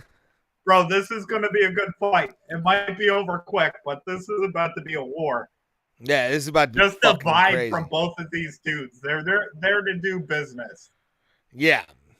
I love, by the way, I have to say I just saw the advertisement, but it makes my heart proud to see the words Cocaine Bear on an MMA mat. Like that is a pretty big reach advantage, though, for Randy huge.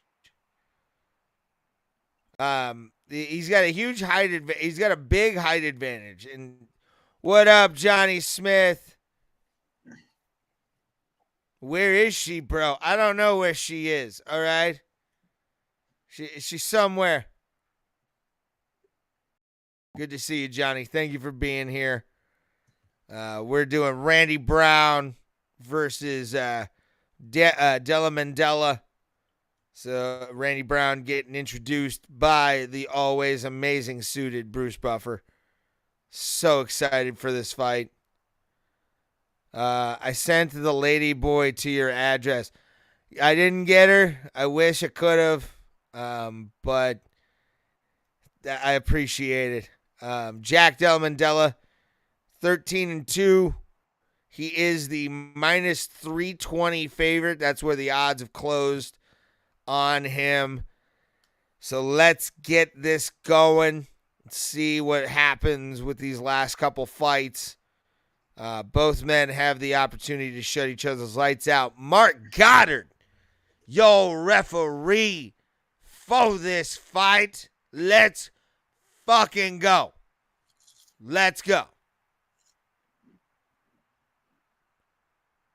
Mandela, stoic, Brown, ready to pop off. Let's see what happens. Brown throwing some jabs out there. Mandela trying for a leg kick. Does not get it. Big reach advantage for Brown. Big reach advantage. Leg kick by Mandela, though. Leg kick by Mandela. He's keeping him at a distance. Remind me of Mandela and a joke after we get off the stream, because I want a sick thought came through my head. All right. Brown looks like he could be in Punch Out, the MMA version right now. Like Della Mandela looks like Little Mac at this point. Yeah. Front kick, check by Brown. Brown just slaps Della Mandela right in the face. Della Mandela, though, putting pressure on Randy Brown, backing him up against the cage. Leg kick by Mandela. Jab by Brown. Another jab by Brown. He's blocking a lot of Brown's shots. He is. And good on him. And throwing some leg kicks, too. Staying out of range, except for that body kick right there.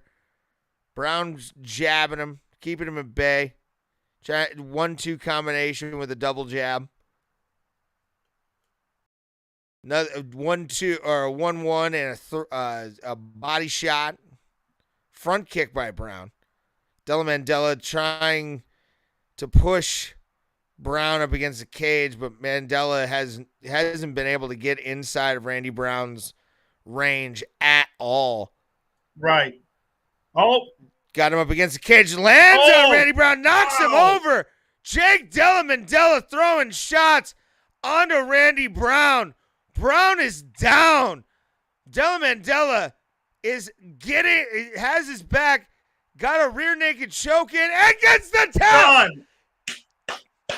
Jack Della Mandela gets the tap in Perth. Crazy. Oh! Randy Brown's like, all right, he got me. No, he said fuck. Wow. Wow, man. That was awesome. So good. Whew. Jack Della Mandela getting it done in Perth. Hometown boy makes good. So cool. Holy shit. He got him right in the carotid. Oh, yeah. He shut blood flow off somewhere with that shot. That fight probably should have been called before the submission, but yeah, well, Randy Brown covered up. He was defending himself smartly, and then gets the tap right there. Holy shit! Wow, what a great fight that was. That was a great first round finish for Jack Della Mandela. Man, whew, that guy has frickin' talent. Holy crap. And to be able to take on a guy who is, 6'3", that was amazing. Straight up amazing. Randy Brown taking the L on that one.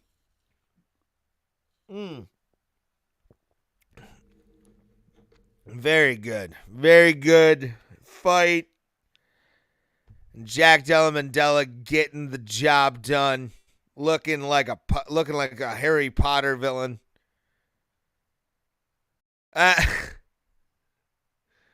Oh my God, what a show!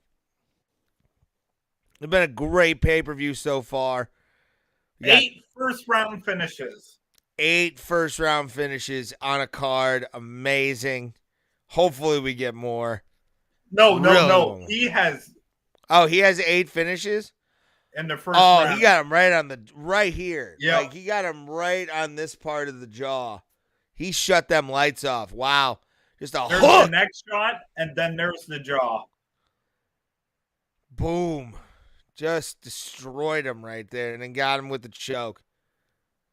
Randy Brown had to tap, no other option. Whew. Wow. Very good.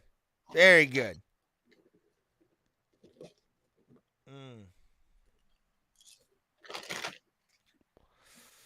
Oh, my God.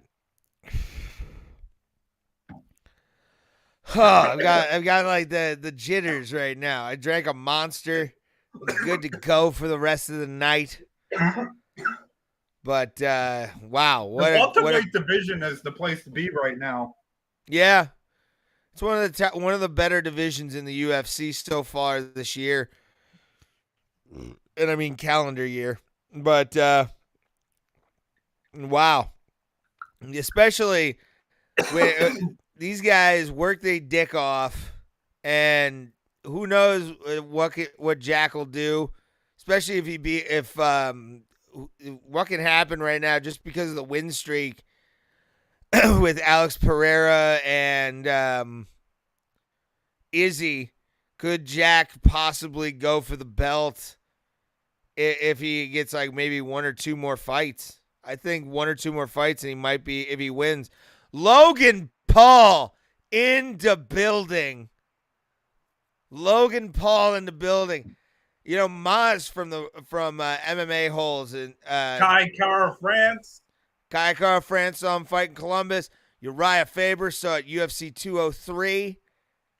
But Maz from the MMA Holes had a great thought, to be honest with you.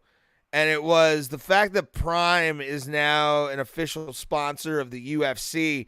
This is a doorway for Logan Paul to be in the UFC. Like, have a fight, get embarrassed possibly, and move on and, like, never do MMA again. But you never know. WWE is pushing him up the ladder. He is, but he's getting pushed by WWE. But I would think, to be honest with you, Triple H would be smart enough, and so would Vince, to be like, yeah, we kind of let him got to do this just because his shit's a sponsor, and he just, you know, is this fight next already? Oh, yes, it is. Jesus, I know. It's been a quick fight card this but it could be even quicker coming up. So let's see what this is. Yep. The king is here. The king is here. The abuser. The abuser. Oh, my God. I actually was watching a reel today of Quentin Rampage Jackson on my dude Chris Van Vliet's podcast, talking about John Jones and how dirty he thinks John Jones's fights are. And to be able to finally see John Jones, like, I watched him versus Rashad Evans. So, like, that was his first title. Like, when he won the title, I was at a bar in Menor, just, like, getting shit-faced and not remembering the fights like I do on regular stream. So UFC 285, excited. BRO Plata will be in the building for that pay-per-view. And we'll be sharing stuff as well in the MMA Holes Discord, and also in the our Discord. So if you want to join our Discord, it's at the bottom of the screen, and we appreciate you guys. It is free. We don't charge like some people for Discord, which I find retarded, the fact that they just charge. Who the fuck are you for charging for your Discord, you piece of shit? Valentina Shevchenko fighting Alexa Grasso for the flyweight title. Jesus Christ. So good. Hope I win at least $800 so I can buy a belt. Yeah, excited. Remember, kids, John Jones has more arrests than Khabib has title defenses. It is a very true fact. It is a very true fact. Oh, my God. Former two-time light heavyweight champion. Like, the fact that John Jones is going up to heavyweight is impressive. His only loss is like 12-6ing a deaf guy. So there's that. But yeah, John Jones, I think honestly, I think he's gonna come out the light heavyweight champion of the world, or the heavyweight champion of the world. Yeah. It'll take a miracle for Cyril Gane to get that heavyweight heavyweight title. And if he does, I'll be impressed. I really will. But you're going up against the best of all time when it comes to the light heavyweight division. And who knows what can happen, but what a main event for that pay-per-view. What a main event. Valentina Shevchenko. Jeff Neal versus Shavkat Rakhmonov. Jalen Turner versus to be announced. And Bo Nickel versus Jamie Pickett is the card for the main card on March 4th. My tickets are already bought, paid for. We're flying out March 1st. And we will be live for UFC 285 in the building in Las Vegas, Nevada. We are also, I need to plug this, if you're going and have plans to go to UFC 285 March 1st, if you come in March 1st, we will be at Rick's Rollin' Smoke Barbecue. Me and my co-host Tim Danko. This is Daniel Brady, my good friend, sometimes producer on the show as well. But me and Tim Danko, the hosts of BRO Plata, will be performing at Rick's Rollin' Smoke Barbecue, 8 p.m. Pacific Standard Time. So local time for Vegas. We will be doing stand-up comedy in Las Vegas, Nevada. So come check that out if you're coming to the shows for UFC 285. And we appreciate every single person that's watched the stream so far. And thank you very much for giving us a like, a subscribe, a share. We haven't had a great night viewer-wise, but at the same time, one of the most popular ones we've had so far was UFC, the last pay-per-view, 283. We had 3,000 people watching, so sometimes you can't always hit the viewer goal, but you can always have fun doing it on the way in. You know what I'm saying? And, yeah, it's been fun. We got 2 more fights. Yair Rodriguez, Josh Emmett for the interim flyweight title, or not flyweight, featherweight title, 145 pounds. And let's see. I think he's about to bulldoze over Yar, man. Could happen. Yair's a very creative striker, a very agile striker, but Josh Emmett's a powerful striker. There's a difference. You can't do that, what he just did, where he came back and was like, didn't hurt. No, Josh Emmett's going to shut your fucking lights off, son. There's a difference. Oh, my God. He beat BJ Penn. That was such a sad fight. Hold on. Beer. Yeah, but after a certain point in BJ Penn's career, everybody beat BJ Penn. Yeah, it was the BJ Penn sadness tour. It really was. Kind of like Anderson Silva. There's a point in time where, Uriah Hall beat him, right? Yeah. Izzy beat him. Bisping. Well, that Bisping fight, with that illegal strike as the bell or the thing was going on, that was, it was a fucking weird fight.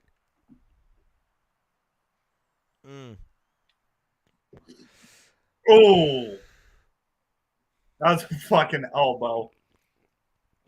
Yeah, that elbow in Denver is one of the most famous moments in UFC history. I was on my way to possibly going to that event before I had to leave Denver the day after leaving a house I was at. So we're getting ready. Yair Rodriguez, Josh Emmett for the interim title. We appreciate. You said earlier they don't show them losing, but they showed 2 clips of the Max Holloway fight. You gotta show adversity. Ryan kills, so are we. This is gonna be a fun fight. It's gonna be a very fun fight. We're getting ready. Josh Emmett, I assume, is coming in because we haven't seen the who you got, Emmett or Rodriguez. Honestly, I got Josh Emmett because Josh Emmett's a powerful powerful hitter, man. Yair, creative. Yeah, he's ready. Oh, don't get me wrong. I think Josh Emmett's ready to. That man looks like he would lead a cult in the apocalypse. Yes, very much so. Let's go. Josh I don't Emmett. know, man. I can't get over, how do you mentally prepare for this? How many people are there right now? Yeah, you do it enough. This is the biggest shot of your fucking life. And in 25 minutes, you could be a failure. Like, Yeah. I know you can't let those thoughts in, but it's just like, holy shit, the cat scared the fuck out of me. I just saw a shadow move across the room, and I was like, oh, God. Come here. Yeah, come here. Oh, my God. I got Josh Emmett taking his shirt off right now. Right. And taking his pants off to reveal the fight shorts. Look at me, Ray. You got a cat. I see that. And she is not happy. I bet. I wouldn't want to be touched by me either, you know? But yet you touch yourself on a regular basis. Because I hate myself, Ray. No, you just hate God. Because you make God cry every time you do it. I love his tattoos, man. Yeah, they're very colorful. I like them a lot. Highest knockdown rate in UFC featherweight history. Let's see. This fight is so wild because Josh Emmett's such again, injuries kind of sidelined him. That's what I'm saying. This will probably be the first 2 rounds, at least. Josh Emmett, he's got that like.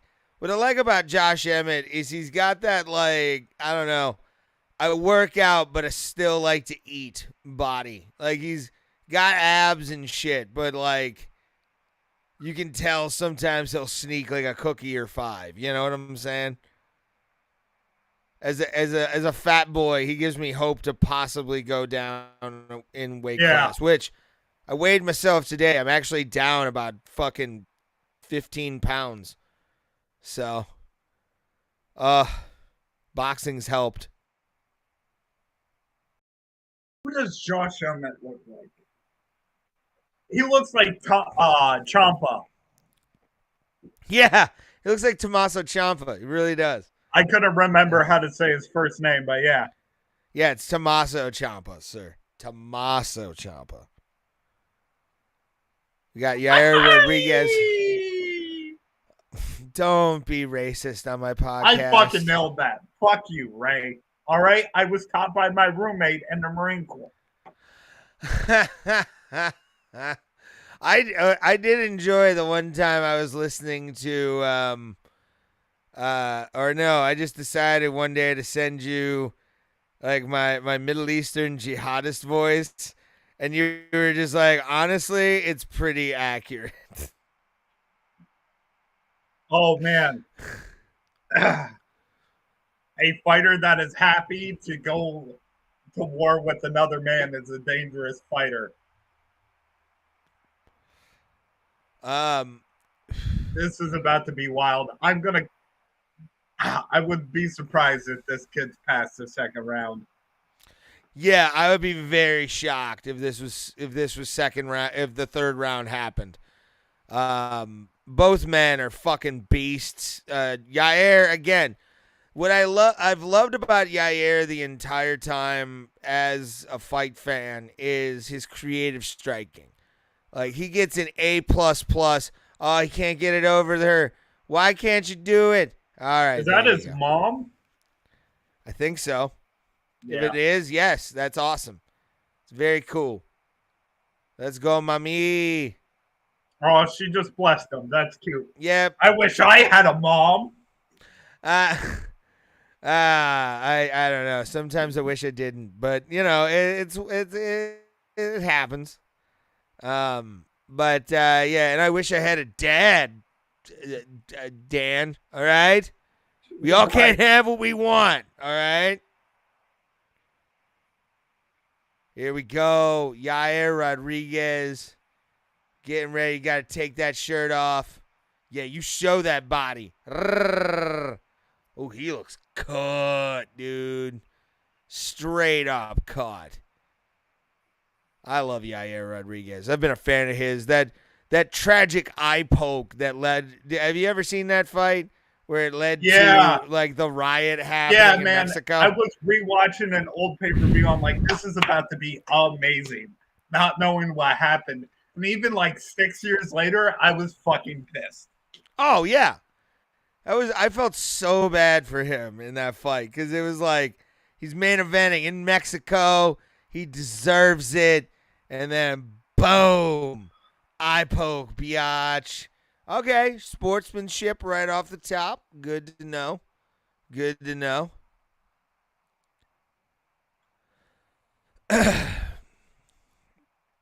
Getting into that prime corner. Prime energy drink, yo. Don't click the link on Facebook, by the way. There's a Facebook link that you do not need to click. I shared it. No, don't share that. What? Oh, I shared the live. Oh, the live link's fine. My buddy just asked, so if Emmett lands, it's probably over? Yes. Huge height differential. 3.5 or 4.5 inches. That didn't fucking matter in the last fight. True, but who knows what's going to happen here. Oh, my God. We got our judges for this. Derek Cleary, Garth, whatever. And then also Jason Power Slap Herzog in the building. Getting ready for the main event or the co-main event of the evening for the interim featherweight championship. Would be the main event, and we'd be hyped for it. Oh, yes. Totally hyped. Totes. Alrighty. 160 underdog. Josh Emmett. 18-2 record. He's coming in at 145 pounds. Title weight met. Those ribs. My God, he is ready for this fight. He's got the street clowns on his shoulders. Tight. He looks wound for sound, son. Yair Rodriguez, El Pantera. No, not El Pantera. But no, La Pantera, I believe. But yeah, Yair Rodriguez. Going to be a war. I think it's going to be chaos. Yeah, I mean, this fight could happen in any bar, and I'd love to see it. Like, I would love to. This is just gonna be high energy, a lot of fucking, a lot of exchanges. Could, like I said, we both said it. If round 3 happens, then this is gonna be fucking even more of a war than we think. The height differential is kind of pronounced there. Touch of gloves. Respect for each other. Here we go. A shot both of these men deserve. Let's go. Come on. This is going to be wild. Oh, my God. And we are off. Both men high five. Both men bouncing around. Whoo, I've got goosebumps. Like, this is so good. I got that weird brain feeling. Once these guys actually start to touch, I think my autism is gonna kick in. This is too much, man. Like sensory overload. So much sensory overload right now. Big front kick by Yair Rodriguez. Emmett trying to get in. Nothing happening right now. Both men just feeling each other out, as they would say on commentary. Yep. Another big shot by Yair Rodriguez up the middle. Oh. Low leg kick by Yair. Every single moment the time ticks by, this gets tenser and tenser as it goes along. I love these kind of fights, dude, because they're the perfect ones. Yair doing a double. Ooh. High head kick. Oh, body shot. Yair Rodriguez with a combination on Josh Emmett. Emmett backing up, trying to gain some distance back off of this. Doing a little bit of a run backwards. Emmett comes in, fakes the come in. Whew, I'm like nervous. Another front kick, question mark kick by Yair Rodriguez. I know I hate it, but like Emmett is seeing his defenses right now. Mm-hmm. Low leg kick by Yair. Yair switching stances, body shot by Yair, and then 2-punch combination. Another jab combination right there. And he's still pressing. Yeah, Emmett's still pressing, but Yair's so fast. Like, Yair's so fucking fast, dude. Backed up by Yair, and he can counter. Like, that's the thing. Like, he can counter so well. Yair firefight in the corner. Yair Rodriguez kick to the body and straight up left right there.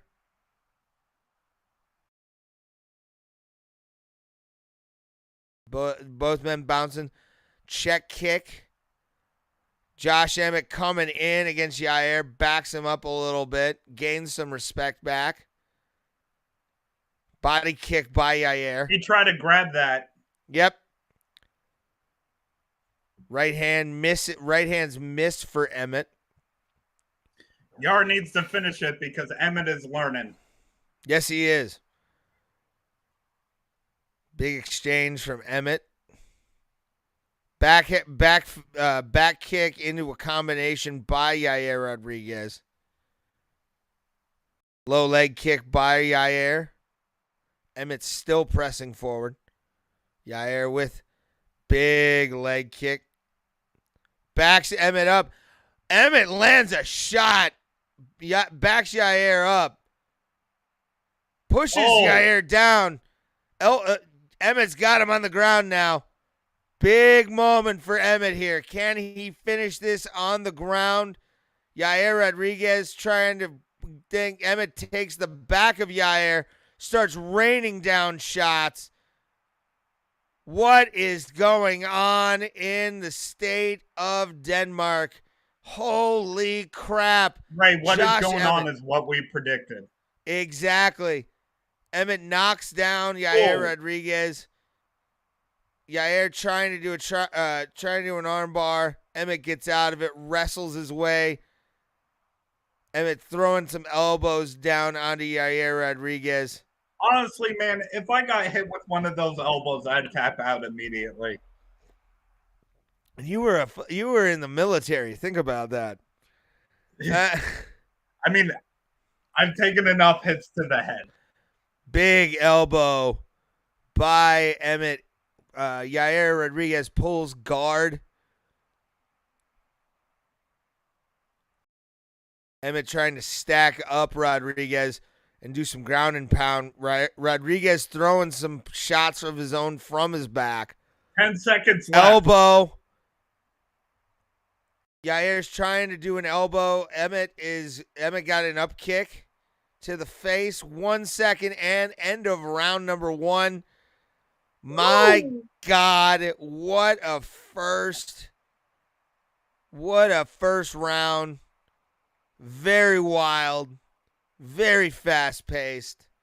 Exactly as we predicted, this match is living up to the hype. I do not think it's getting past this round, though. No, neither do I. Yeah, I think this is the round. Josh Emmett. I think Emmett won that round, obviously. But we'll see what round number 2 has in store. Big shots. Yair Rodriguez with the body and then the straight. Just cracked Josh Emmett a few times. But Emmett had some of the bigger shots, to be honest. Like, yeah, that confused Rodriguez right there. It kind of disorientated him. Let's go chomp up. Let's go, Tommaso. Woo! I need a dip. All righty, round 2. We are at 450 if you want to sync up with us.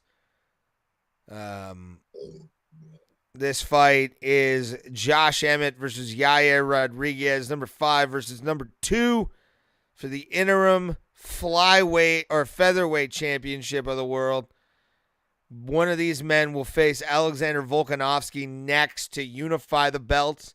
My problem with like the unification thing in UFC especially, it's like you're oh, there we go. Got a good firefight going on. Both men kick by Rodriguez. Another big body kick by Rodriguez stunned Josh Emmett. Josh Emmett blocks that one. Emmett throwing fire. Yair, knee to the body. Big shots by Rodriguez. Another big body kick. Another big body kick. Emmett catches that one. Elbows to the head. Why isn't that a normal thing in MMA? Is my question. Like, that should be used at all times when it's like this. Right. Like, especially if you have the height advantage. Use it more. Josh Emmett trying to get Yair up, but Yair showing that balance, baby. Showing that balance. Oh, fuck. This fight's great. Josh Emmett tried to do a back elbow. Did not work. Trying to Emmett opened above the left eye. Yeah, Emmett's got a cut above his left eye. Yair Rodriguez throwing those body kicks with efficiency. Elbow by Yair Rodriguez. Another big shot misses by Emmett. Emmett is hurt, but he's like a wounded animal. He's going to throw Yair Rodriguez with a front kick. Oh, my God. We got 2:40 left on the clock. Josh Emmett's still in this fight. And Emmett's still throwing blows, too. That's what I'm saying, dude. That's what I'm saying. Big shot by Rodriguez. Another big shot stuns Emmett right in his tracks. Some of the height is really starting to show in this fight. Josh Emmett makes contact, but not enough. Makes contact, but not enough. Another big shot by Emmett. Rodriguez stalking Josh Emmett.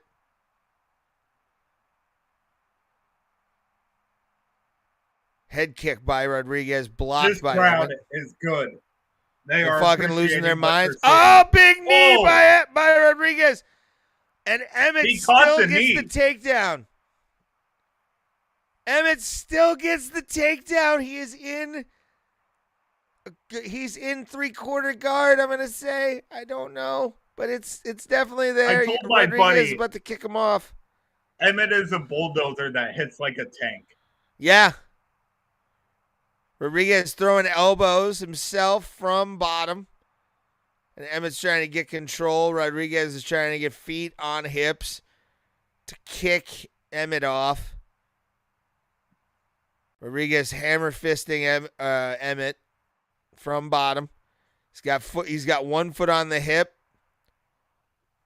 Now Emmett is stacking Rodriguez up. Big shots by Emmett. Emmett's got to be careful, though, that he doesn't get. Yair's got his foot in the cage. He's trying to get an armbar here. He's not going to be able to get this armbar. Oh, my God, he's got it. He's got it. Yair Rodriguez has it locked in. Yep, and he taps. Oh, my God. Ah! Yair Rodriguez gets a triangle choke on Josh Emmett. And we have a new interim featherweight champion. He at a future date will take on Alexander Volkanovsky to unify the belt. By Mexico, your boy has the belt finally. This is dangerous. Yair Rodriguez is learning. He's more patient than he used to be. Just the knees, everything about this. Getting the triangle from when he was on his back. Oh, sweet Jesus. Yair Rodriguez is a problem again. He's a problem, Daniel. He's a problem. Well, he got would we ever thought that Rodriguez would have finished him with a submission. I mean, he's had submission victories in the past, but I mean, it's Josh Emmett. He caught him with that triangle. Very good. Ran into the crowd. Drank a beer. Drank a shoey. Hugged his mommy. Is that his mommy or his mommy? It's probably his sugar mommy. Oh my God. What a good fight. What a fantastic finish. I'm going to go take a leak real quick. Right, real quick. Yeah. Did that live up to the hype? Totally did. Lived up to the expectations I had. There was no way that was seeing a third round. And now Yaya Rodriguez is an interim UFC featherweight champion. And I'm so proud of that guy. From his first fight in the UFC to now, he's earned every single piece of this. And so excited to see him face Alexander Volkanovsky for a check. This is one of those fights where I'm glad neither guy won. They're both good guys. They both deserve it. But for all right, sure, brother. see. All right, I gotta go. Yeah, I'm gonna take a leak. All right, Daniel, the floor is yours.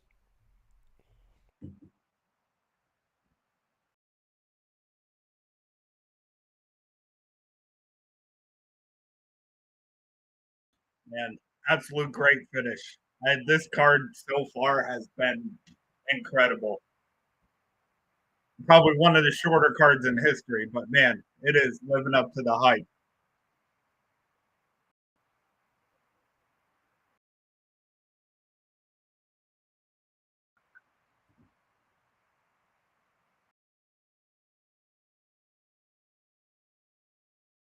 Him versus Volk would be a great matchup too. I'm going to be looking forward to that.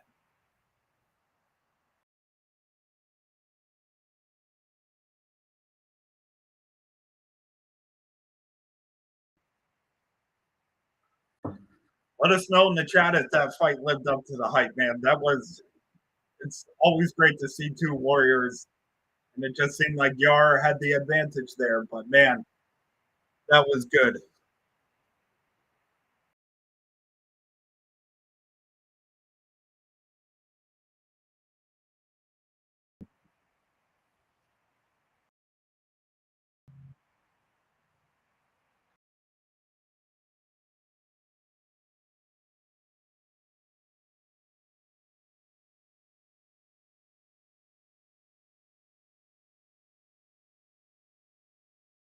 We now have two Mexican-born champions in the UFC.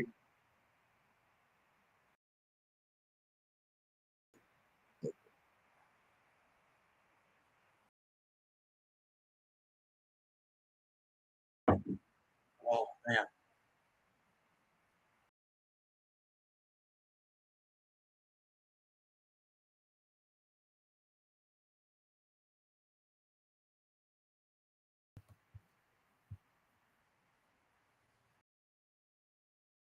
Oh, man.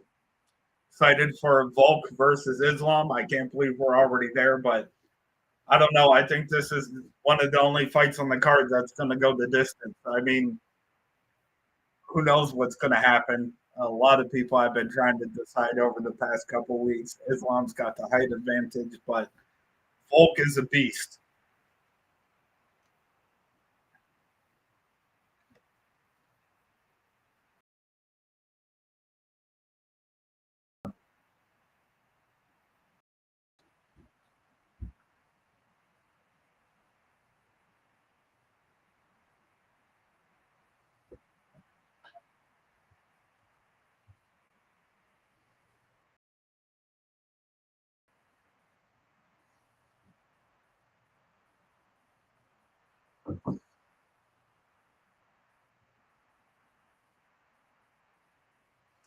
I don't know. I don't think so. I think this is one of the first time we've seen it. Yeah, it's probably the first time.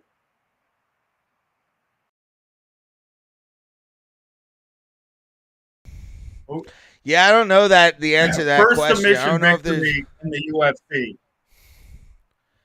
a first. I thought he. Oh yeah, he's only had knockouts. Yeah, apparently. We now have 2 Mexican-born champions, him and Brandon Moreno.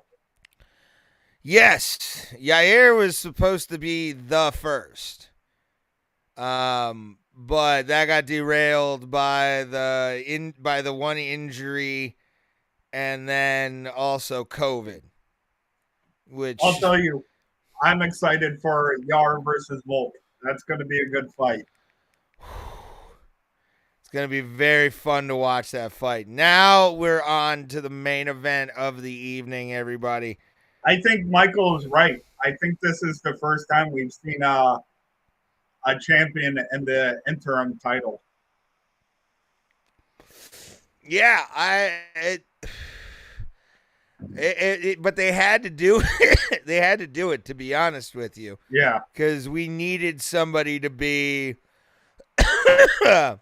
Sonny Bill Williams, heavyweight boxer. We got Robert Whitaker supposed to fight tonight. Didn't get the opportunity. Low rent Brad Pitt behind him. Islam Makhachev warming up in his locker room. Habib nowhere to be found, abandoning him for his family. Just showing no respect whatsoever. And then that man looks ready.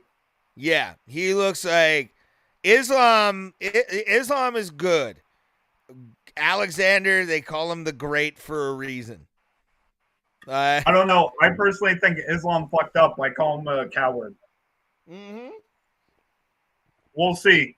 I don't know. This entire card has been chaos, like the definition of chaos. I'm all down for it. And then, of course, Daniel, you have to have the advertisement for Cocaine Bear. What's that? Fights, I'm not saying they're scripted, but you have some fights where it's just fighters, boom, boom, boom, takedown, stuff like that. I love the fights like we just saw, like Michael Chandler fights. They're just chaos. You have no idea what's going to happen. Yep. Like, I would not have predicted a triangle choke by Yair to end this, but it did. And I think that's just proven he's dangerous, man. He's learning. Very much so. From the first time he came in, being the guy, it's a pick'em is the over-under right now, or the over-under for 3.5 rounds. Win by knockout on Alexander Volkanovsky is a plus 850. Win by sub on Alexander is a plus 2,500. Anybody's crazy enough to fucking have that one, good luck. Because Islam would get the sub before Volk. I was watching. I got bored and I was watching the pre-fight conference for the Poirier and McGregor 3, and some guy's like, I just bet $10,000 on McGregor to win by knockout, and like I just imagine that dude sitting in the stands just like, what am I gonna do? Especially after the foot injury happened, you're like, fuck, because Conor, for all intents and purposes, to be honest with you, was winning that fight. Yeah, he was. He was hitting that inside kick that he always did. It was getting checked, but the body kicks were getting in there. Yeah, that when he became at 276, when he became champion, was wild. Just fucking wild. It was like anybody when who can piece up Max Holloway is a striker. Is a fantastic striker. Not just a striker. Yeah, I meant to put an adjective in front of that. No, you didn't. Stop it. No, you didn't. I'm calling you bluff. I love Rogan's face. So he's just like, yeah, you are a fucking badass. Yeah, you are. Ugh. I hate the Velcro belts, by the way. Can I get that off my chest? Like, I'm not a fan of the Velcro. I'd rather have a snap. I'm old school with my belts. I like a snap instead of that stupid Velcro they got that makes it look like it snaps. You're like, fuck you. You're insulting my intelligence at this point.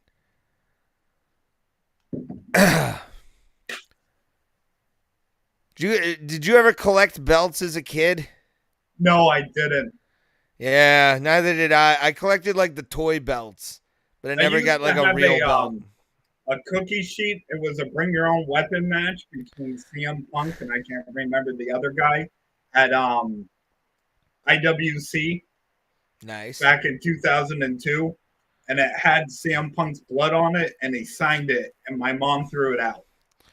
I had, for the longest time, a PBR can that I wrestled away from somebody, and the Sandman signed it, and I lost it in the move.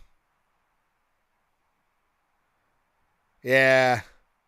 Although I have a photo with the Sandman, which is way better. Way fucking better. And it was I told you about the one time I went to an IWC show, and the main event was Steve Raven versus Sandman in a hardcore match. And the night before, in I think it was Pittsburgh, there's like a Pennsylvania health and safety person, and they saw him drink the beer on the way to the ring, and his like ability to wrestle in Pennsylvania was taken away. And it's like, you guys didn't watch like 5 years of ECW? Yeah, probably not. Because they're political appointments, bruh. Oh my god. But no, yeah, the my picture with the Sandman at AIW's Wrestle Rager 2 Electric Boogaloo was so fucking fun. I got a beer bath, the whole fucking Hell night, yeah. dude. It was so good. Showing the package for Islam and Volkanovsky. We have arrived. Main event time. It is almost 12:05 Eastern Standard Time, and hell yeah. we appreciate you being here with the marathon that is BRO Plata. I come from a land down under. Yes!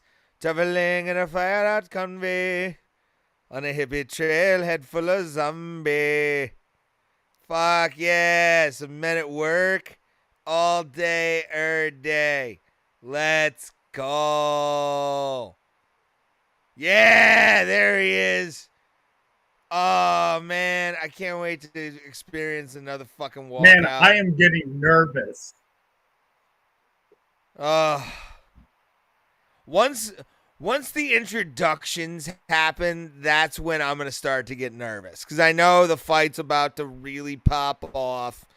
And we're going to see some fucking badassery in this fight. I mean, Volk looks like he's ready for a fucking brawl. Like, he is, regardless of the whole outcome, he right now looks like he's Bro, been you preparing. can't even hear the music right now.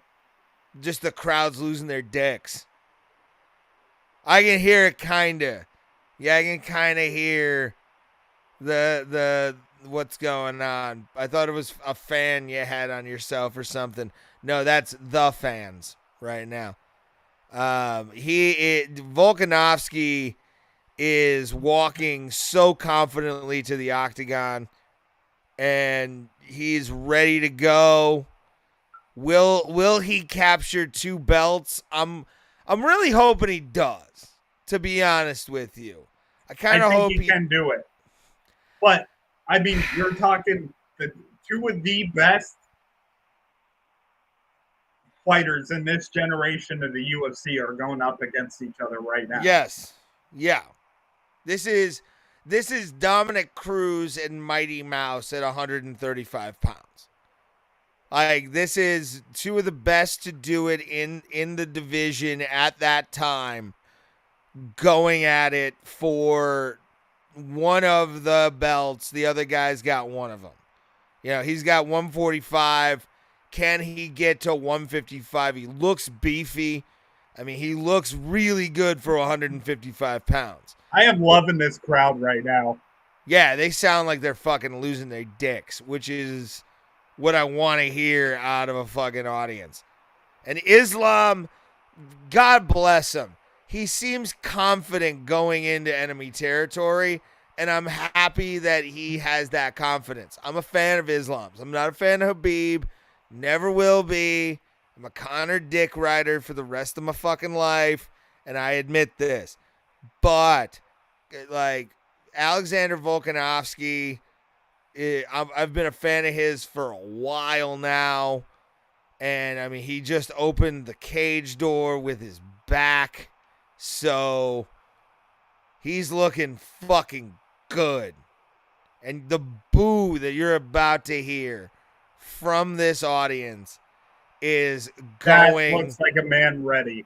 Yeah, that is a man on a mission to become the greatest. This Alexander Volkanovsky looks ready for this fight, and I cannot wait to see what he does against a man who is bigger than him, who insulted him by trying to grab his arm during the presser and all that shit. Islam Makhachev.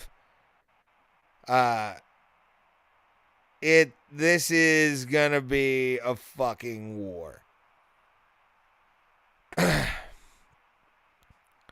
Sounds like the music for Cruising the USA. Or is it Daytona 500? Daytona!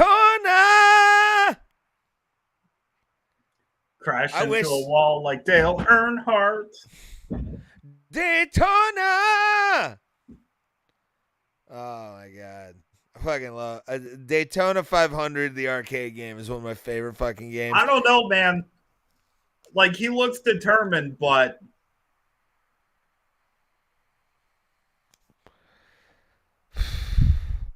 well, I mean, Islam is making the walk. He looks confident. Hopefully, you know, the outward is with the inward here right now. You know what I'm saying? So he's in the Russians. He's the Muslim. You know, he's trying to make Coach Habib proud. He's got a lot of pressure on him being the guy defending the belt. And not to mention the crowd's just booing the shit out of him. Oh, I imagine. Like, you got your sound on. I don't, because my TV's like soup's close to my fucking thing, and it's sensitive. So I can't really like play anything. Otherwise, we'll get like a what do you call it? The as soon as his music hit, the entire crowd was just boo. Dude, that's when you hear a full on boo, fuck you crowd. Oh, it's so beautiful, so beautiful. I'll admit I cheered for Alistair Overeem when he came out at UFC 203, but then once he started actually entering the building, I booed him. Because I'm a Stipe homer. And I hope Stipe gets the victor or the winner of Jones and Gane. I think that's why wouldn't you? That's the money fight. Yeah, that's the money fight for sure. So Islam getting into his corner, getting ready to defend his UFC 155-pound title against the New Zealander, the Kiwi, Mr. fucking goddamn South Pacific himself, Alexander Volkanovsky. And what will happen? I don't care what Chris Pratt says. He's fucking up Mario. Hey, give it a chance. I'm giving it a chance. No, because giving him a chance requires me spending money on him. I've seen the clips. I'm actually going to go. I'm going to watch it. I'm probably going to Ant-Man. Reach advantage. I mean, Volkanovsky has a reach. That's impressive. 4-inch height advantage. And Volkanovsky coming in at under half or 1.5 25-1 versus 23-1. Let's do it. Event of the evening. Sponsored by Prime. I gotta turn this up for a second. He gives me a hard on every time he does this. Oh, God. Mark Goddard is your closer referee for the evening. And we appreciate everybody for being here with us, the people that have watched, paid attention during the entire show. Thank you.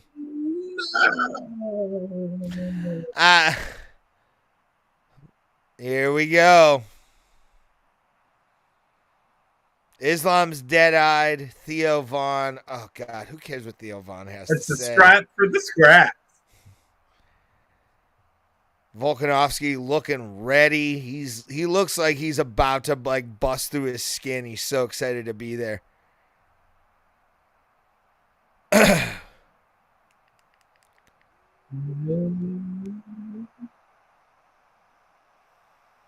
Man, I love this crowd. Yeah, they seem fun. They're loud. I'm sort of listening through your microphone of what they're of the like rah fucking sound. It's so much fun when you're in that crowd for a UFC event, and it's that Columbus last March show I went to in Columbus. The crowd sounded just like what I'm hearing. Oh yeah, Just losing they shit over Alexander Volkanovsky. This crowd is hot. They're ready to go. They're partying. The pound for pound number one in the world, Alexander Volkanovsky. And Mike, the situation. It's the situation. Saying it best. Oh, by the way, guess who I'm going to see while I'm in Vegas?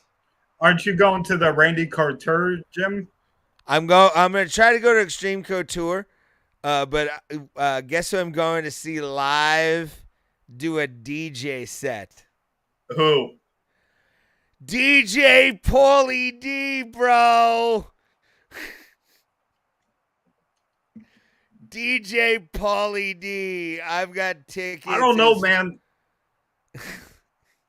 He doesn't look as confident as he did against Oliveira.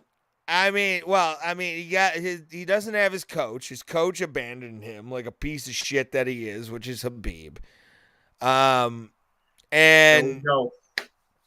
it definitely, both men touch gloves. Oh man, nervous. Let's go. God damn it! Hold on, I need. All right, I'm good. Let's go.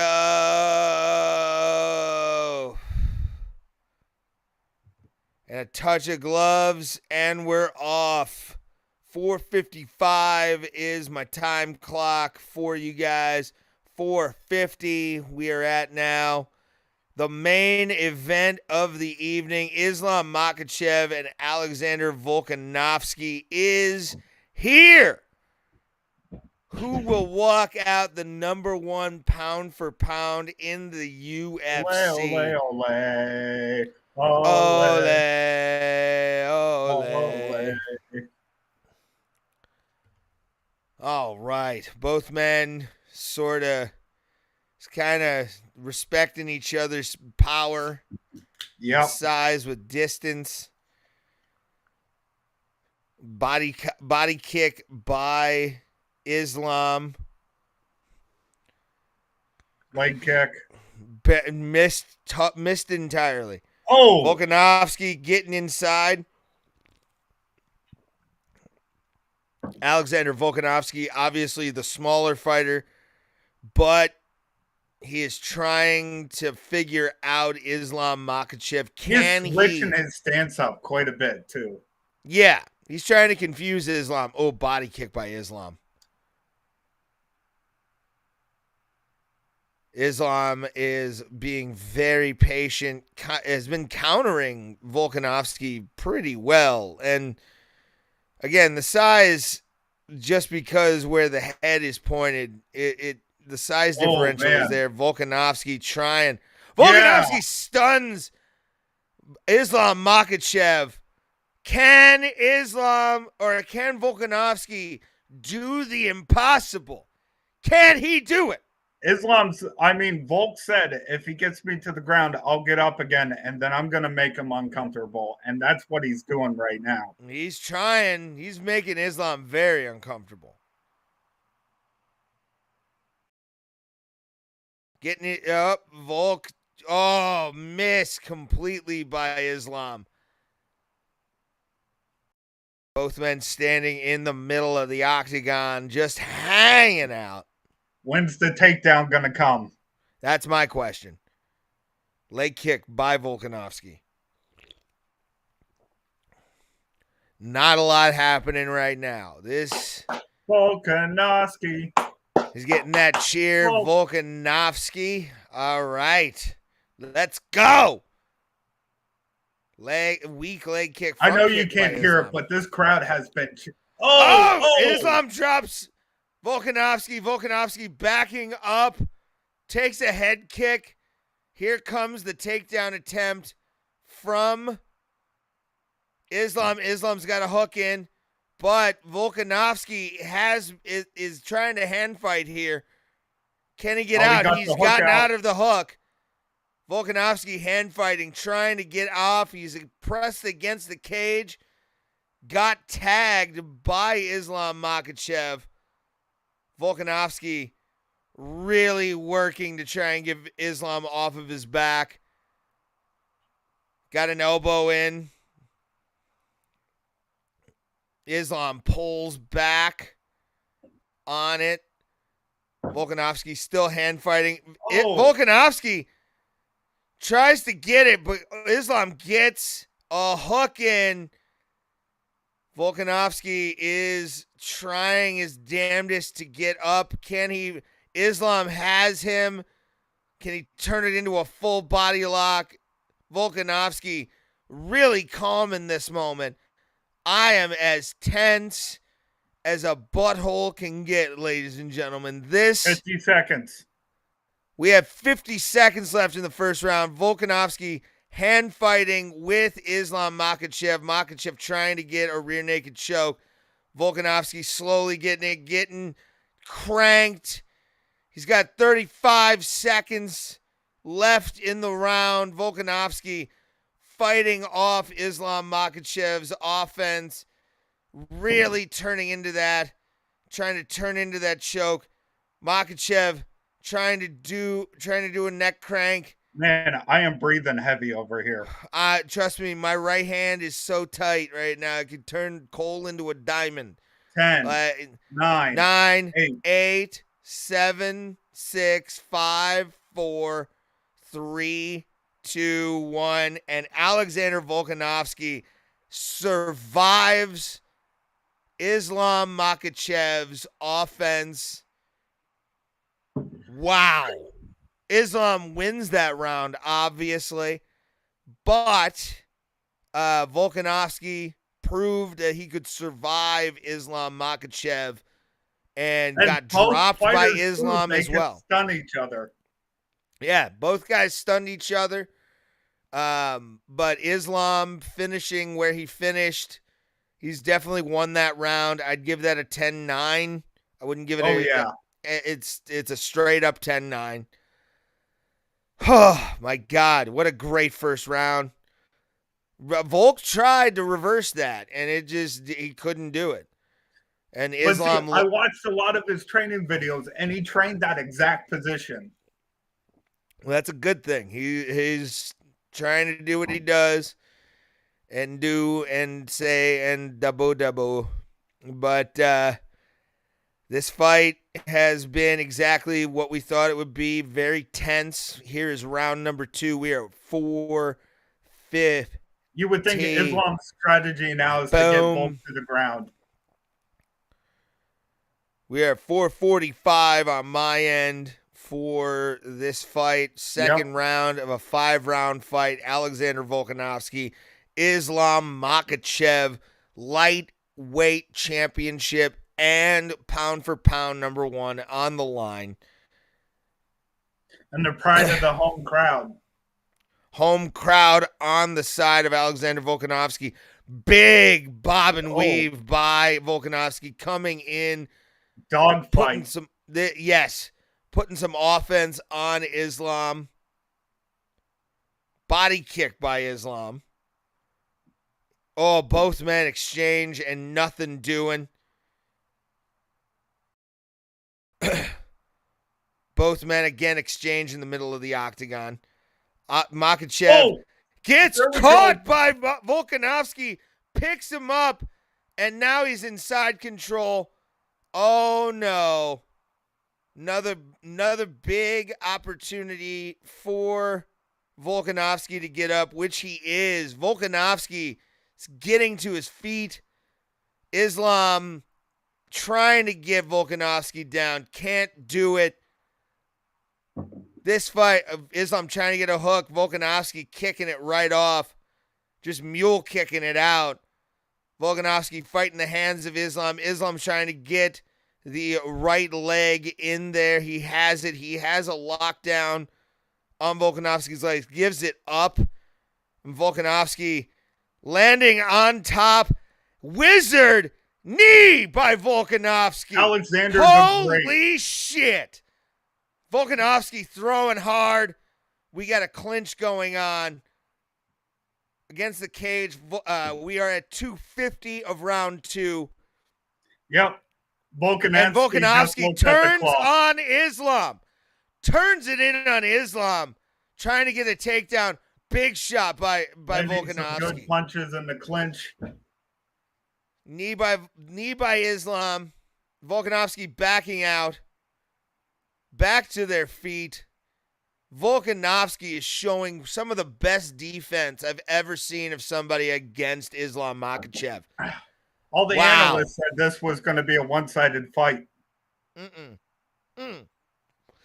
We said it Tuesday. You cannot count Alexander Volkanovsky out. I'm sorry. Like, there's no way. Striking's wearing on Islam right now. Yeah. Volkanovsky's got a lot of pressure right now, and he is using it to his advantage for sure. Volkanovsky is also using a lot more experience than Islam. Islam isn't the experienced fighter in the UFC. Volkanovsky's been fighting for a very long time. He's been in championship positions. Yeah. Oh, Volkanovsky gets caught. Tries to run back. Islam starts to swarm on Volkanovsky. Islam gets caught by Volkanovsky. Yeah. Big shot by Volkanovsky. But Islam is keeping the pressure on Alexander. But Volk is still landing some good hits. He is, but again, Islam's starting to gain a little bit of confidence. Body shot, leg kick by Volkanovsky. Double jab. Body shot by Volkanovsky. Double jab. Both men now just taking a breather. Volkanovsky backing up against the cage. Trying to figure out a counter for Volkanovsky. Islam with a hook and a knee to the body.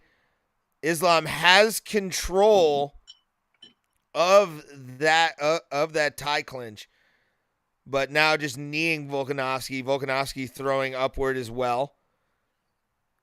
Such a close fight. So close. 15 seconds left on the clock.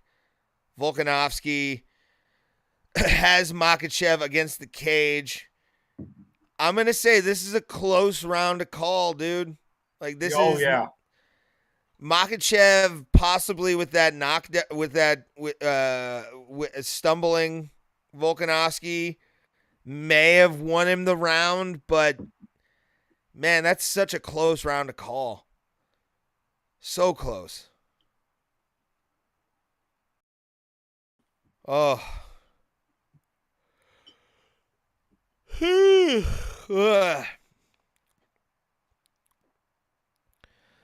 We appreciate everybody for watching tonight.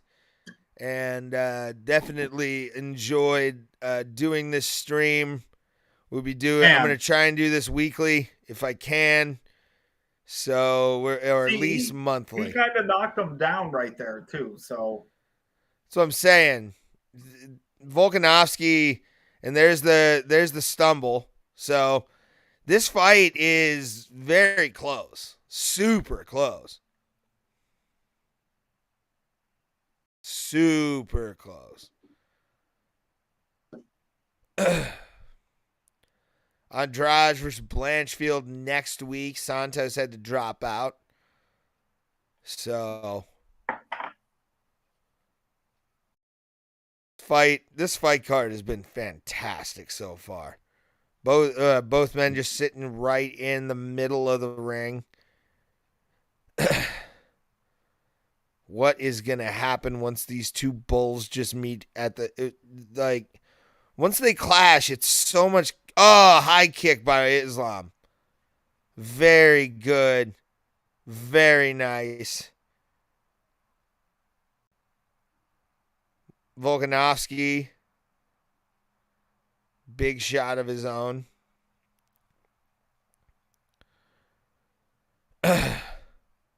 Yeah, I would say it's a very close. Whoever had 2018, I'd say it's right around there myself.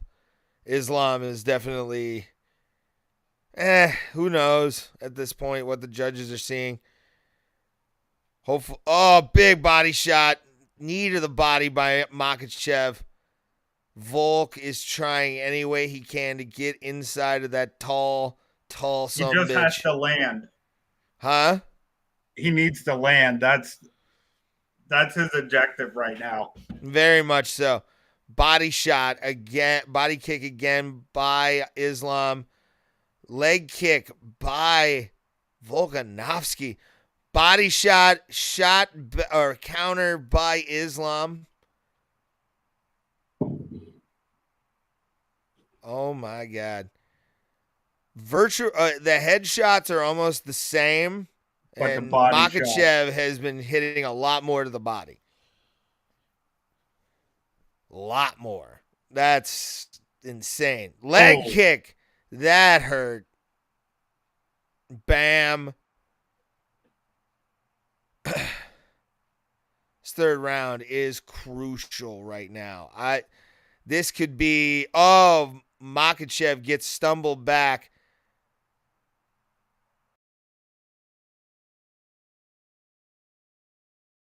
Trip up, and Volkanovsky is down, but he's not really down. Like, it's not a full takedown yet. There it is, but Volkanovsky he got back up to his feet.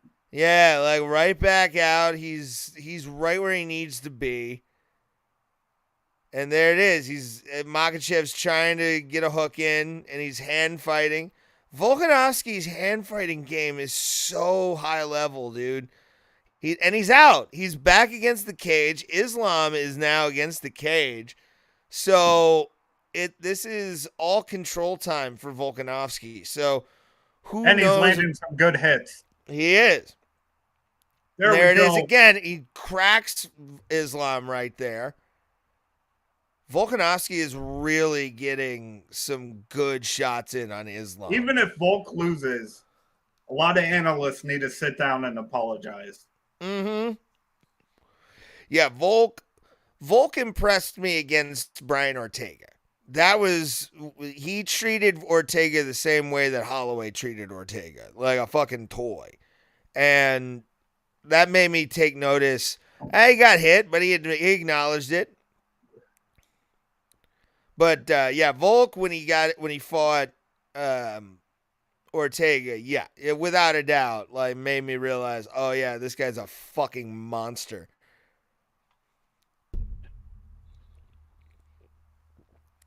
Leg kick by Volkanovsky. Volkanovsky gets cracked himself. Both men in the middle of the ring just doing nothing. This fight's been kind of this way, but there's been peppering of really great action in this whole thing. And Islam, trip by Volkanovski. Volkanovski trying for a front face lock, couldn't get it. He's got Islam on the ropes. Got him on the run, man. He does. He's scaring Islam, man. And Islam gets a wizard in there, but Volkanovski with that knee to the body. 10 seconds left. Volkanovski is winning this round, in my opinion. Mm-hmm. Yeah, I would say it's Volkanovski right now, and he's down 2-1. He can tie this up in the fourth. The fifth round is going to be a wild fucking round, if anything, brother. Again, if it gets there. Yeah, it's trending towards it, though. Like, both of these guys are so evenly matched, even if the size differential is there. But, like, it's kind of wild to watch these guys because both guys are so fucking good in their prime. And Volkanovski... And neither one of them looks rattled. No.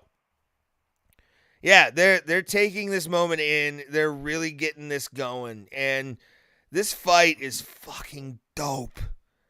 So good. I was expecting a good fight, and they've over-delivered.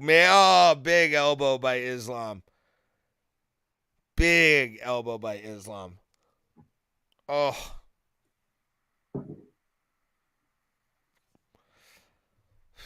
Volk needs to win this one.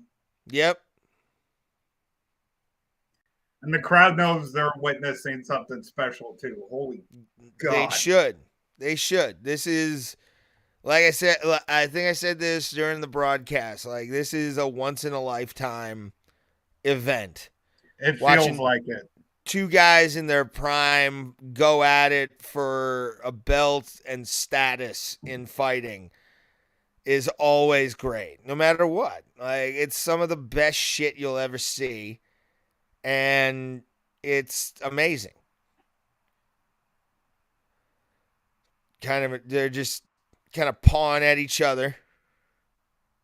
Islam, good shot by Islam. Volkanovski tries with a jab. Body shot by Volkanovski. Another big shot by Volkanovski. Jab by Volkanovski.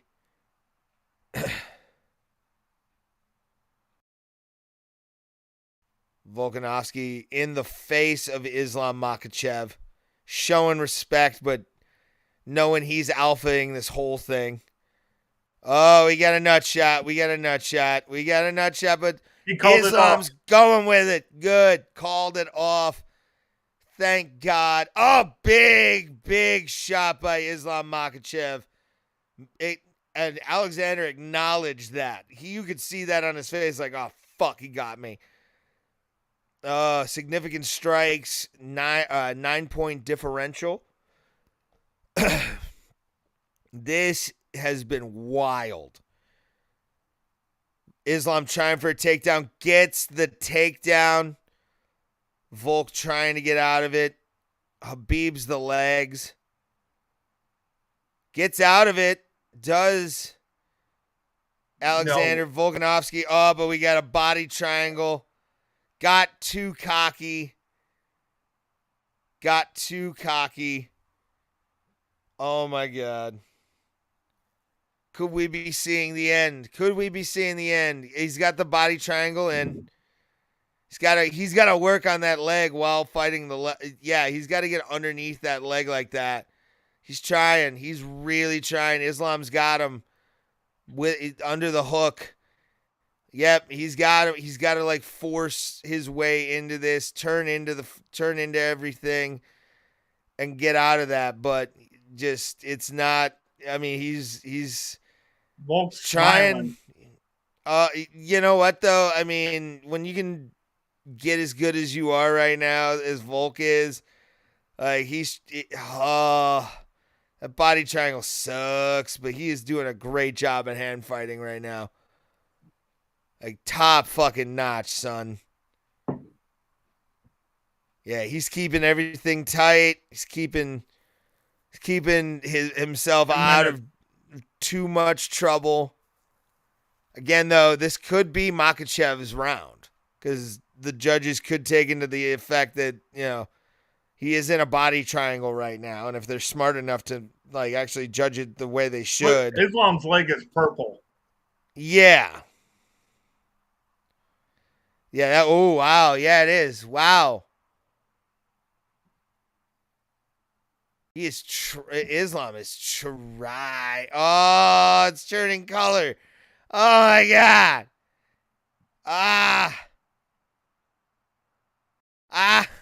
Volk and is he's talking to him. him. He's talking to him. He's talking shit. Oh my God. What is this? Oh, he's trying to break him.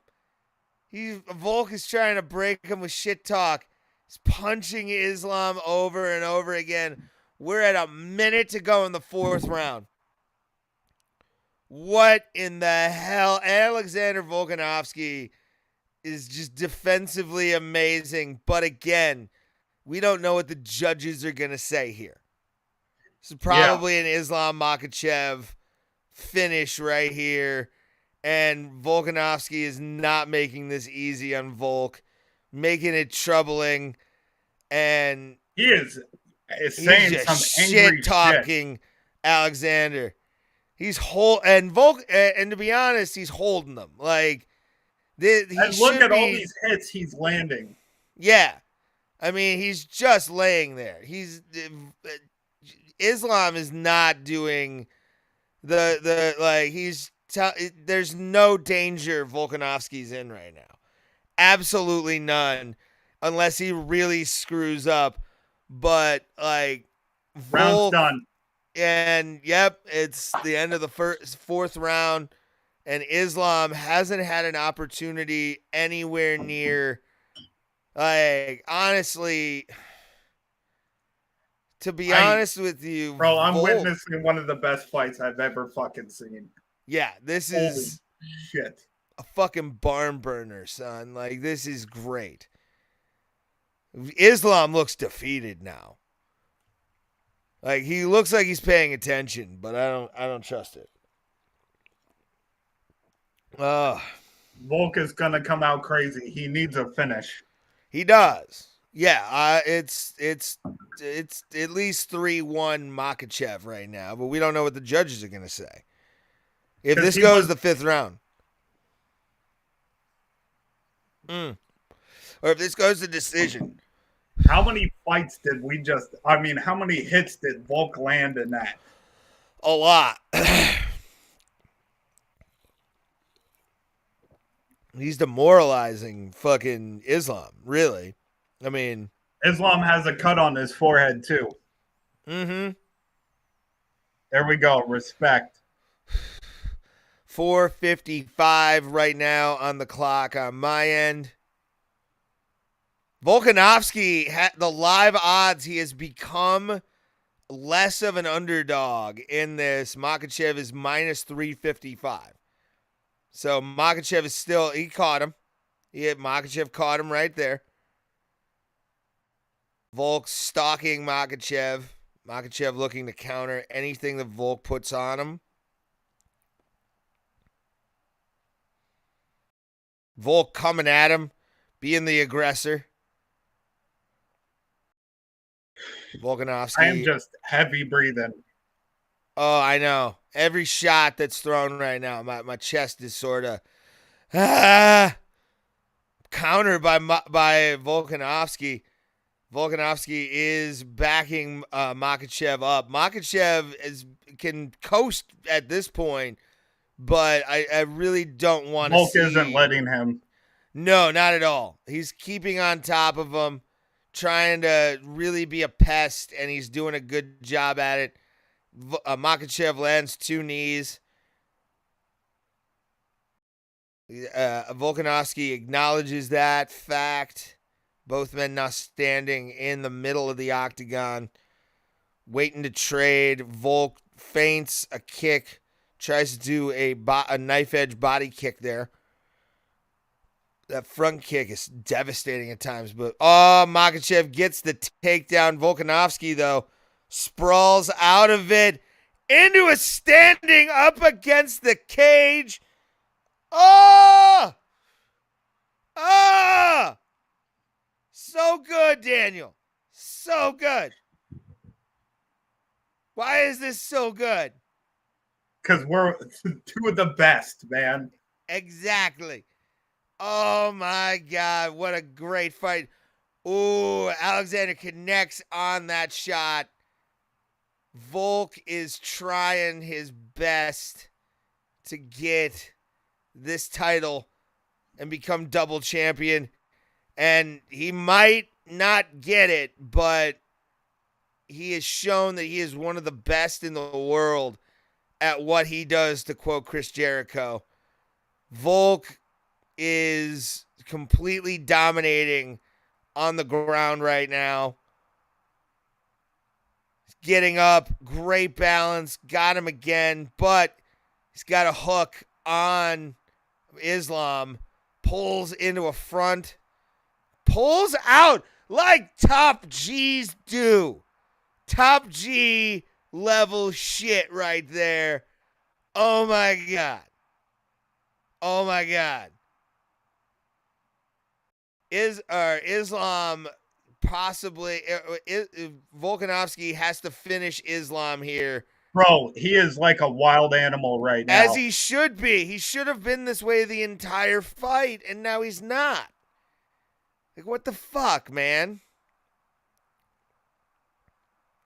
Taking down Islam. Islam wizards, though, and gets back up. This probably will not count as a takedown in the stats. Minute and 20 left on the clock. This crowd is losing. Press him. Come on, Volk. Press him. Let's go. Come on. Oh, It drops him.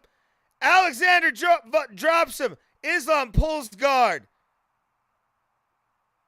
Could body shots by Volkanovsky. He is aiming. He's got to make sure he doesn't get caught in a triangle. That's the only thing that right now could happen. Volkanovsky on top of Islam Makachev. Could this be too little too late? 40 seconds left on the clock. What a fantastic fight. Living up to the hype. Wow. Holy crap. Oh my God. bro, I would not be surprised if this is a split decision. Yeah, it would definitely be a 29-28 decision here. And either way, Volkanovsky starting to go off. 10 seconds left on the clock. Will Alexander Volkanovsky pull this off?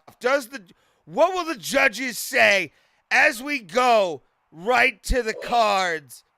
Bro, I don't think Alexander Volkanovsky won this fight, but who knows what the judges are saying in this.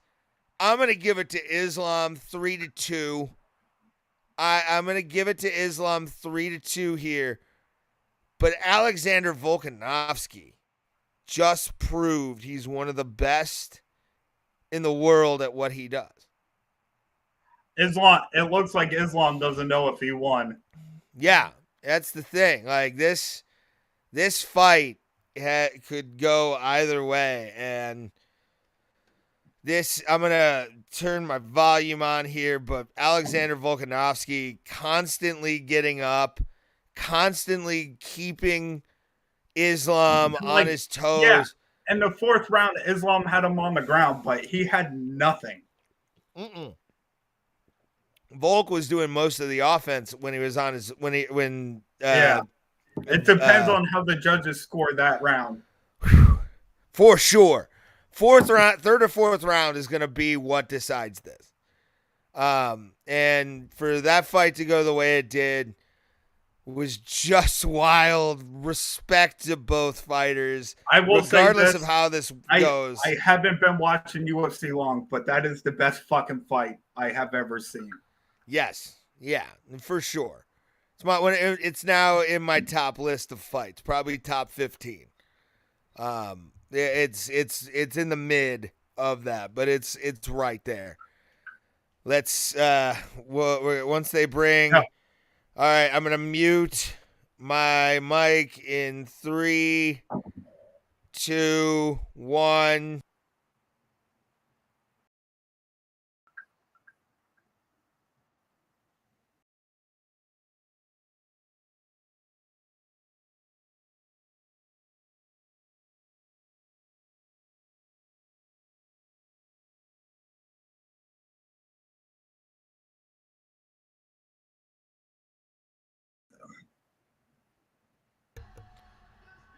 Yep.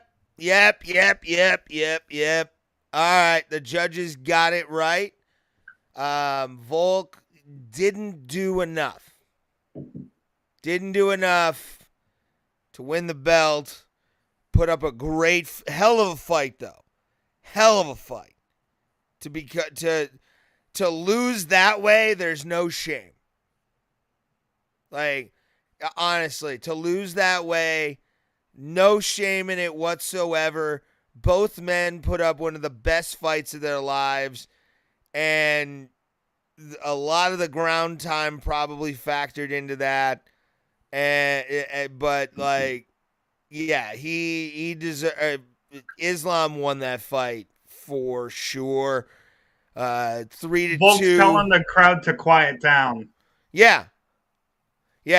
Volk's showing respect, and he's thanking Perth. I mean, he's showing respect. He's not like his trainer. He's a way better person. And yeah, I mean that I can understand why that was what it was, because that was a very, very close decision, and you can't be mad at that. Without wow, whew, great fight. Run it back One more time, and let's go. Love it. Perth was a great sight. What's he saying? I show why I'm number one, because he said, Bisping said, you're number one pound for pound in the world, and the crowd booed. Yeah, again, close decision. Very close, but Islam did enough to win pound for pound number one tonight. There'll definitely be a rematch. I'd hope there would be. But now we get Volk versus Rodriguez. Yes, we do. And that's going to be a hell of a war. Just like tonight. Tonight was wild. Tonight was great. And I can't believe we were able to pull this off. Thank you guys for watching. We do appreciate it. We're not going to do like a total post show. Wow. Volk just said, I appreciate your support, but turn those blues around right now for that man. Abso-fucking-lutely, dude. He didn't do enough. He came up short. Like, he really did. Volk came up short, but he put up a hell of a fight. That was such a great match. What's he saying? Nobody believed in him. He gave himself a chance. Mm-hmm. It's a fun fight. This fucking show was behind Alexander Volkanovsky here. So Islam winning wasn't a shock, but we were behind Alexander because we knew he could turn that fight into a fight, and it was. Look, man, this is what I care about. Was this a great fight? Yes, it fucking was. Goddamn right it was. It's fucking fantastic. He's got Yair now, so that's gonna be fun. But we will see you guys on Tuesday, 7 p.m. Eastern, 4 p.m. Pacific. Tequila Quences. It's time to pay. And we will see you guys Tuesday. Have a great night. Thank you, Dan. Oh yeah, Brady thank you King for Nick having me on. and telling fights. Absolutely, brother. We'll talk to you guys later. Have a good night.